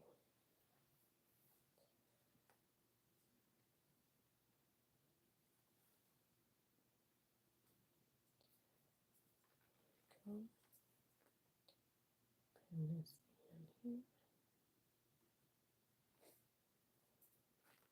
pinning my collar onto the collar band.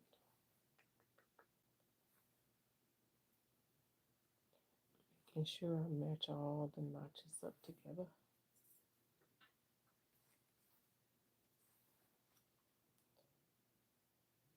Are there any other notches to meet? Nope.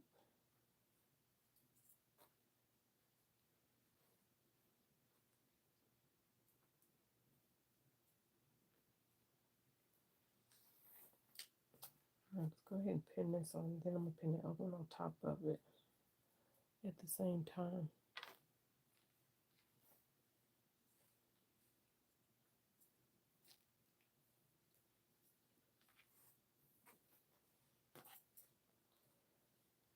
Okay. Might as well just go ahead and get it all done at the same time.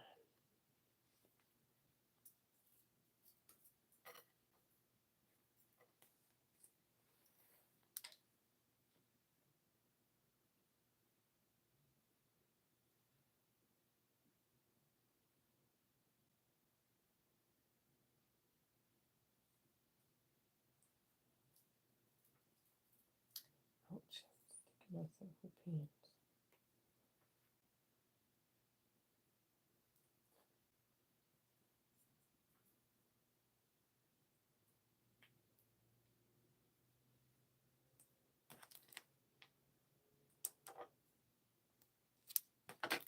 All right, let's match up the notches in the centers. I'm so anxious to be done.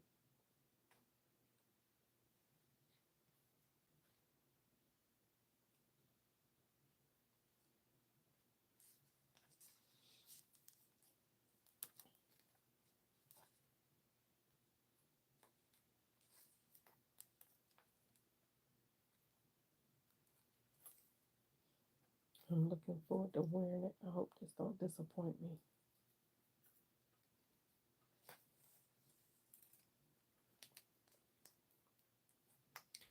All right. I'm going to go ahead and stitch up the collar band.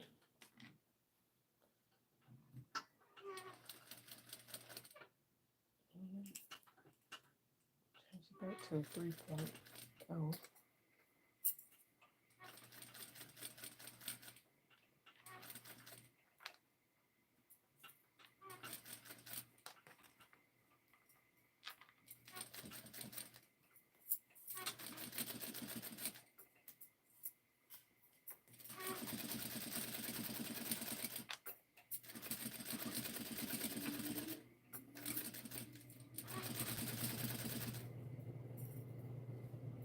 Make sure my thread wasn't coming out. Starting to get that feeling like it's time to change my thread, my bobbin.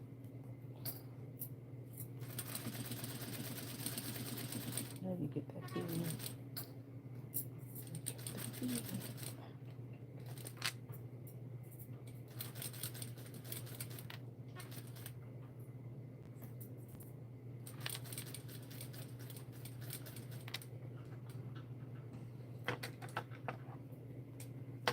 I made it. Didn't have to change my bobbin out. Alright.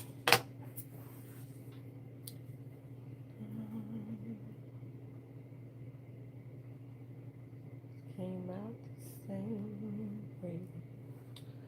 Alright. So I'm going to use my pinking shears. The pinking shears are very dull. So I'm going to use them the best I can to clip around. This is the best thing to use in those collars, because it already has the little jagged edges, so the indents, so it allows fabric to have a little bit more flexibility, a little bit more movement. It's just like clipping the fabric, except for they're already clipped because you trim it with the zigzag scissors.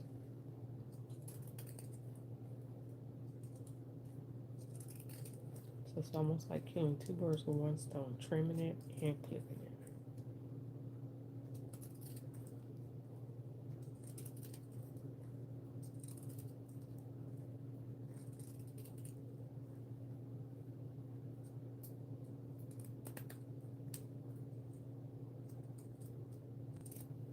I need to look down.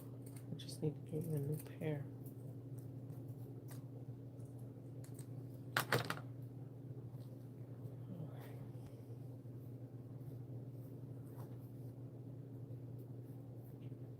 See how it just nice and smooth.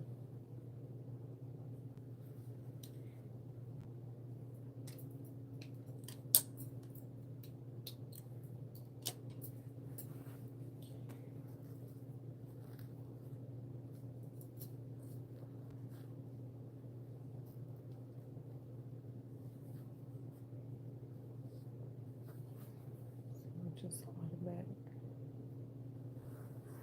Right, so I did say, okay,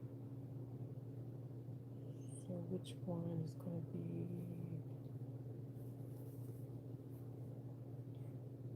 right, so I'm going to stitch a 5/8 inch seam allowance on this side because this side I'm going to stitch down to the to the shirt.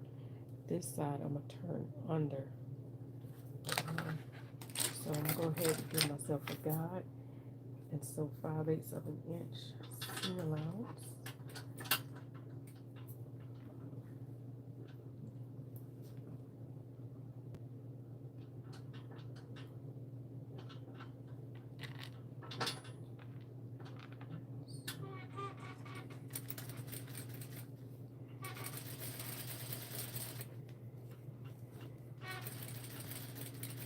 So a little bit less, a hair less than 5/8, so it can go over the 5/8 inch line. So make sure I catch that stitching in.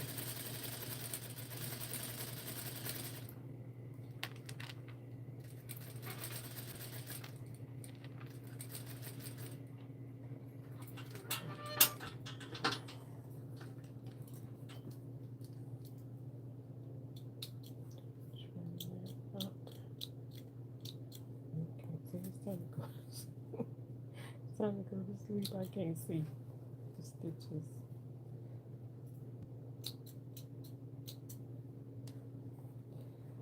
Alright, so I'm gonna go ahead and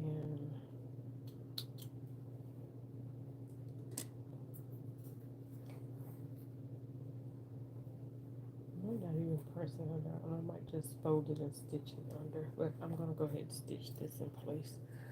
So let's go ahead and grab this.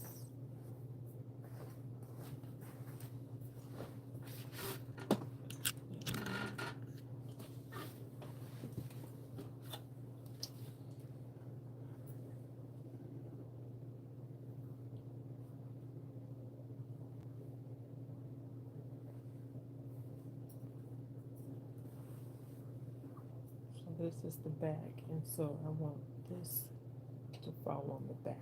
So I'm going to pin that to the outer part of the jacket, of the jumper. So that's a notch. There's a notch. There's a notch. Okay, so this is the center. All right, so that middle notch was there.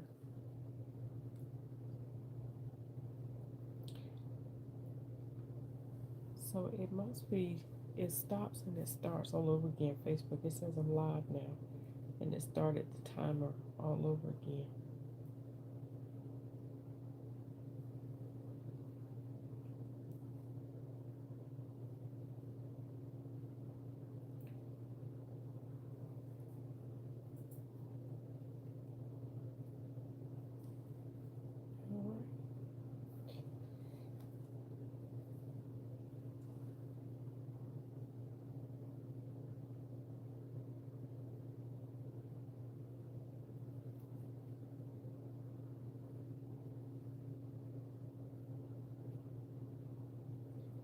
Matching up all my notches. sure I get them all in. Where's it? Okay, that one's for my shoulder.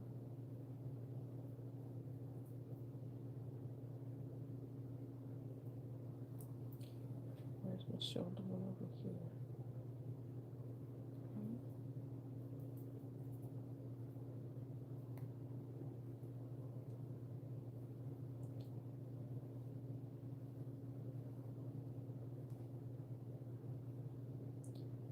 Or release some of these stitches right here. Just stay stitching. So it's a little bit too tight.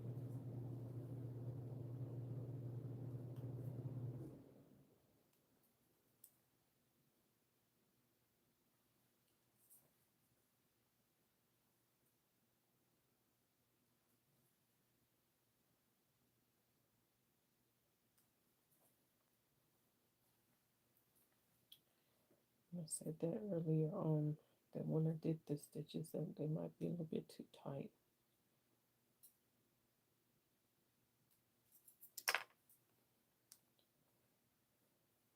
Okay, put a few more pins in it before I start sewing. And be almost done. All I have to do is put the buttonholes on it, hem it, and she's done.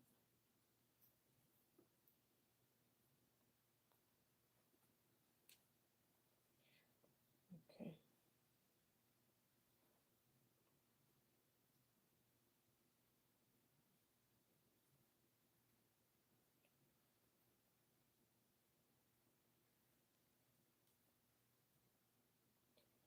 Now, when it comes to this part right here,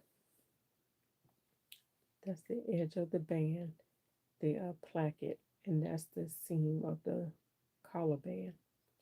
I need to make sure that that lines up right next to each other. So I'll pin it so you can see what I'm talking about. This is very important for it to mesh.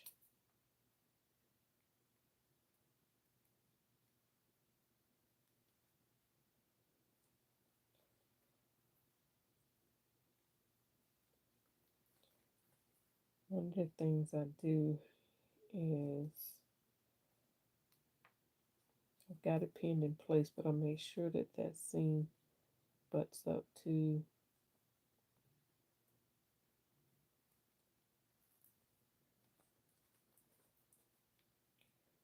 make sure it butts up to that collar band so there's no gaping in there.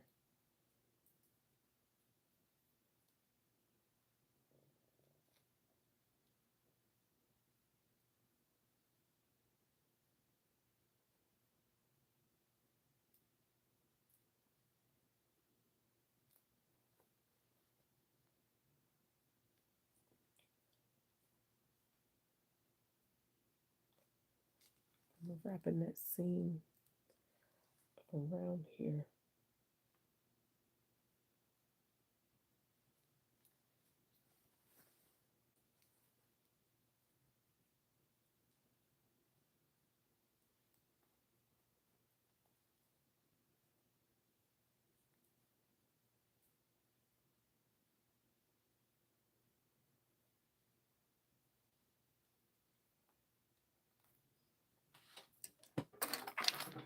I'm trying this and see. I'm basting.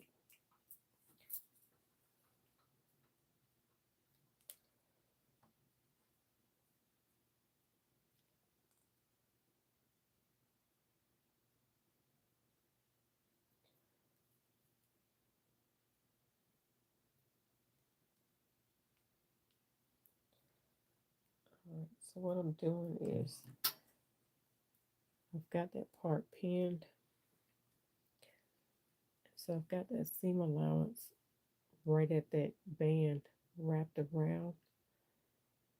So it's got to be mesh to that band. And so I have both the front and the back pinned together, and I'm going to just sew up to the collar. Just gotta make sure it's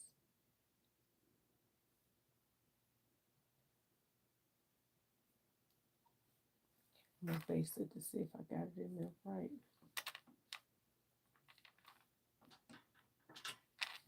I don't feel like I got it in there right.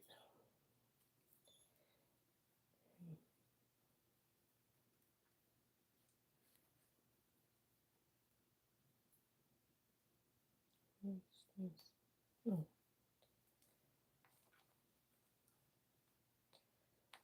Alright, so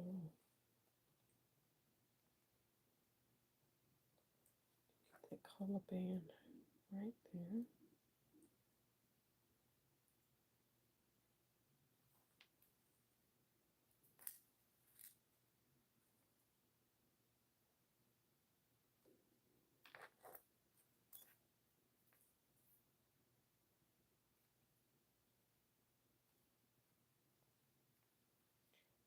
Collar seems like it keeps my band keeps sliding backwards.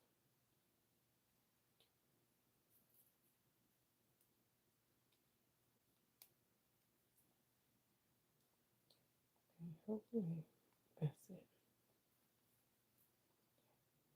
And I need to make sure that it's going to be that way at the 5/8 inch mark where I stitch it.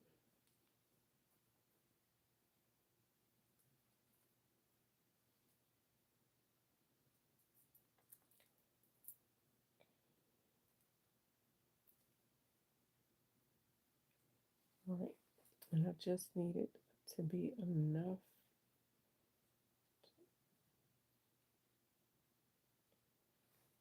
to get up to a certain point, and that's it. All right, let's see.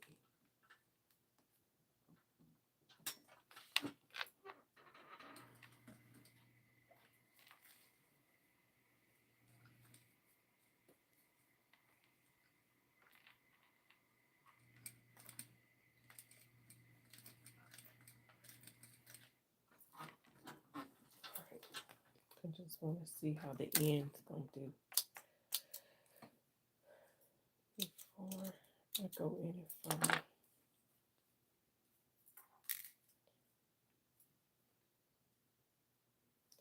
Oh man,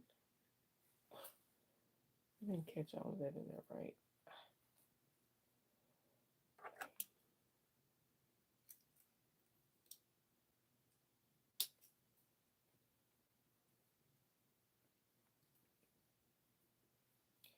That is the tricky part.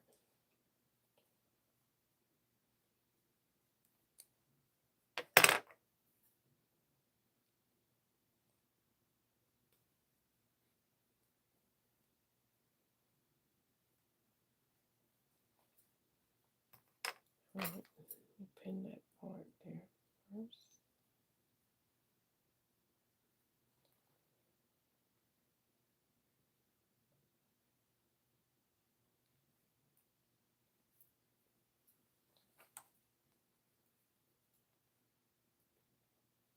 Trying to get all this flipped around is the hard part.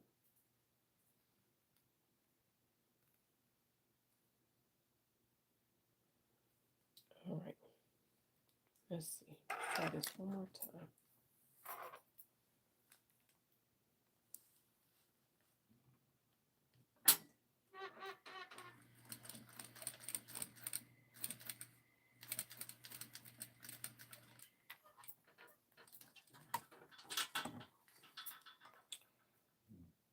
Okay.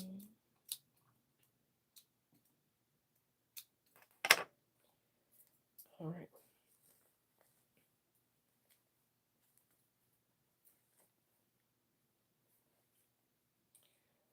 So I missed a little bit.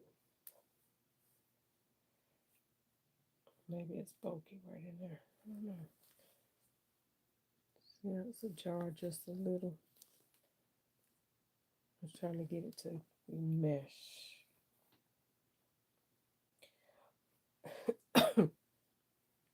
But But you can see also what I was doing here was making sure that the inside was jump started.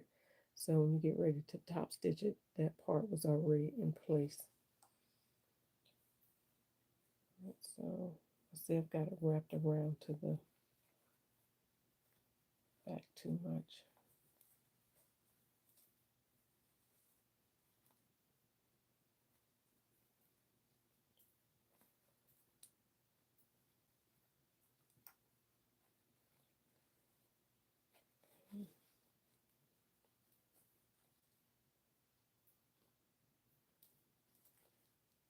So what I need to do is undo this and not wrap it around.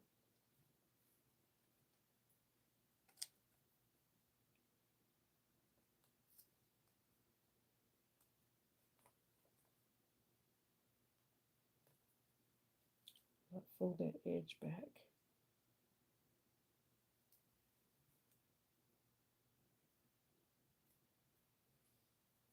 Okay. I'll try this one more time.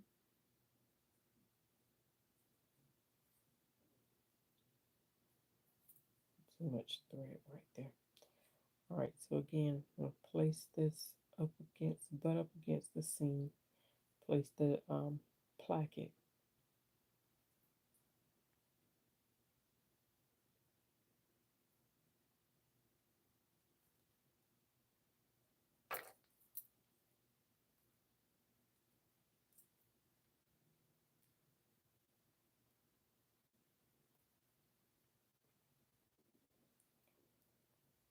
Okay.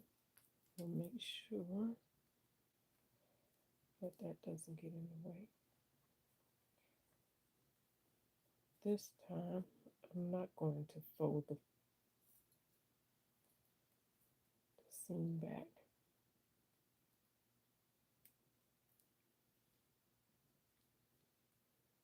Let it stay open. Right, there's a little burr. Thread. All right, y'all. Starting to get cross-eyed now.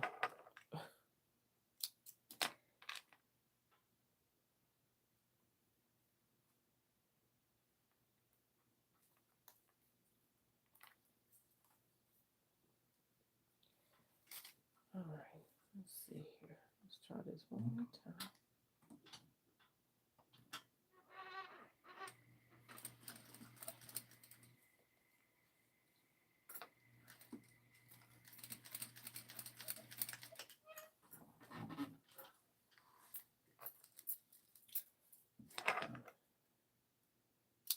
There's just one side.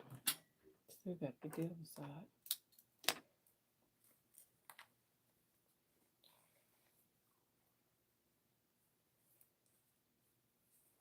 Okay, it's a lot better once I clip that out. It's a lot better.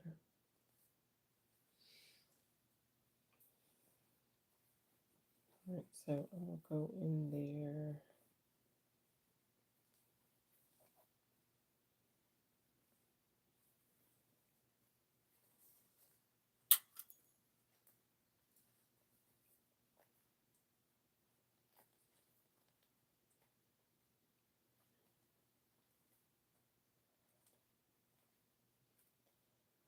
All right, so I'll do that because we still have this whole band to stitch up here.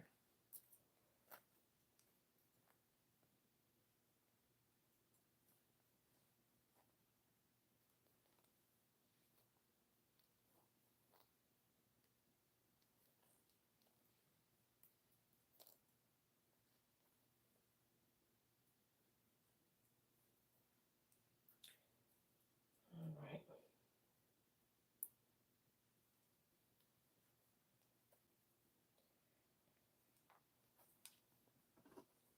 I'm gonna get over to the other side and go ahead and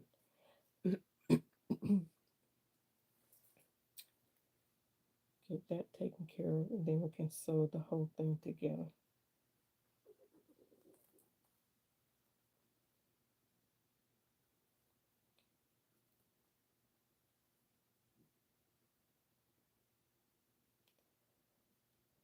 You know, like I don't have to be to work 8 o'clock in the morning,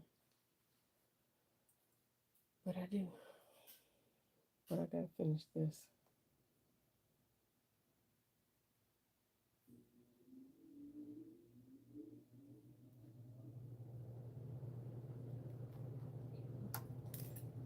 You know, we gotta get it close. Close, close, close, close.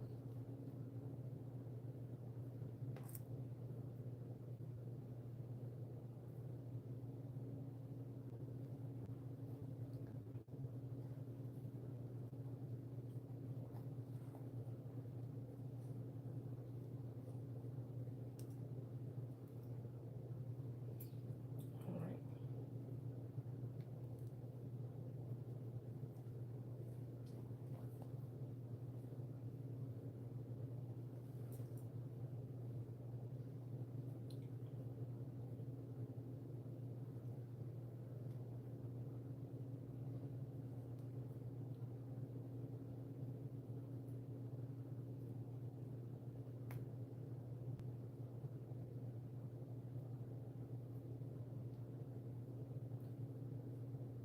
All right. So let me get this in.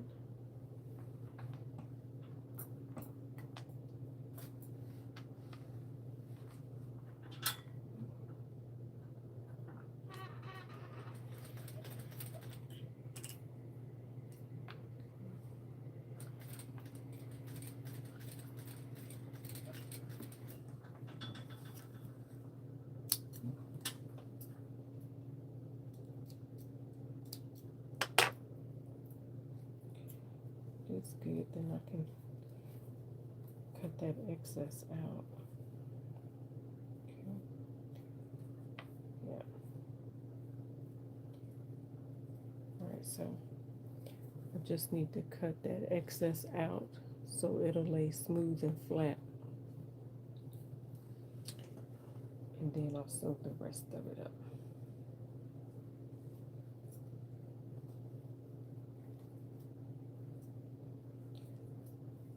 Let's go ahead and get the rest of it sewn up first.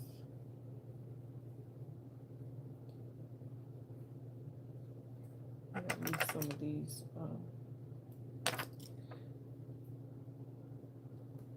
stay stitches.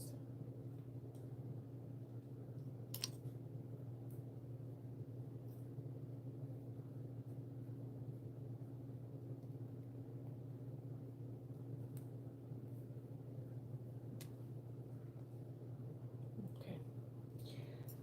All right. Hopefully I don't have no issues. Go ahead and stitch this down. I'm gonna pick up where I left off on the other part.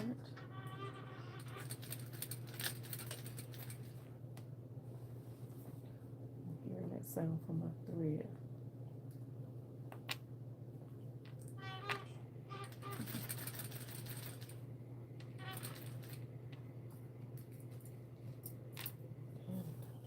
Put this jumpsuit up here. You might not be able to see what I'm sewing.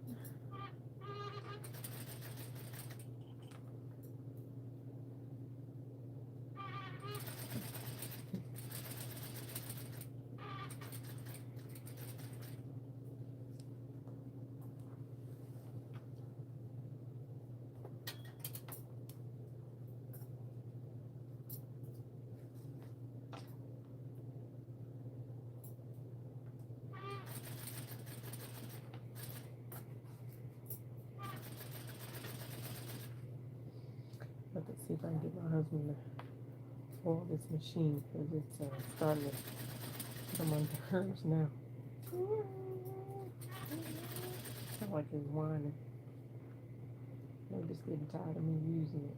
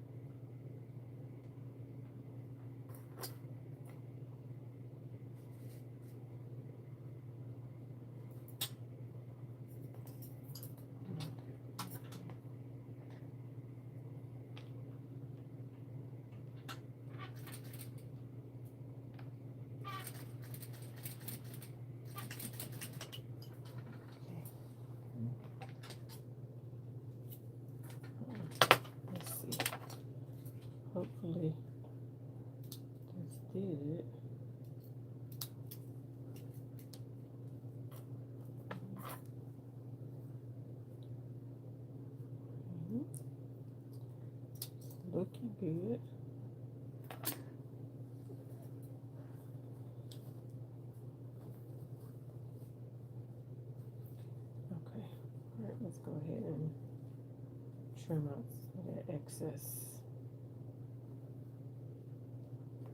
fabric.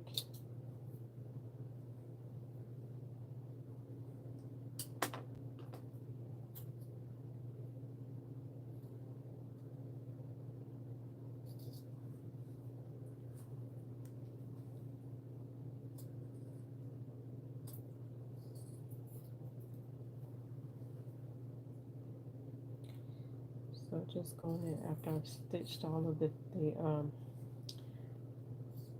collar onto the top, going in now trimming it all up, trimming the excess out,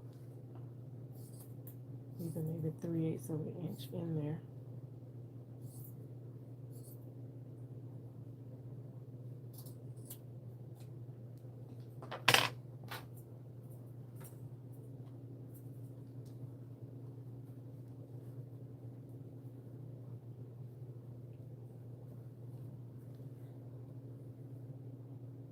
To caught the tip end of the collar in there.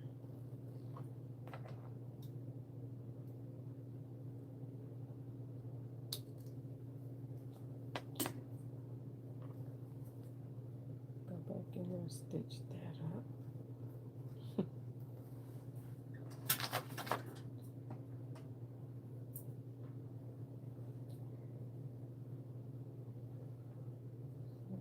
I can't say where it came undone at, but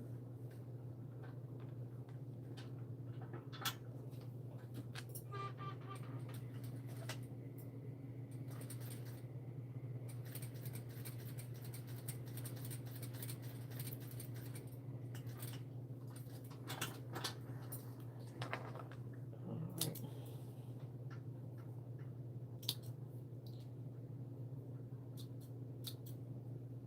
I don't know what happened to my music, it quit on me.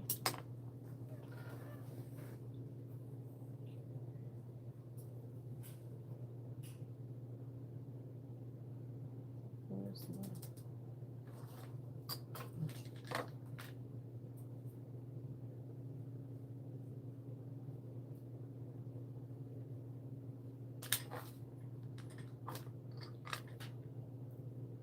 that's why I can't really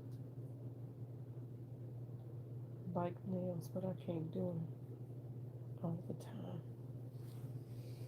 Okay. Alright, so see how that came out right there? I chose to stitch that first part before I stitched the whole collar band on. I stitched that first little part right there, so that'll be automatically caught in there. I did that on the other side, so let's go check that out. See what the end's gonna be.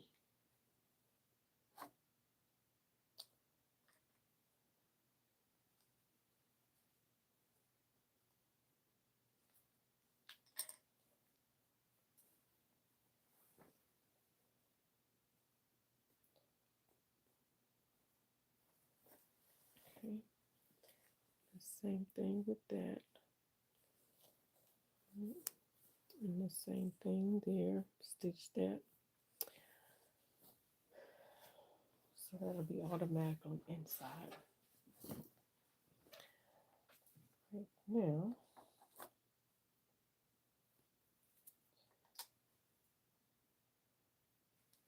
just need to, I'm going to go ahead and press this part down, and then I'm going to come back. I may go ahead and press that under, because then that's just going to close up over there, and all I need to do is top stitch it. So let me go ahead and press this down. I'll be right back.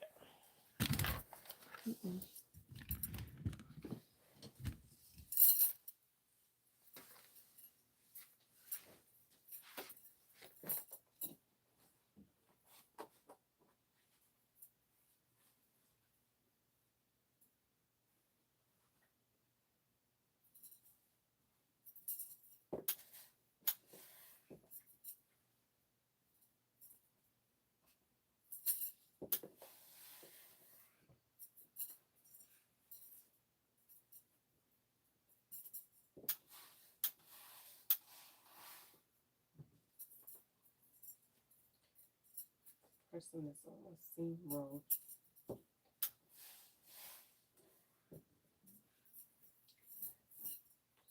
Making sure I do both sides.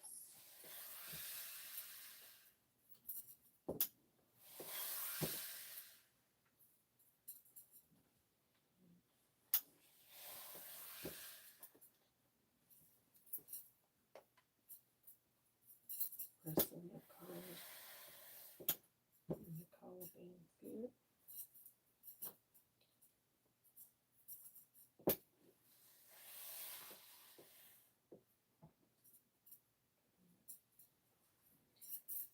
So now I'm just going to go ahead and press the hem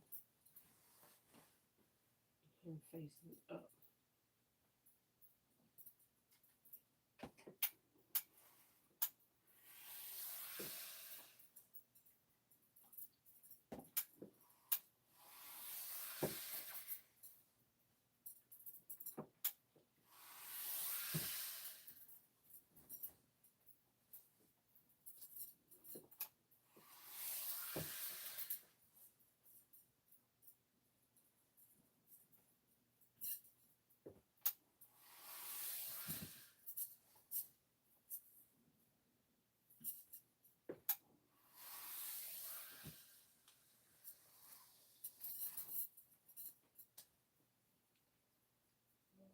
Almost done. Just going to turn under the collar band facing.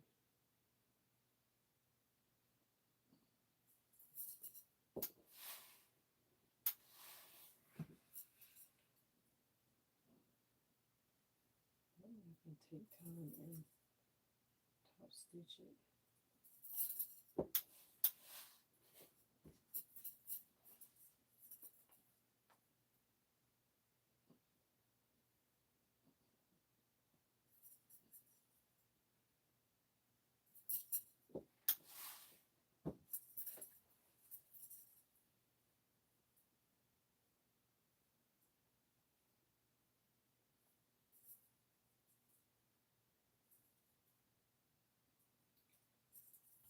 All right.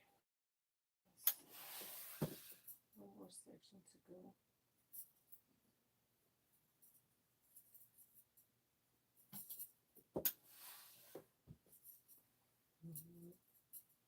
One more section.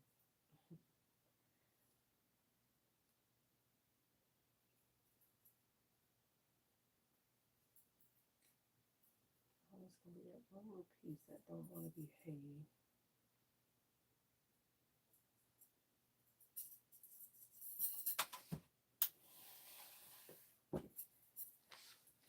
Okay.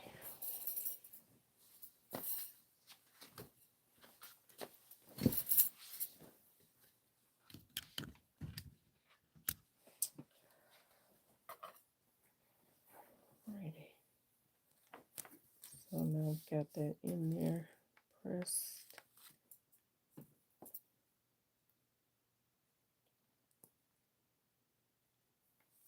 And pin it downwards so that way to make it easy for me to take the pins out once I get to it.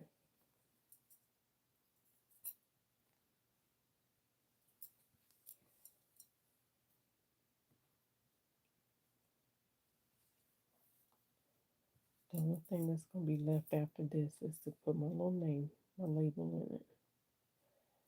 So I'm going to have to do that at another time.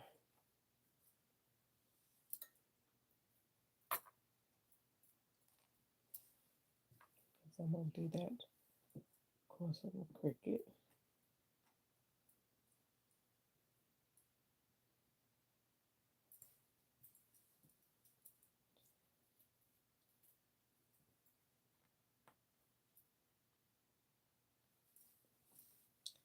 All right. Appreciate y'all hanging out with me. Appreciate y'all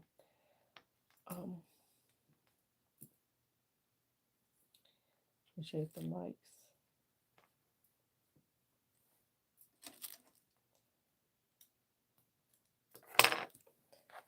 Okay. All right, so it's all in there. So now what I'm gonna do is just top stitch. afraid that my thread gonna run out. Because anybody got time for that?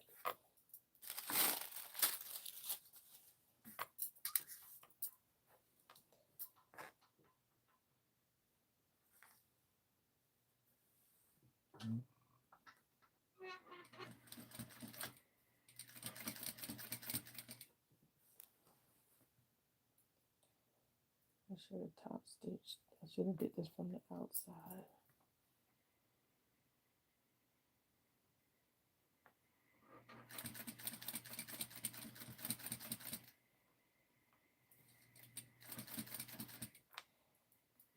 I can see the seam.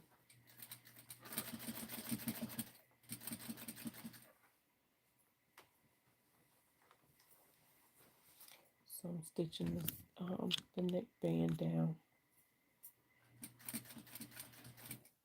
being sure to catch the seam.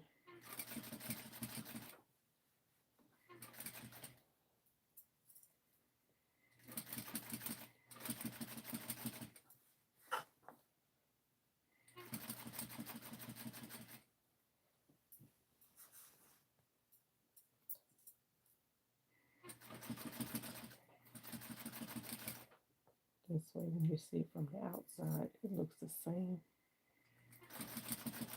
The stitching will be as even as possible.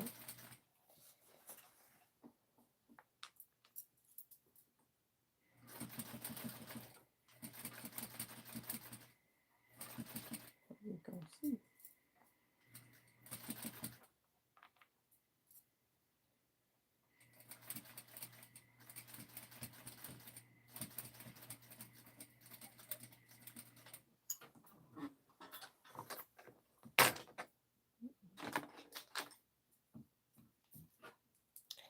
I think I did it. Dun, dun, dun, dun, dun, dun, dun, dun, dun, dun, dun, dun, dun,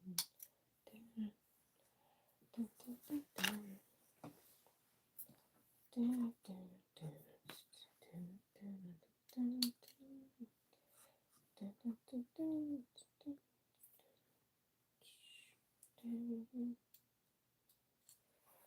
all right, there you go. Can you see that? Can you see? So there's the top stitching right there. And this is it from the inside.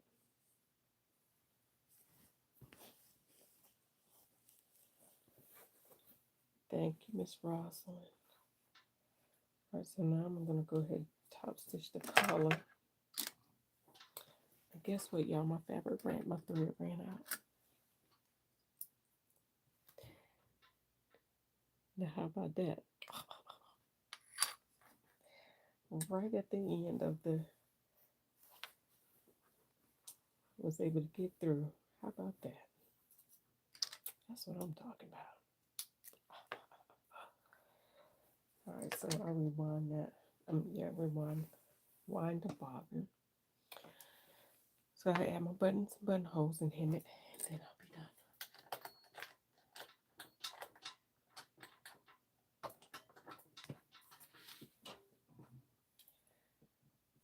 So y'all hanging out with me tonight. See how long? Okay, so it's probably going on about 3 hours, I think. Trying to rewind this.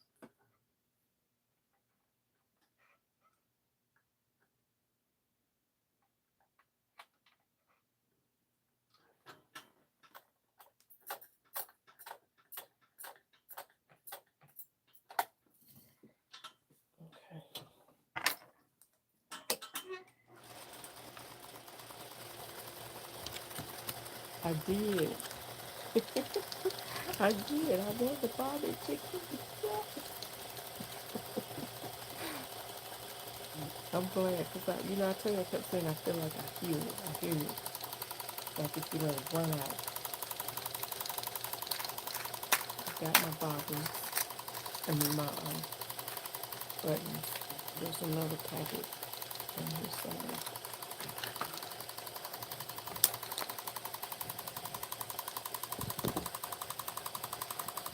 I don't know what I did with it.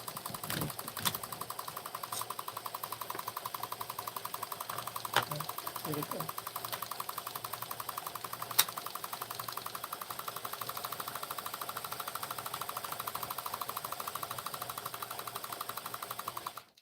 That's all I need.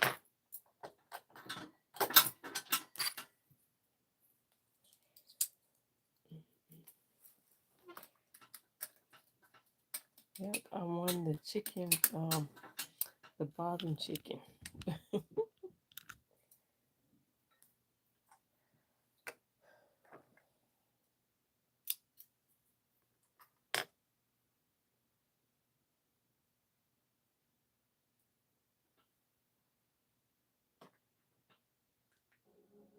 Oh, it was asking me, was I still here?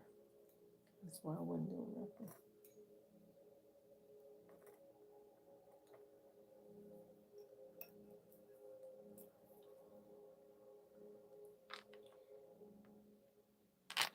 Okay.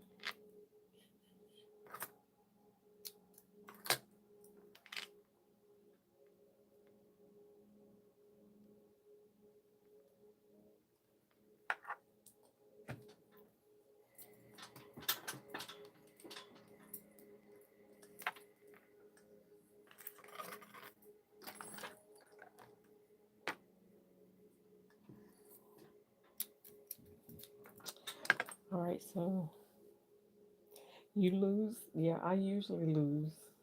Um, Out of that just happened. So, but I'm grateful. I'm grateful. All right, so I'm gonna start with that fabric. I mean, not the fabric, but where I left off at.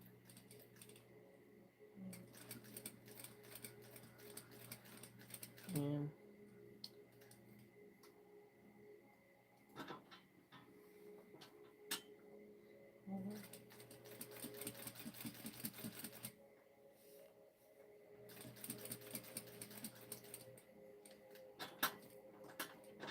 be careful how I widen this.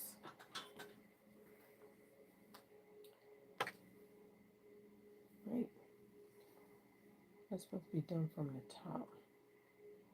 Okay, so I'm gonna stop right there. So I'm gonna make sure it's gonna be even from the top.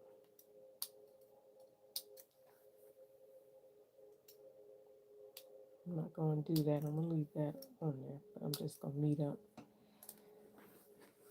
at the other end. But the collar's gonna be flipped down, so I'm going to start from the point.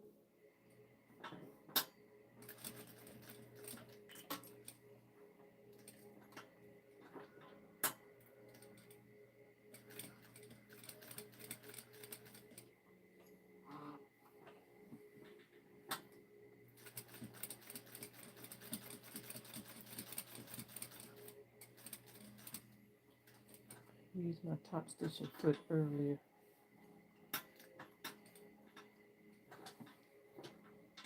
Should have did it. I should have did it today.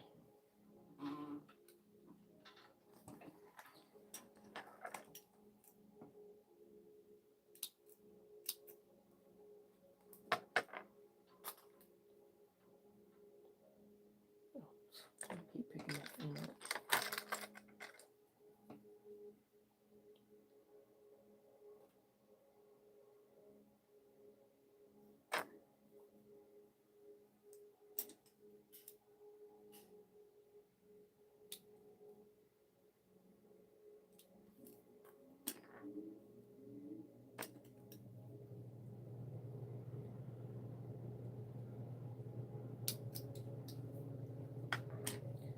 Alright, let's see if I can pretty this up.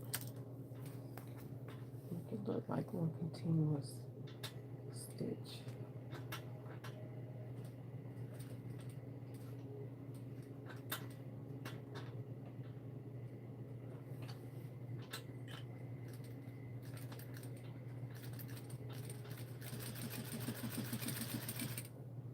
Ooh, that's hard. That's horrible. That's horrible. I'm gonna have to start that one over. Can't look like that. what machine you sew your buttonholes. I'm gonna use the that Singer, the heavy duty. Um, that's the one I use. Y'all wanna see me do the buttonhole? I was gonna do more offline, but if y'all wanna see me do it, I can. But yeah, I'm gonna use the Singer heavy duty. I forget the model number, but everybody has this machine.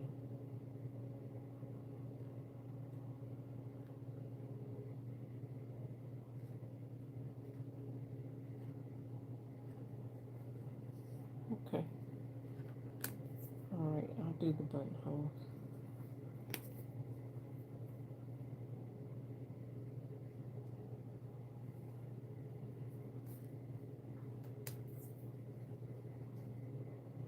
Yeah, I can't have that looking like that. That was ugly.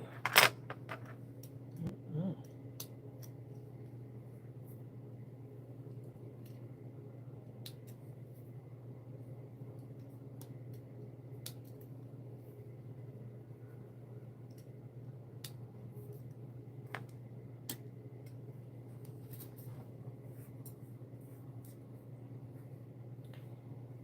Lord, I'm gonna start this whole thing over because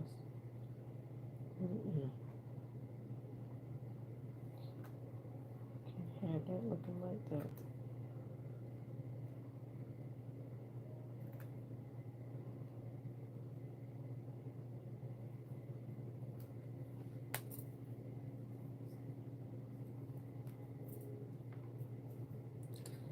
All right, here we go. This time for the win.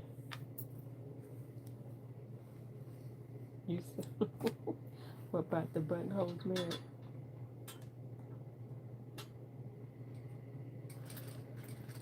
You sound right your mind too. The buttonholes.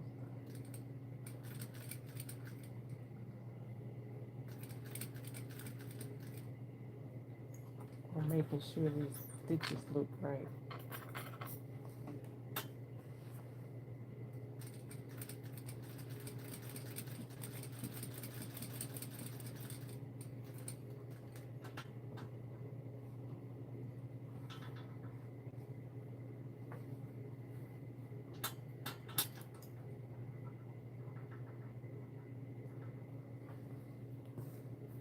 Buttonholes. Okay.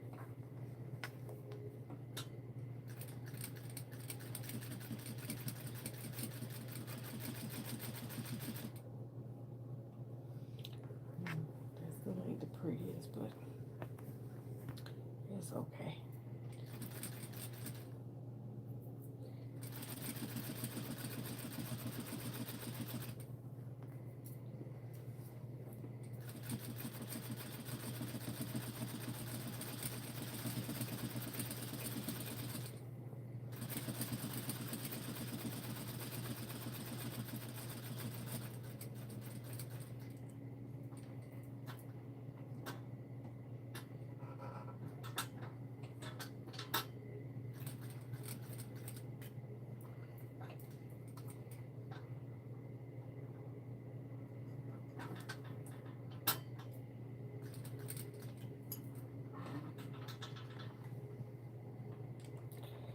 Okay.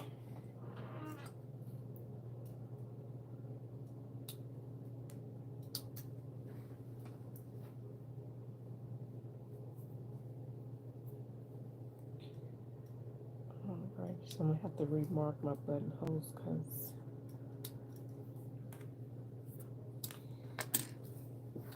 I put them on the inside of this thing and not the outside. Although the inside, when you do it from the inside, usually looks better on the outside. That's crazy. Alright, so so I got all of that top stitch. That's where I said it didn't come out, but you can't tell it on that side. I don't know if you can. Anyway.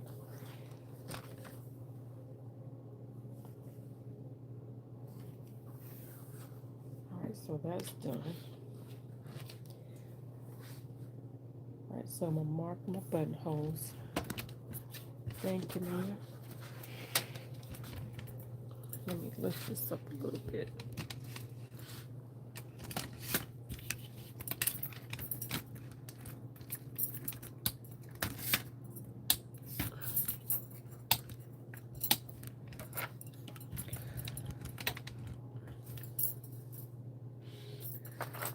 Gotta move some of this stuff out of the way.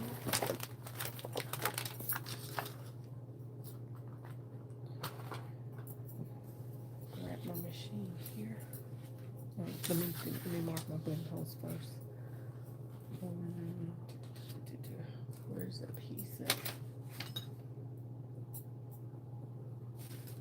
That's the collar.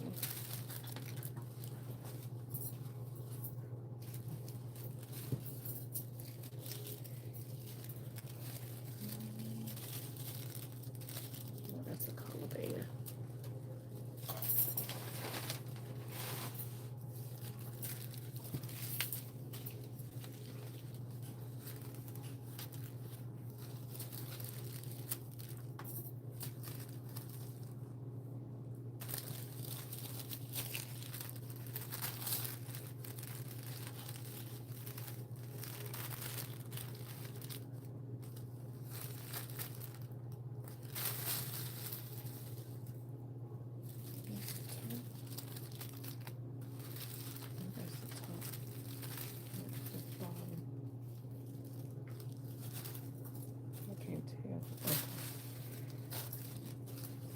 Trying to figure out the top and the bottom.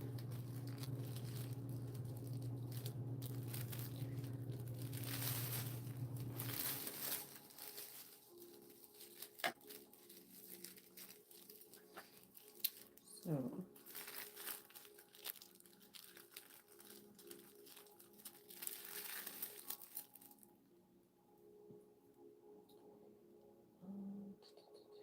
where's my little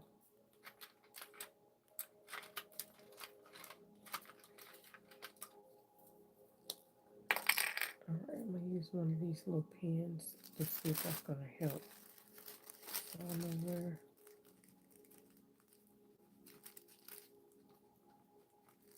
Oh, Casey. Wrong idea.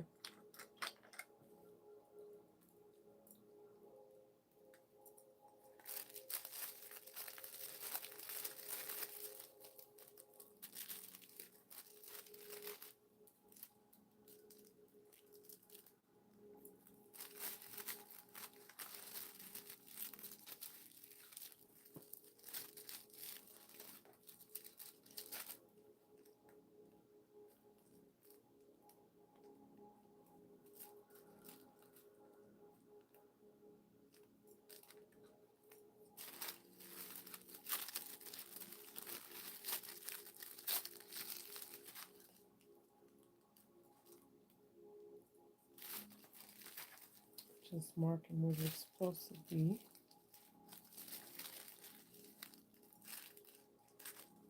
That's like a general idea.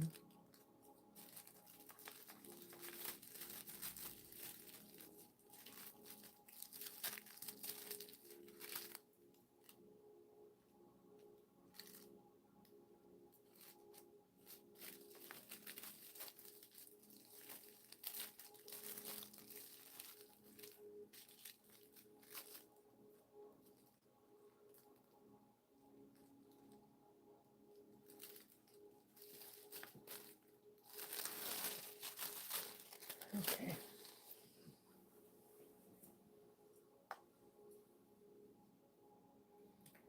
So I do one on the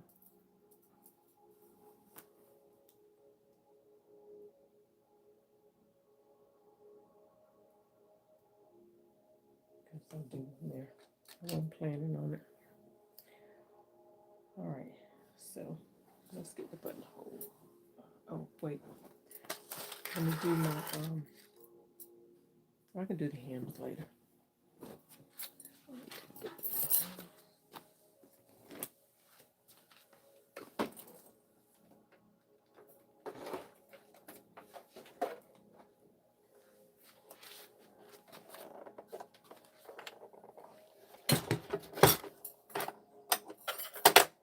pink bird right there.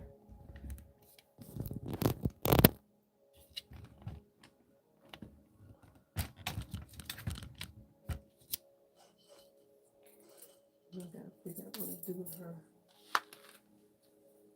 feet.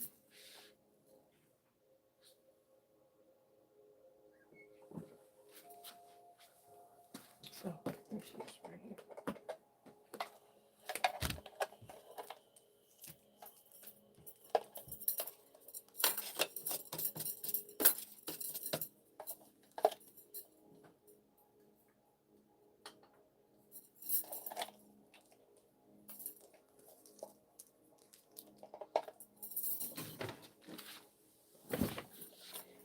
Got a winder bobbin for her.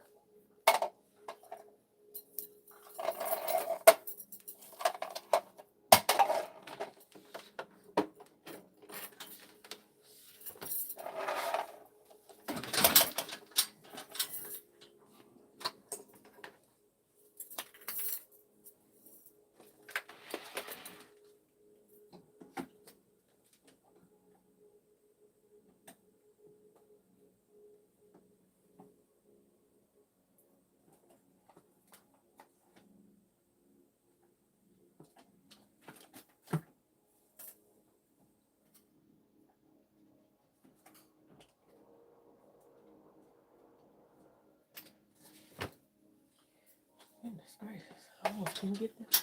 All right, good night, man.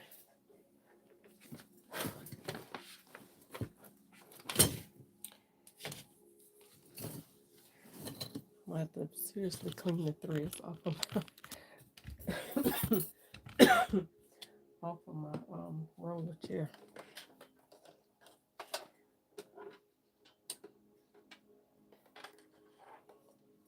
All right.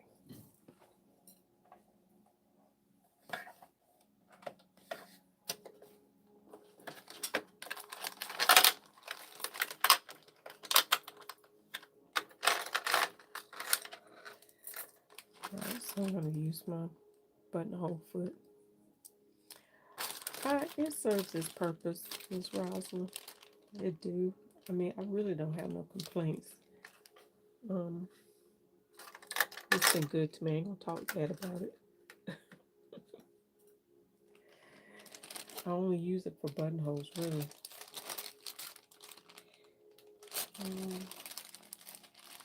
Thought I had a. Hang on.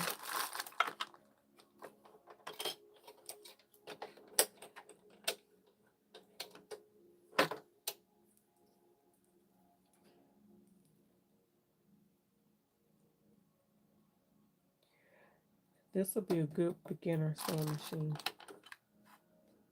This will be great.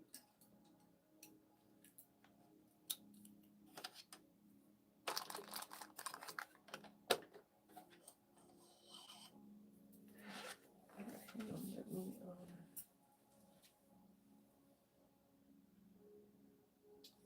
had a bag full of bobbins somewhere.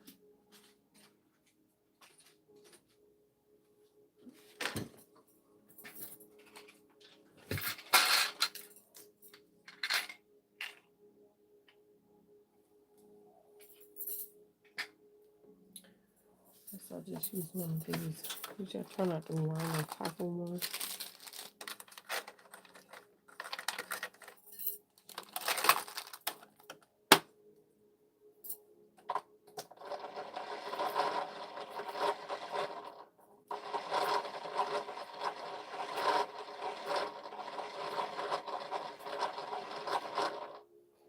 I got a whole bag of empty bobbins right here somewhere. Oh, well, look at there. Black thread. That's just like finding black gold. Well, next thing you know, we'll just be in there. Okay. Now, the only thing is I have to remember how to get into it.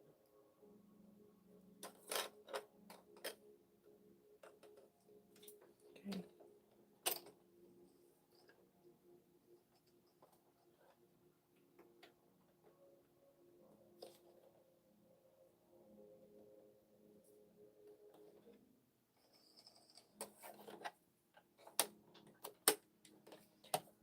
gonna be enough to last me till I get all the buttonholes done. Alright, so there is a spool. Oh, so when I'm on this machine right here, I use the thread from here and let it wind all the way over here. Thread from there to here.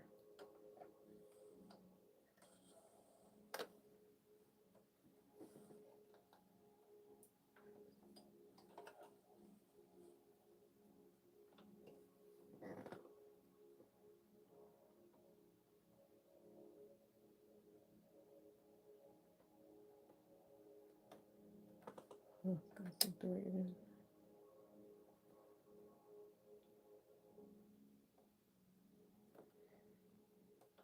Oh, you know what? Let me try this. Sometimes it works for me, sometimes it don't.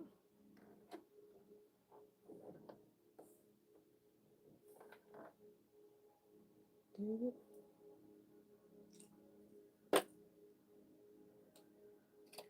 It didn't. That's the only problem I have, like this buttonhole.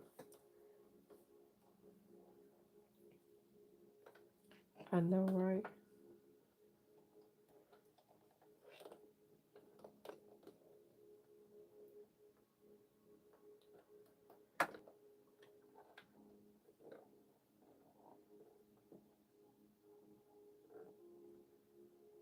I'm doing it right. I feel like I am.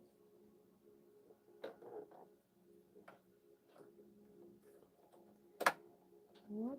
Come on.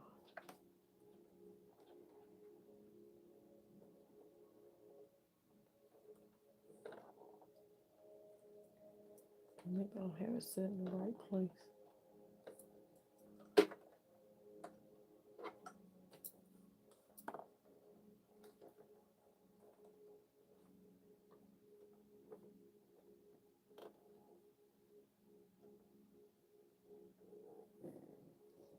Okay, that looked like that one. Right.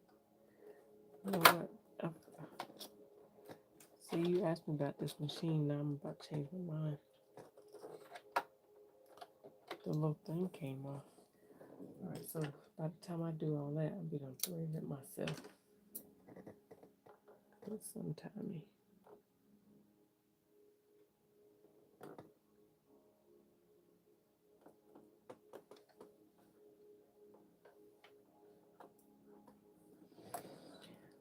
Okay, you said I'm a collector of vintage sewing machines. They make beautiful stitches. You right. Do you have the ones that has the cams to them?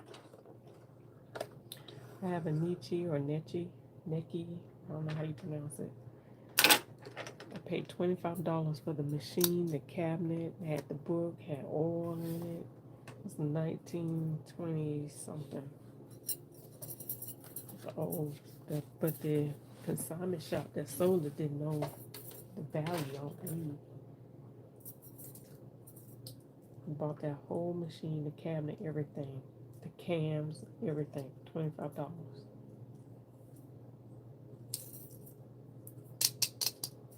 Alright, so let me see. Where's my buttons? So I have to take one of my buttons and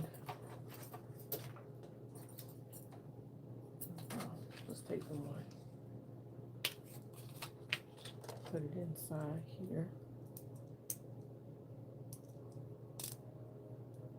So it'll know what size button to use.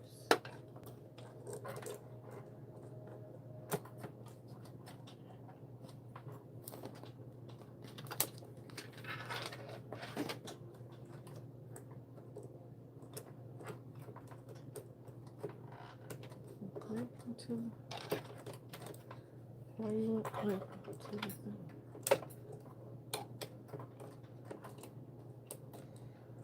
Alright, ask me again, do I like this machine?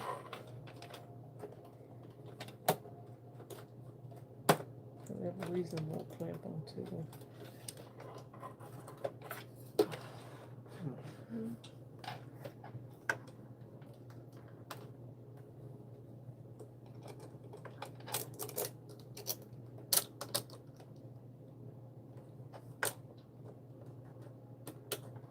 we go.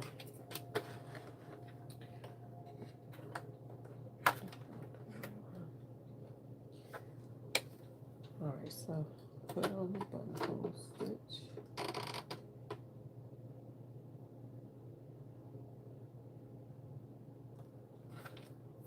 I'm gonna do a mock buttonhole. I know, right? It was. Alright, so let me grab some of that fabric, scrap fabric. Test the buttonhole.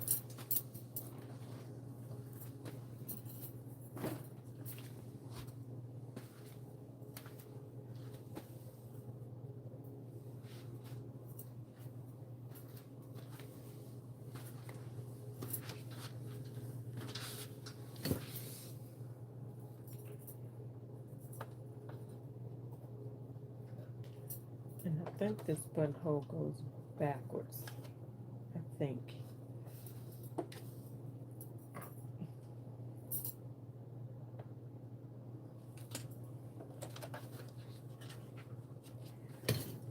Alright. See, I just, sorry, I'm behind the picture. Turned around like that.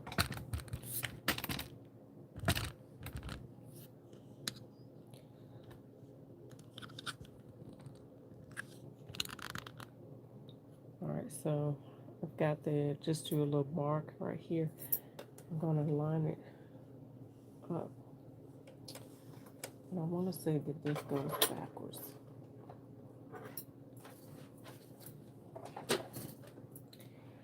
And you know, if you want to like add a look like a corded, let's see, how does this go? So if I pull the thread up through here like this, it's supposed to be able to wrap.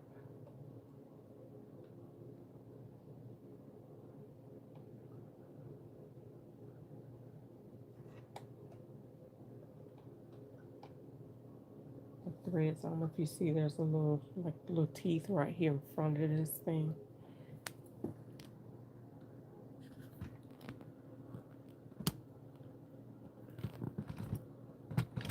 Yeah, that's better. Let y'all see it a little bit better. See right there, there's little teeth or little grooves right there. You're supposed to be able to pull your thread through and wrap it around those little things, kind of crisscross it and drag them to the back. And that's supposed to allow for your threads to form like a cording around your buttonhole to make your buttonhole a little bit more polished. Sometimes it works, sometimes it don't.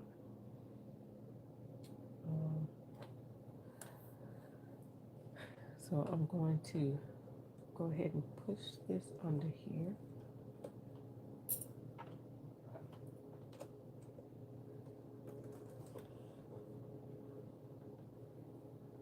I've got it lined up, centered. So I'm getting ready to see which way it's going now. Alright, so I've got my stitch length dial set at between 0 and 1. And I've got my buttonhole dial selector. The selector picked. Alright, so, and I gotta remember to push this little lever down right here. Gotta remember to push that down or it won't work. Alright, y'all see that okay?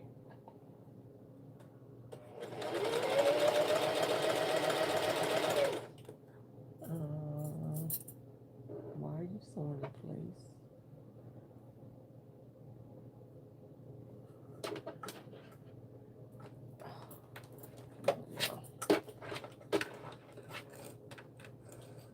Definitely not supposed to be sewn in place. I think it did that to me the last time.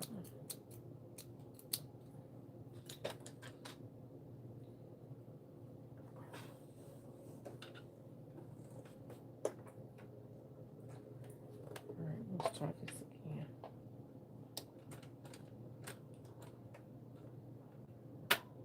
Oh, it wasn't pushed all the way down. That's what it was.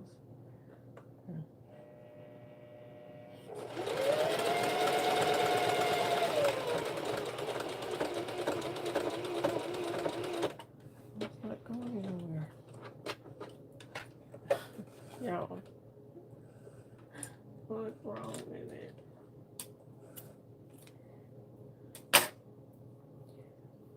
You can't be acting up now.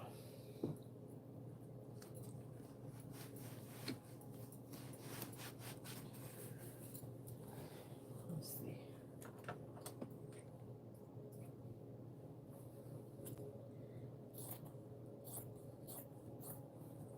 It's too late for this. It's just entirely too late.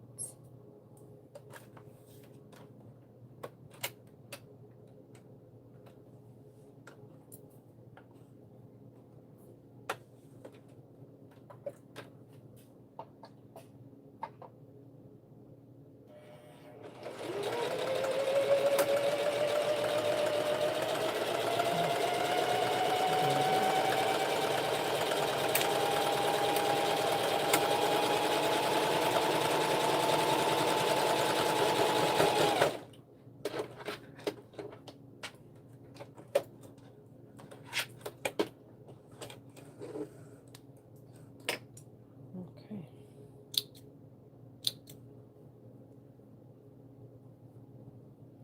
I don't like my little snippers because they just won't snip right. Alright, so that's a buttonhole. And what was happening, I'm gonna try it one more time. But this wasn't gotta push it. Not only pull it down, push it back. And I do believe this goes backwards.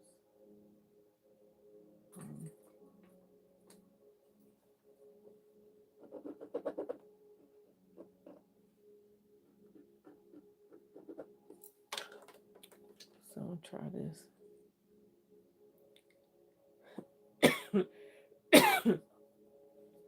All right, let's try it one more time. All right, so I'm gonna span this out a little bit.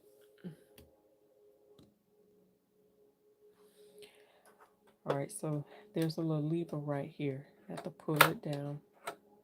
I'm sorry, it's the wrong one. It says push. All right, I've got my button in here for size. This little button, this is a buttonhole foot. So you put your button back here, clamp it in good. So when you pull this down and push it, it tells this how far to go according to the size of the button. Okay, so, and it does go backwards. So it starts from the bottom and moves to the top. So I'm gonna line this up with the bottom.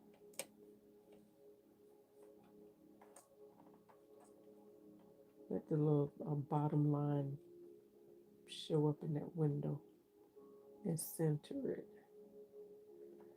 Okay. And I'm gonna push and I'm gonna make it a little bit wider. All right.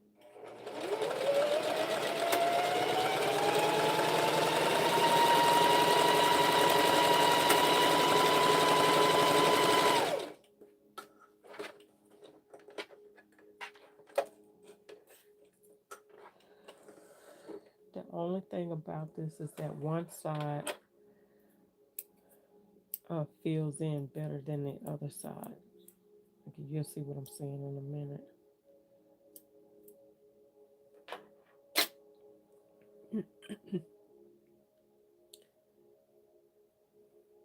See how the one side is thicker than the one side? That's the only thing about this buttonhole that I don't like.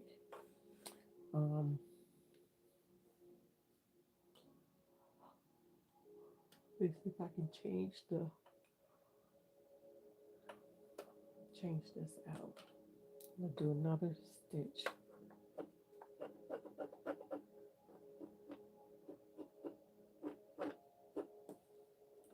Okay. So it just made me a line to create me a little buttonhole. And line this up. Push that back in.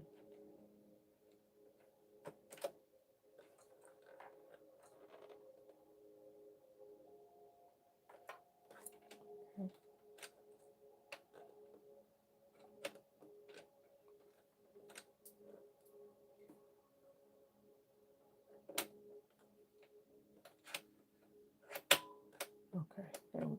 got to be pulled all the way down. If it thins out this time like it just did, I may go around twice. Sometimes I'll do it, but it depends on the fabric too.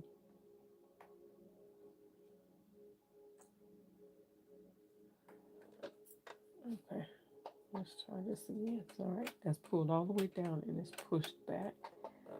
So, and you'll hear it click.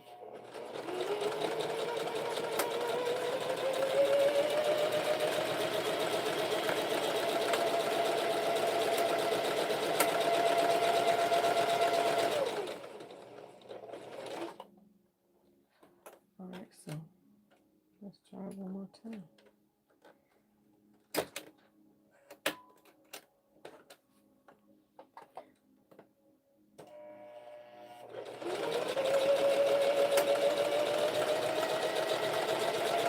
Hear it click when it starts.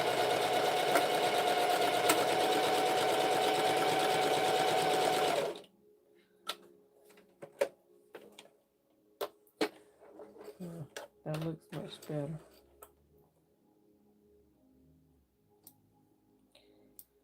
So I made it wider, or just a little bit wider, changed the width of the buttonhole, and then I also went around it twice. It's a lot better. Alright, so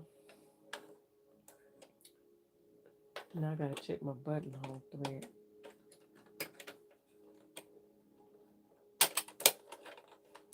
So might be getting ready. Should I chance it?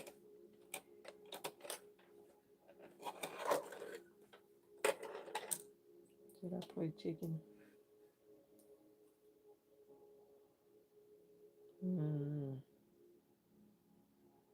Got 6 of those buttonholes to do.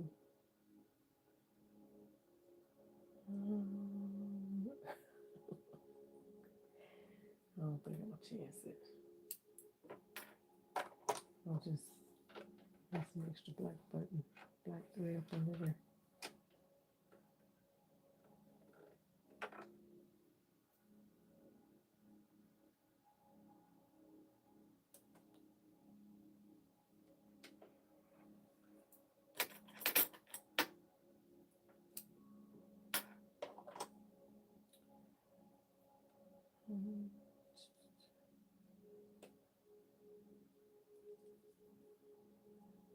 Oh, I feel like I can find those buttonholes. Oh, I should.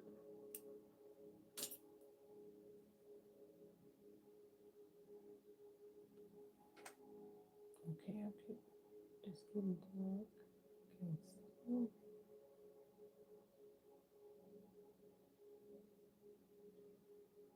get up in there.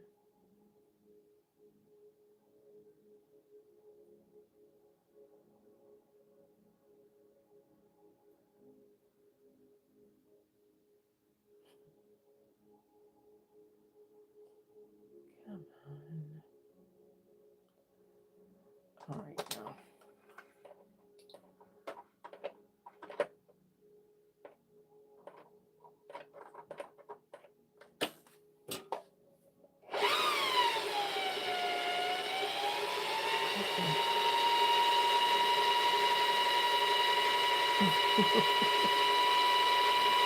This is probably about the 3rd time.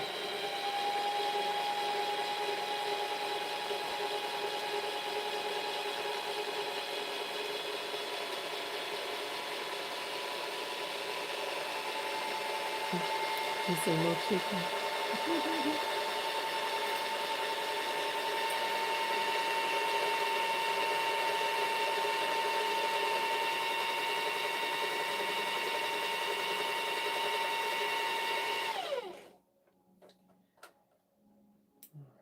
I need to go to sleep.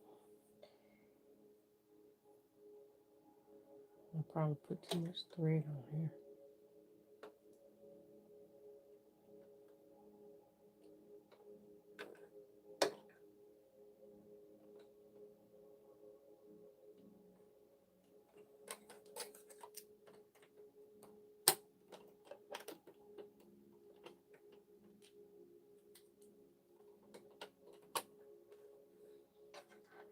Okay.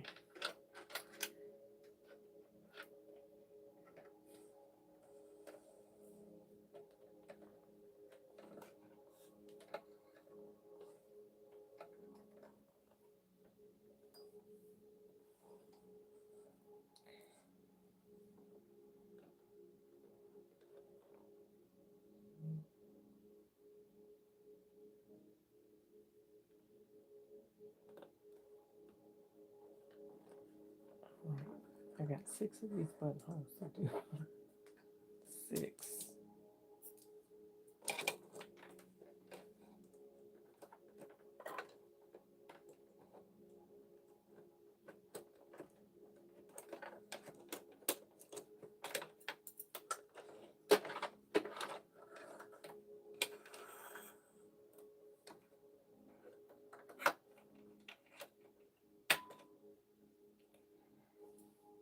Okay.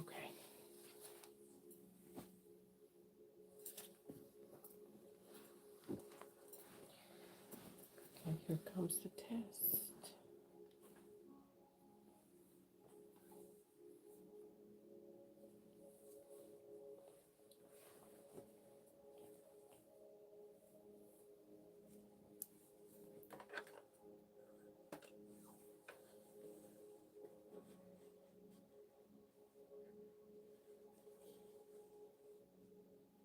Okay, see that? Sometimes when I can't see it, I'll take pins to help me line up with the buttonhole.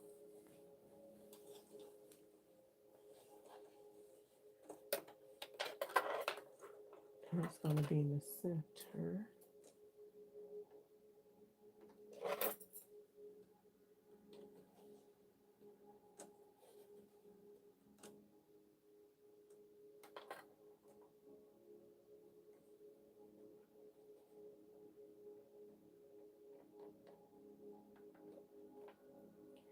Okay. All right. Let's hope that's it. Let's go.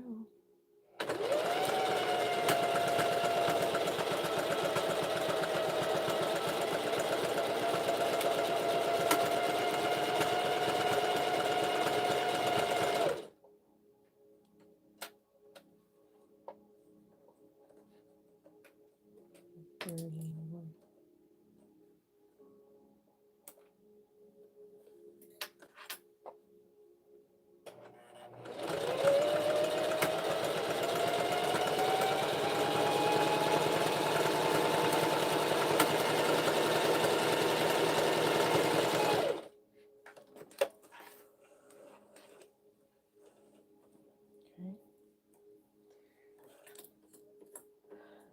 So the key is going to have to be going around this thing twice to even make it look like a buttonhole.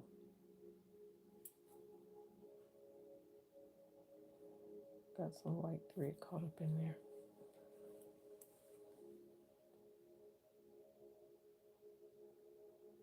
Perfect.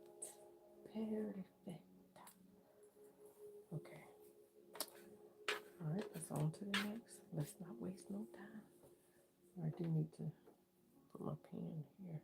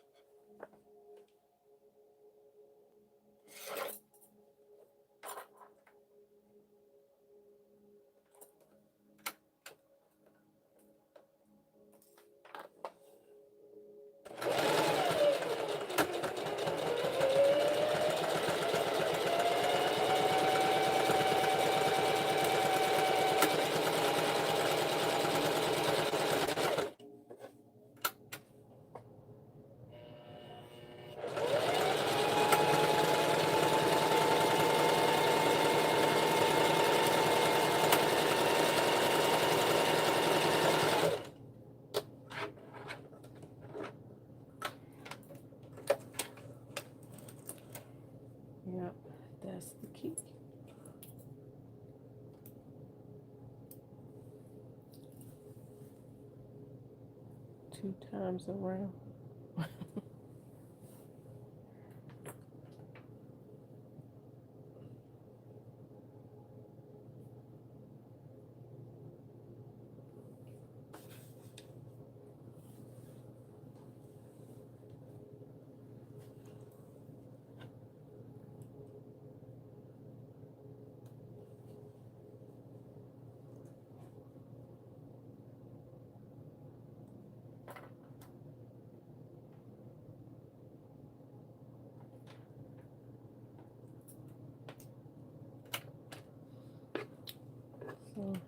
So I see that key is mashing that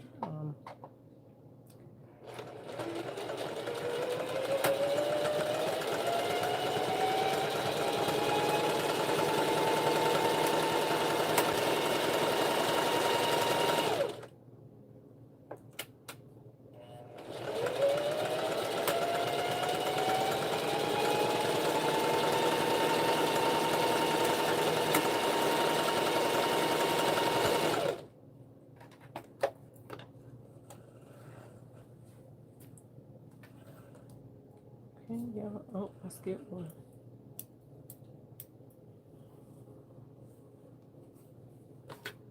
Alright. Yep, I skipped one.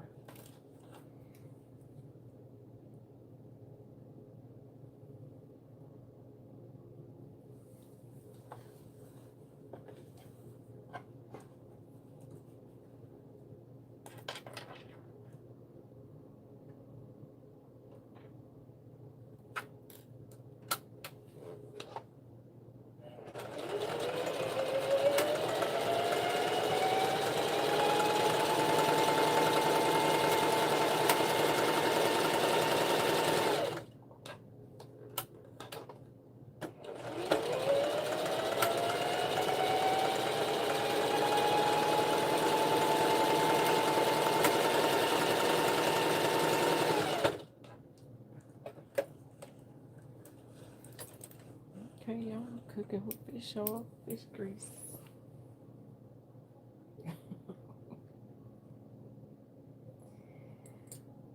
Got 2 more to go. 2 more.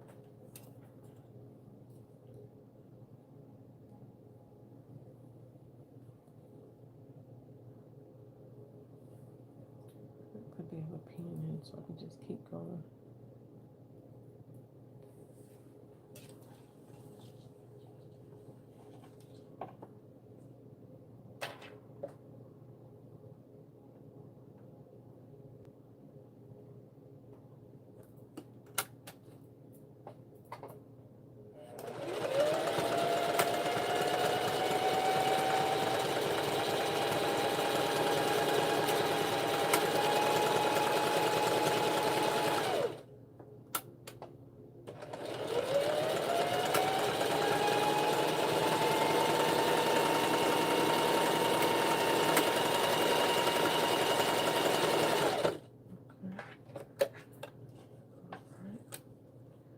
So no doubting next time, 2 times around in my Maxwell voice.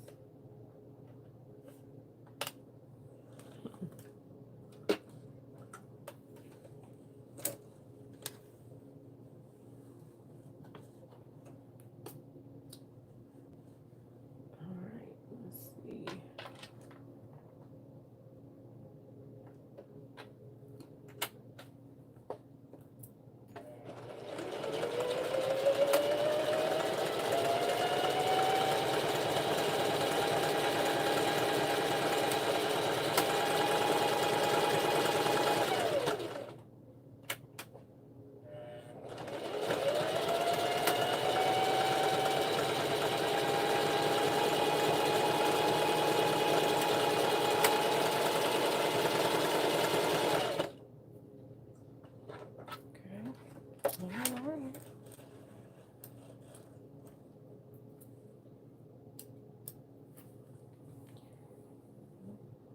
Got them all on there. Got one more to do.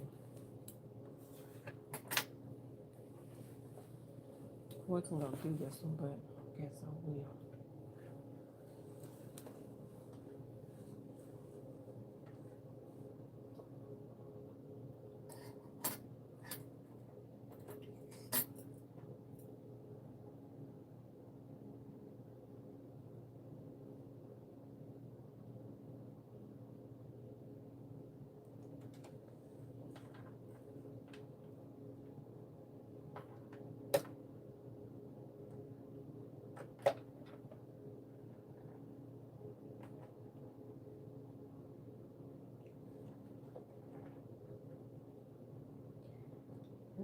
sure it's centered.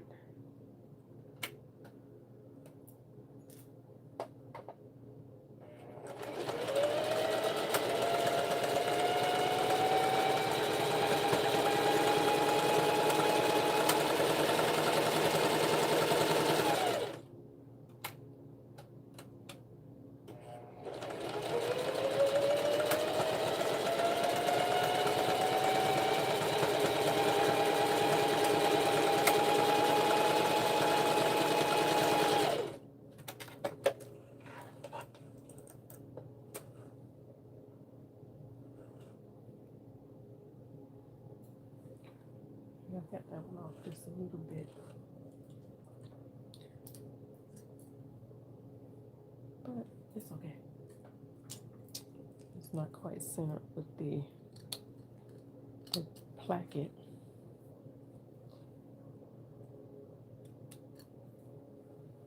But it's okay because I probably won't even use that button. I'll probably just be decorative anyway. Alright, so ladies, there you go. There's that buttonhole. Ooh, my face is all up in the camera. We'll back it up a little bit. Hang it up.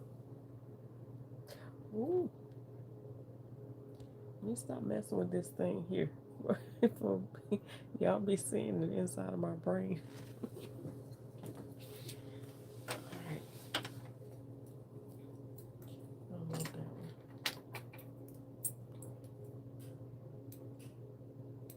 So I'm gonna put some I'm gonna go ahead and heat this and get the chalk marks off. Put some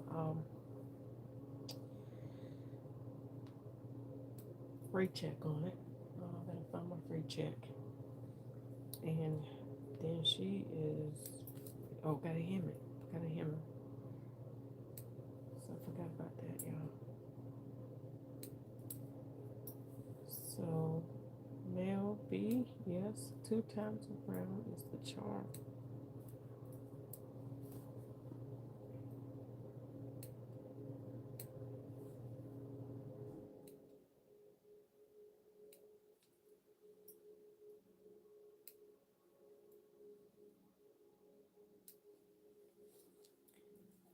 Right.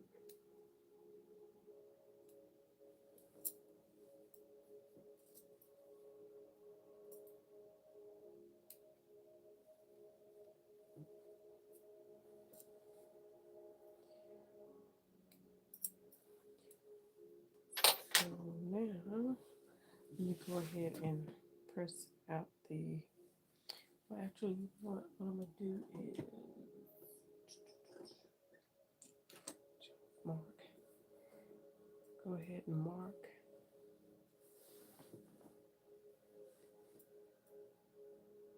the buttonholes.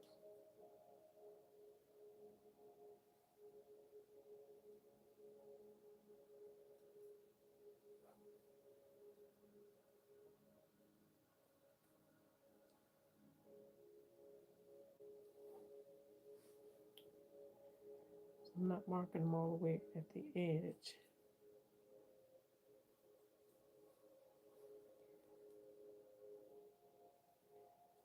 Just a little bit in. Give it some wiggle room.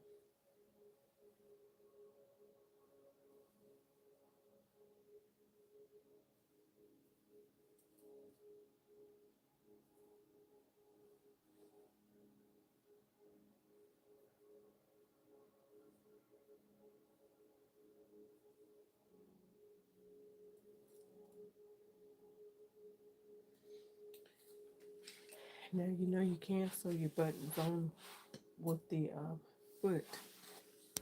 I mean the sewing machine. Let me see. I don't want to break no needles.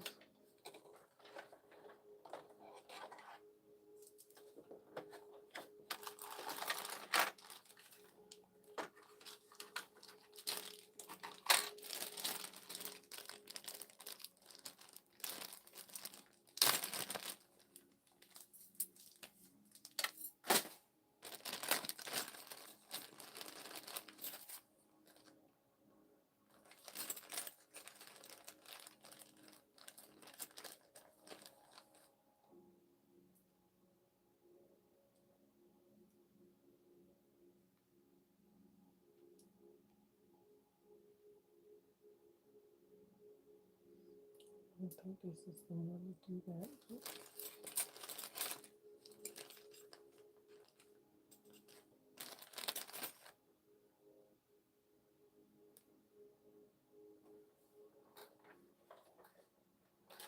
Alright, so this is the little button foot, the button, yeah, to put your button on.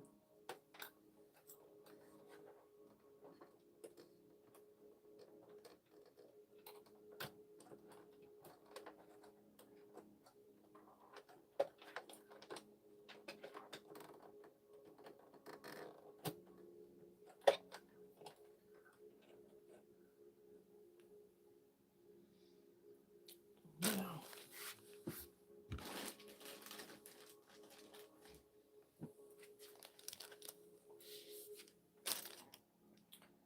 now the trick with this is making sure that the needle is positioned correctly.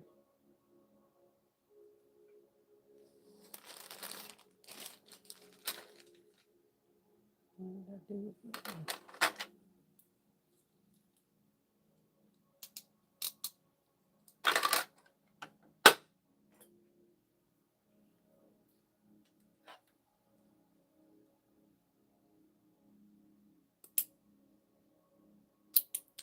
Yeah, you have to be careful with this one because this will break a needle for real.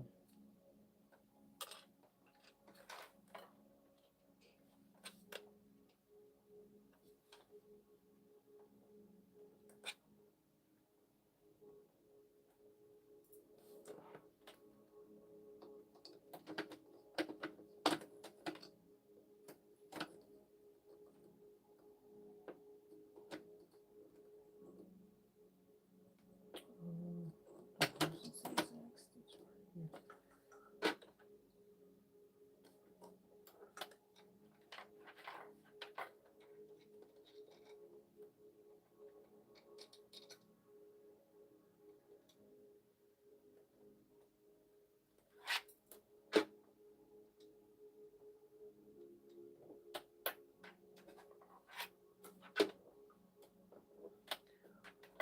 I don't know how that's supposed to hold. Okay.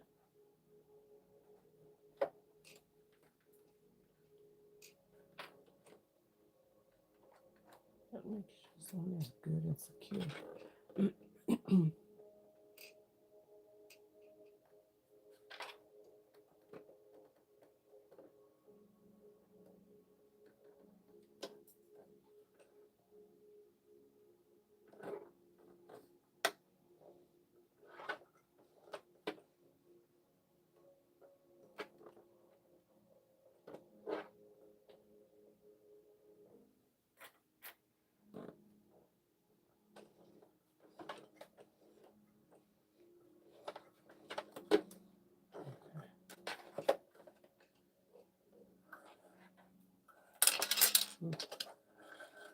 All right, so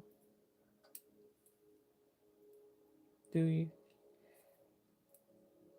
there a secret to making sure you don't break this thing?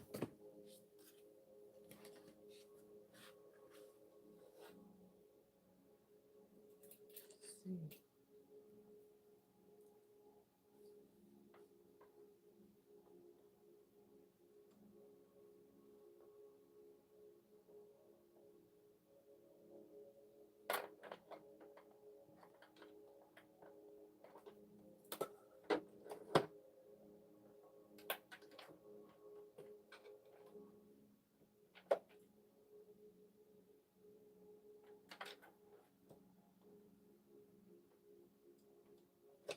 It look like it'll slip out. I don't know if I have it somewhere. I need to pull the manual out to make sure. Maybe it's back too far.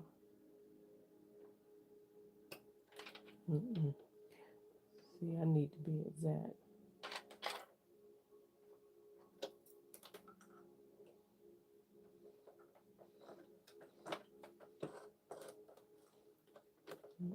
See how that moves? It's not supposed to move.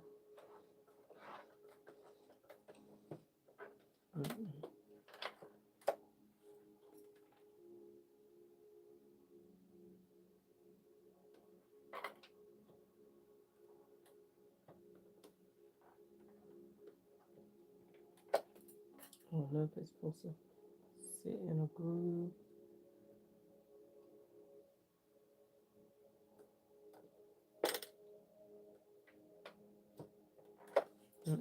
We're doing this by hand tonight. I need to read the manual on that one to get it. I used to do them by this foot, but I can't remember how to set that thing right.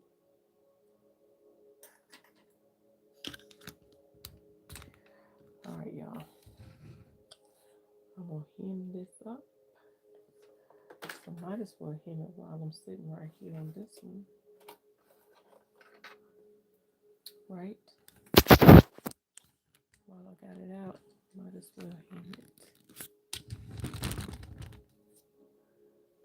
I'll put this back in here and get the other foot.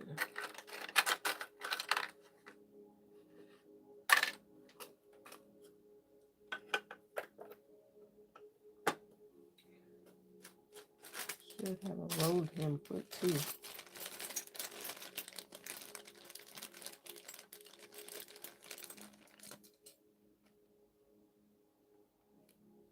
That's the edge foot.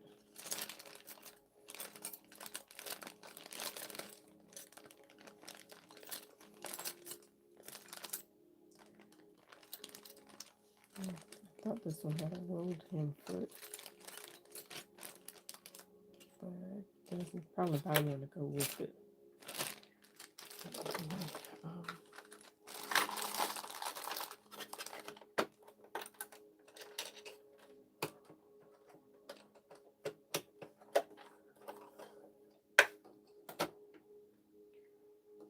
Straight stitch. Put it on set in 3. Turn it back to 4.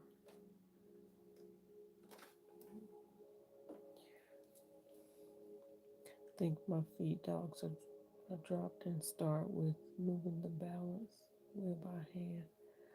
Okay, I have to try that next time. Play around with it because I do want to be able to perfect that.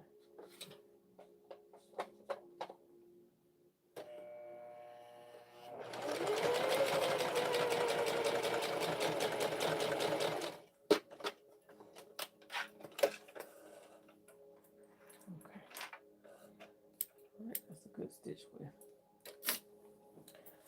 All right, so I just need to hem my pants.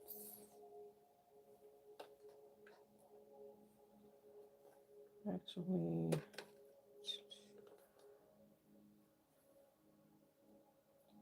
said I was going to try them on first, but I think I'm just going to do a narrow hem because I don't want them to be too long, too short.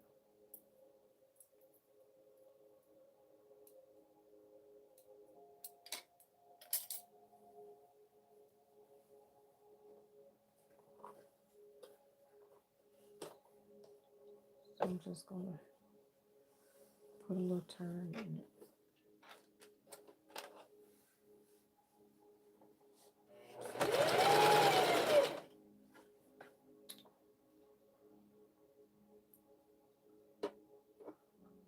Why does it seem like it's off a little bit?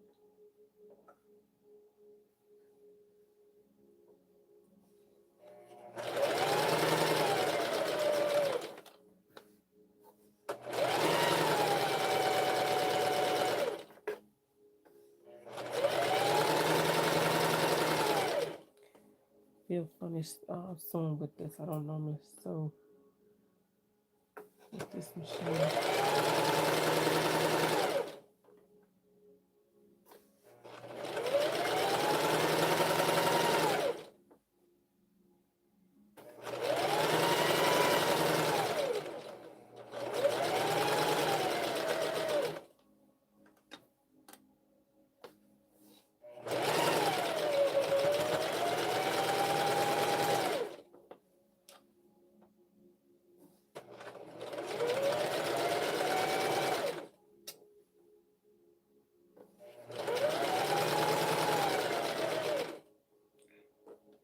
This is not centered. This is all somehow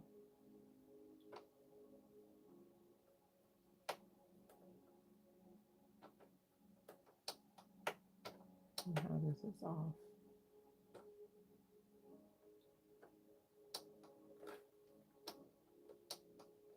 Mm.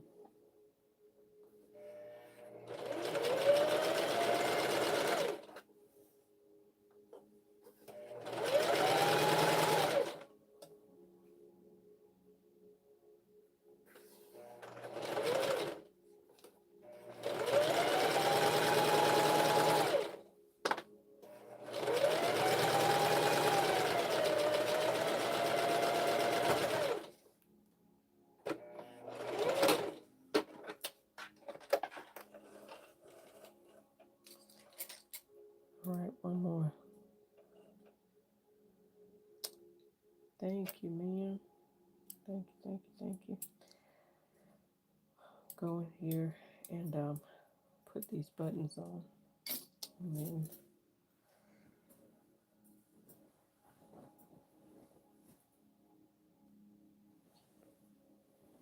then that'll be it.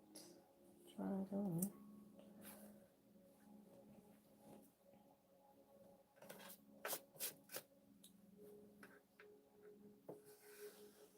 It's gonna be fun. All right, let me move this over.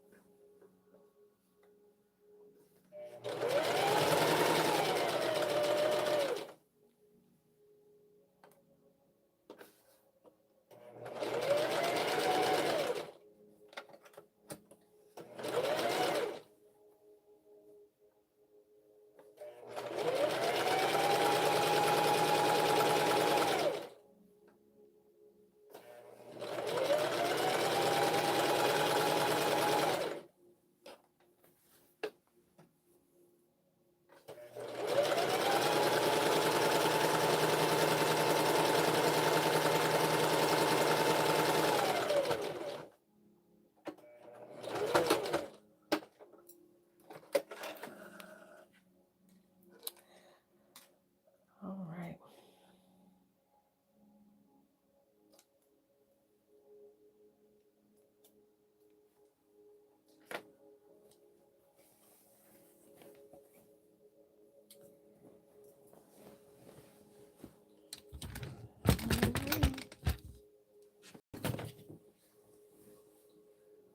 We go see.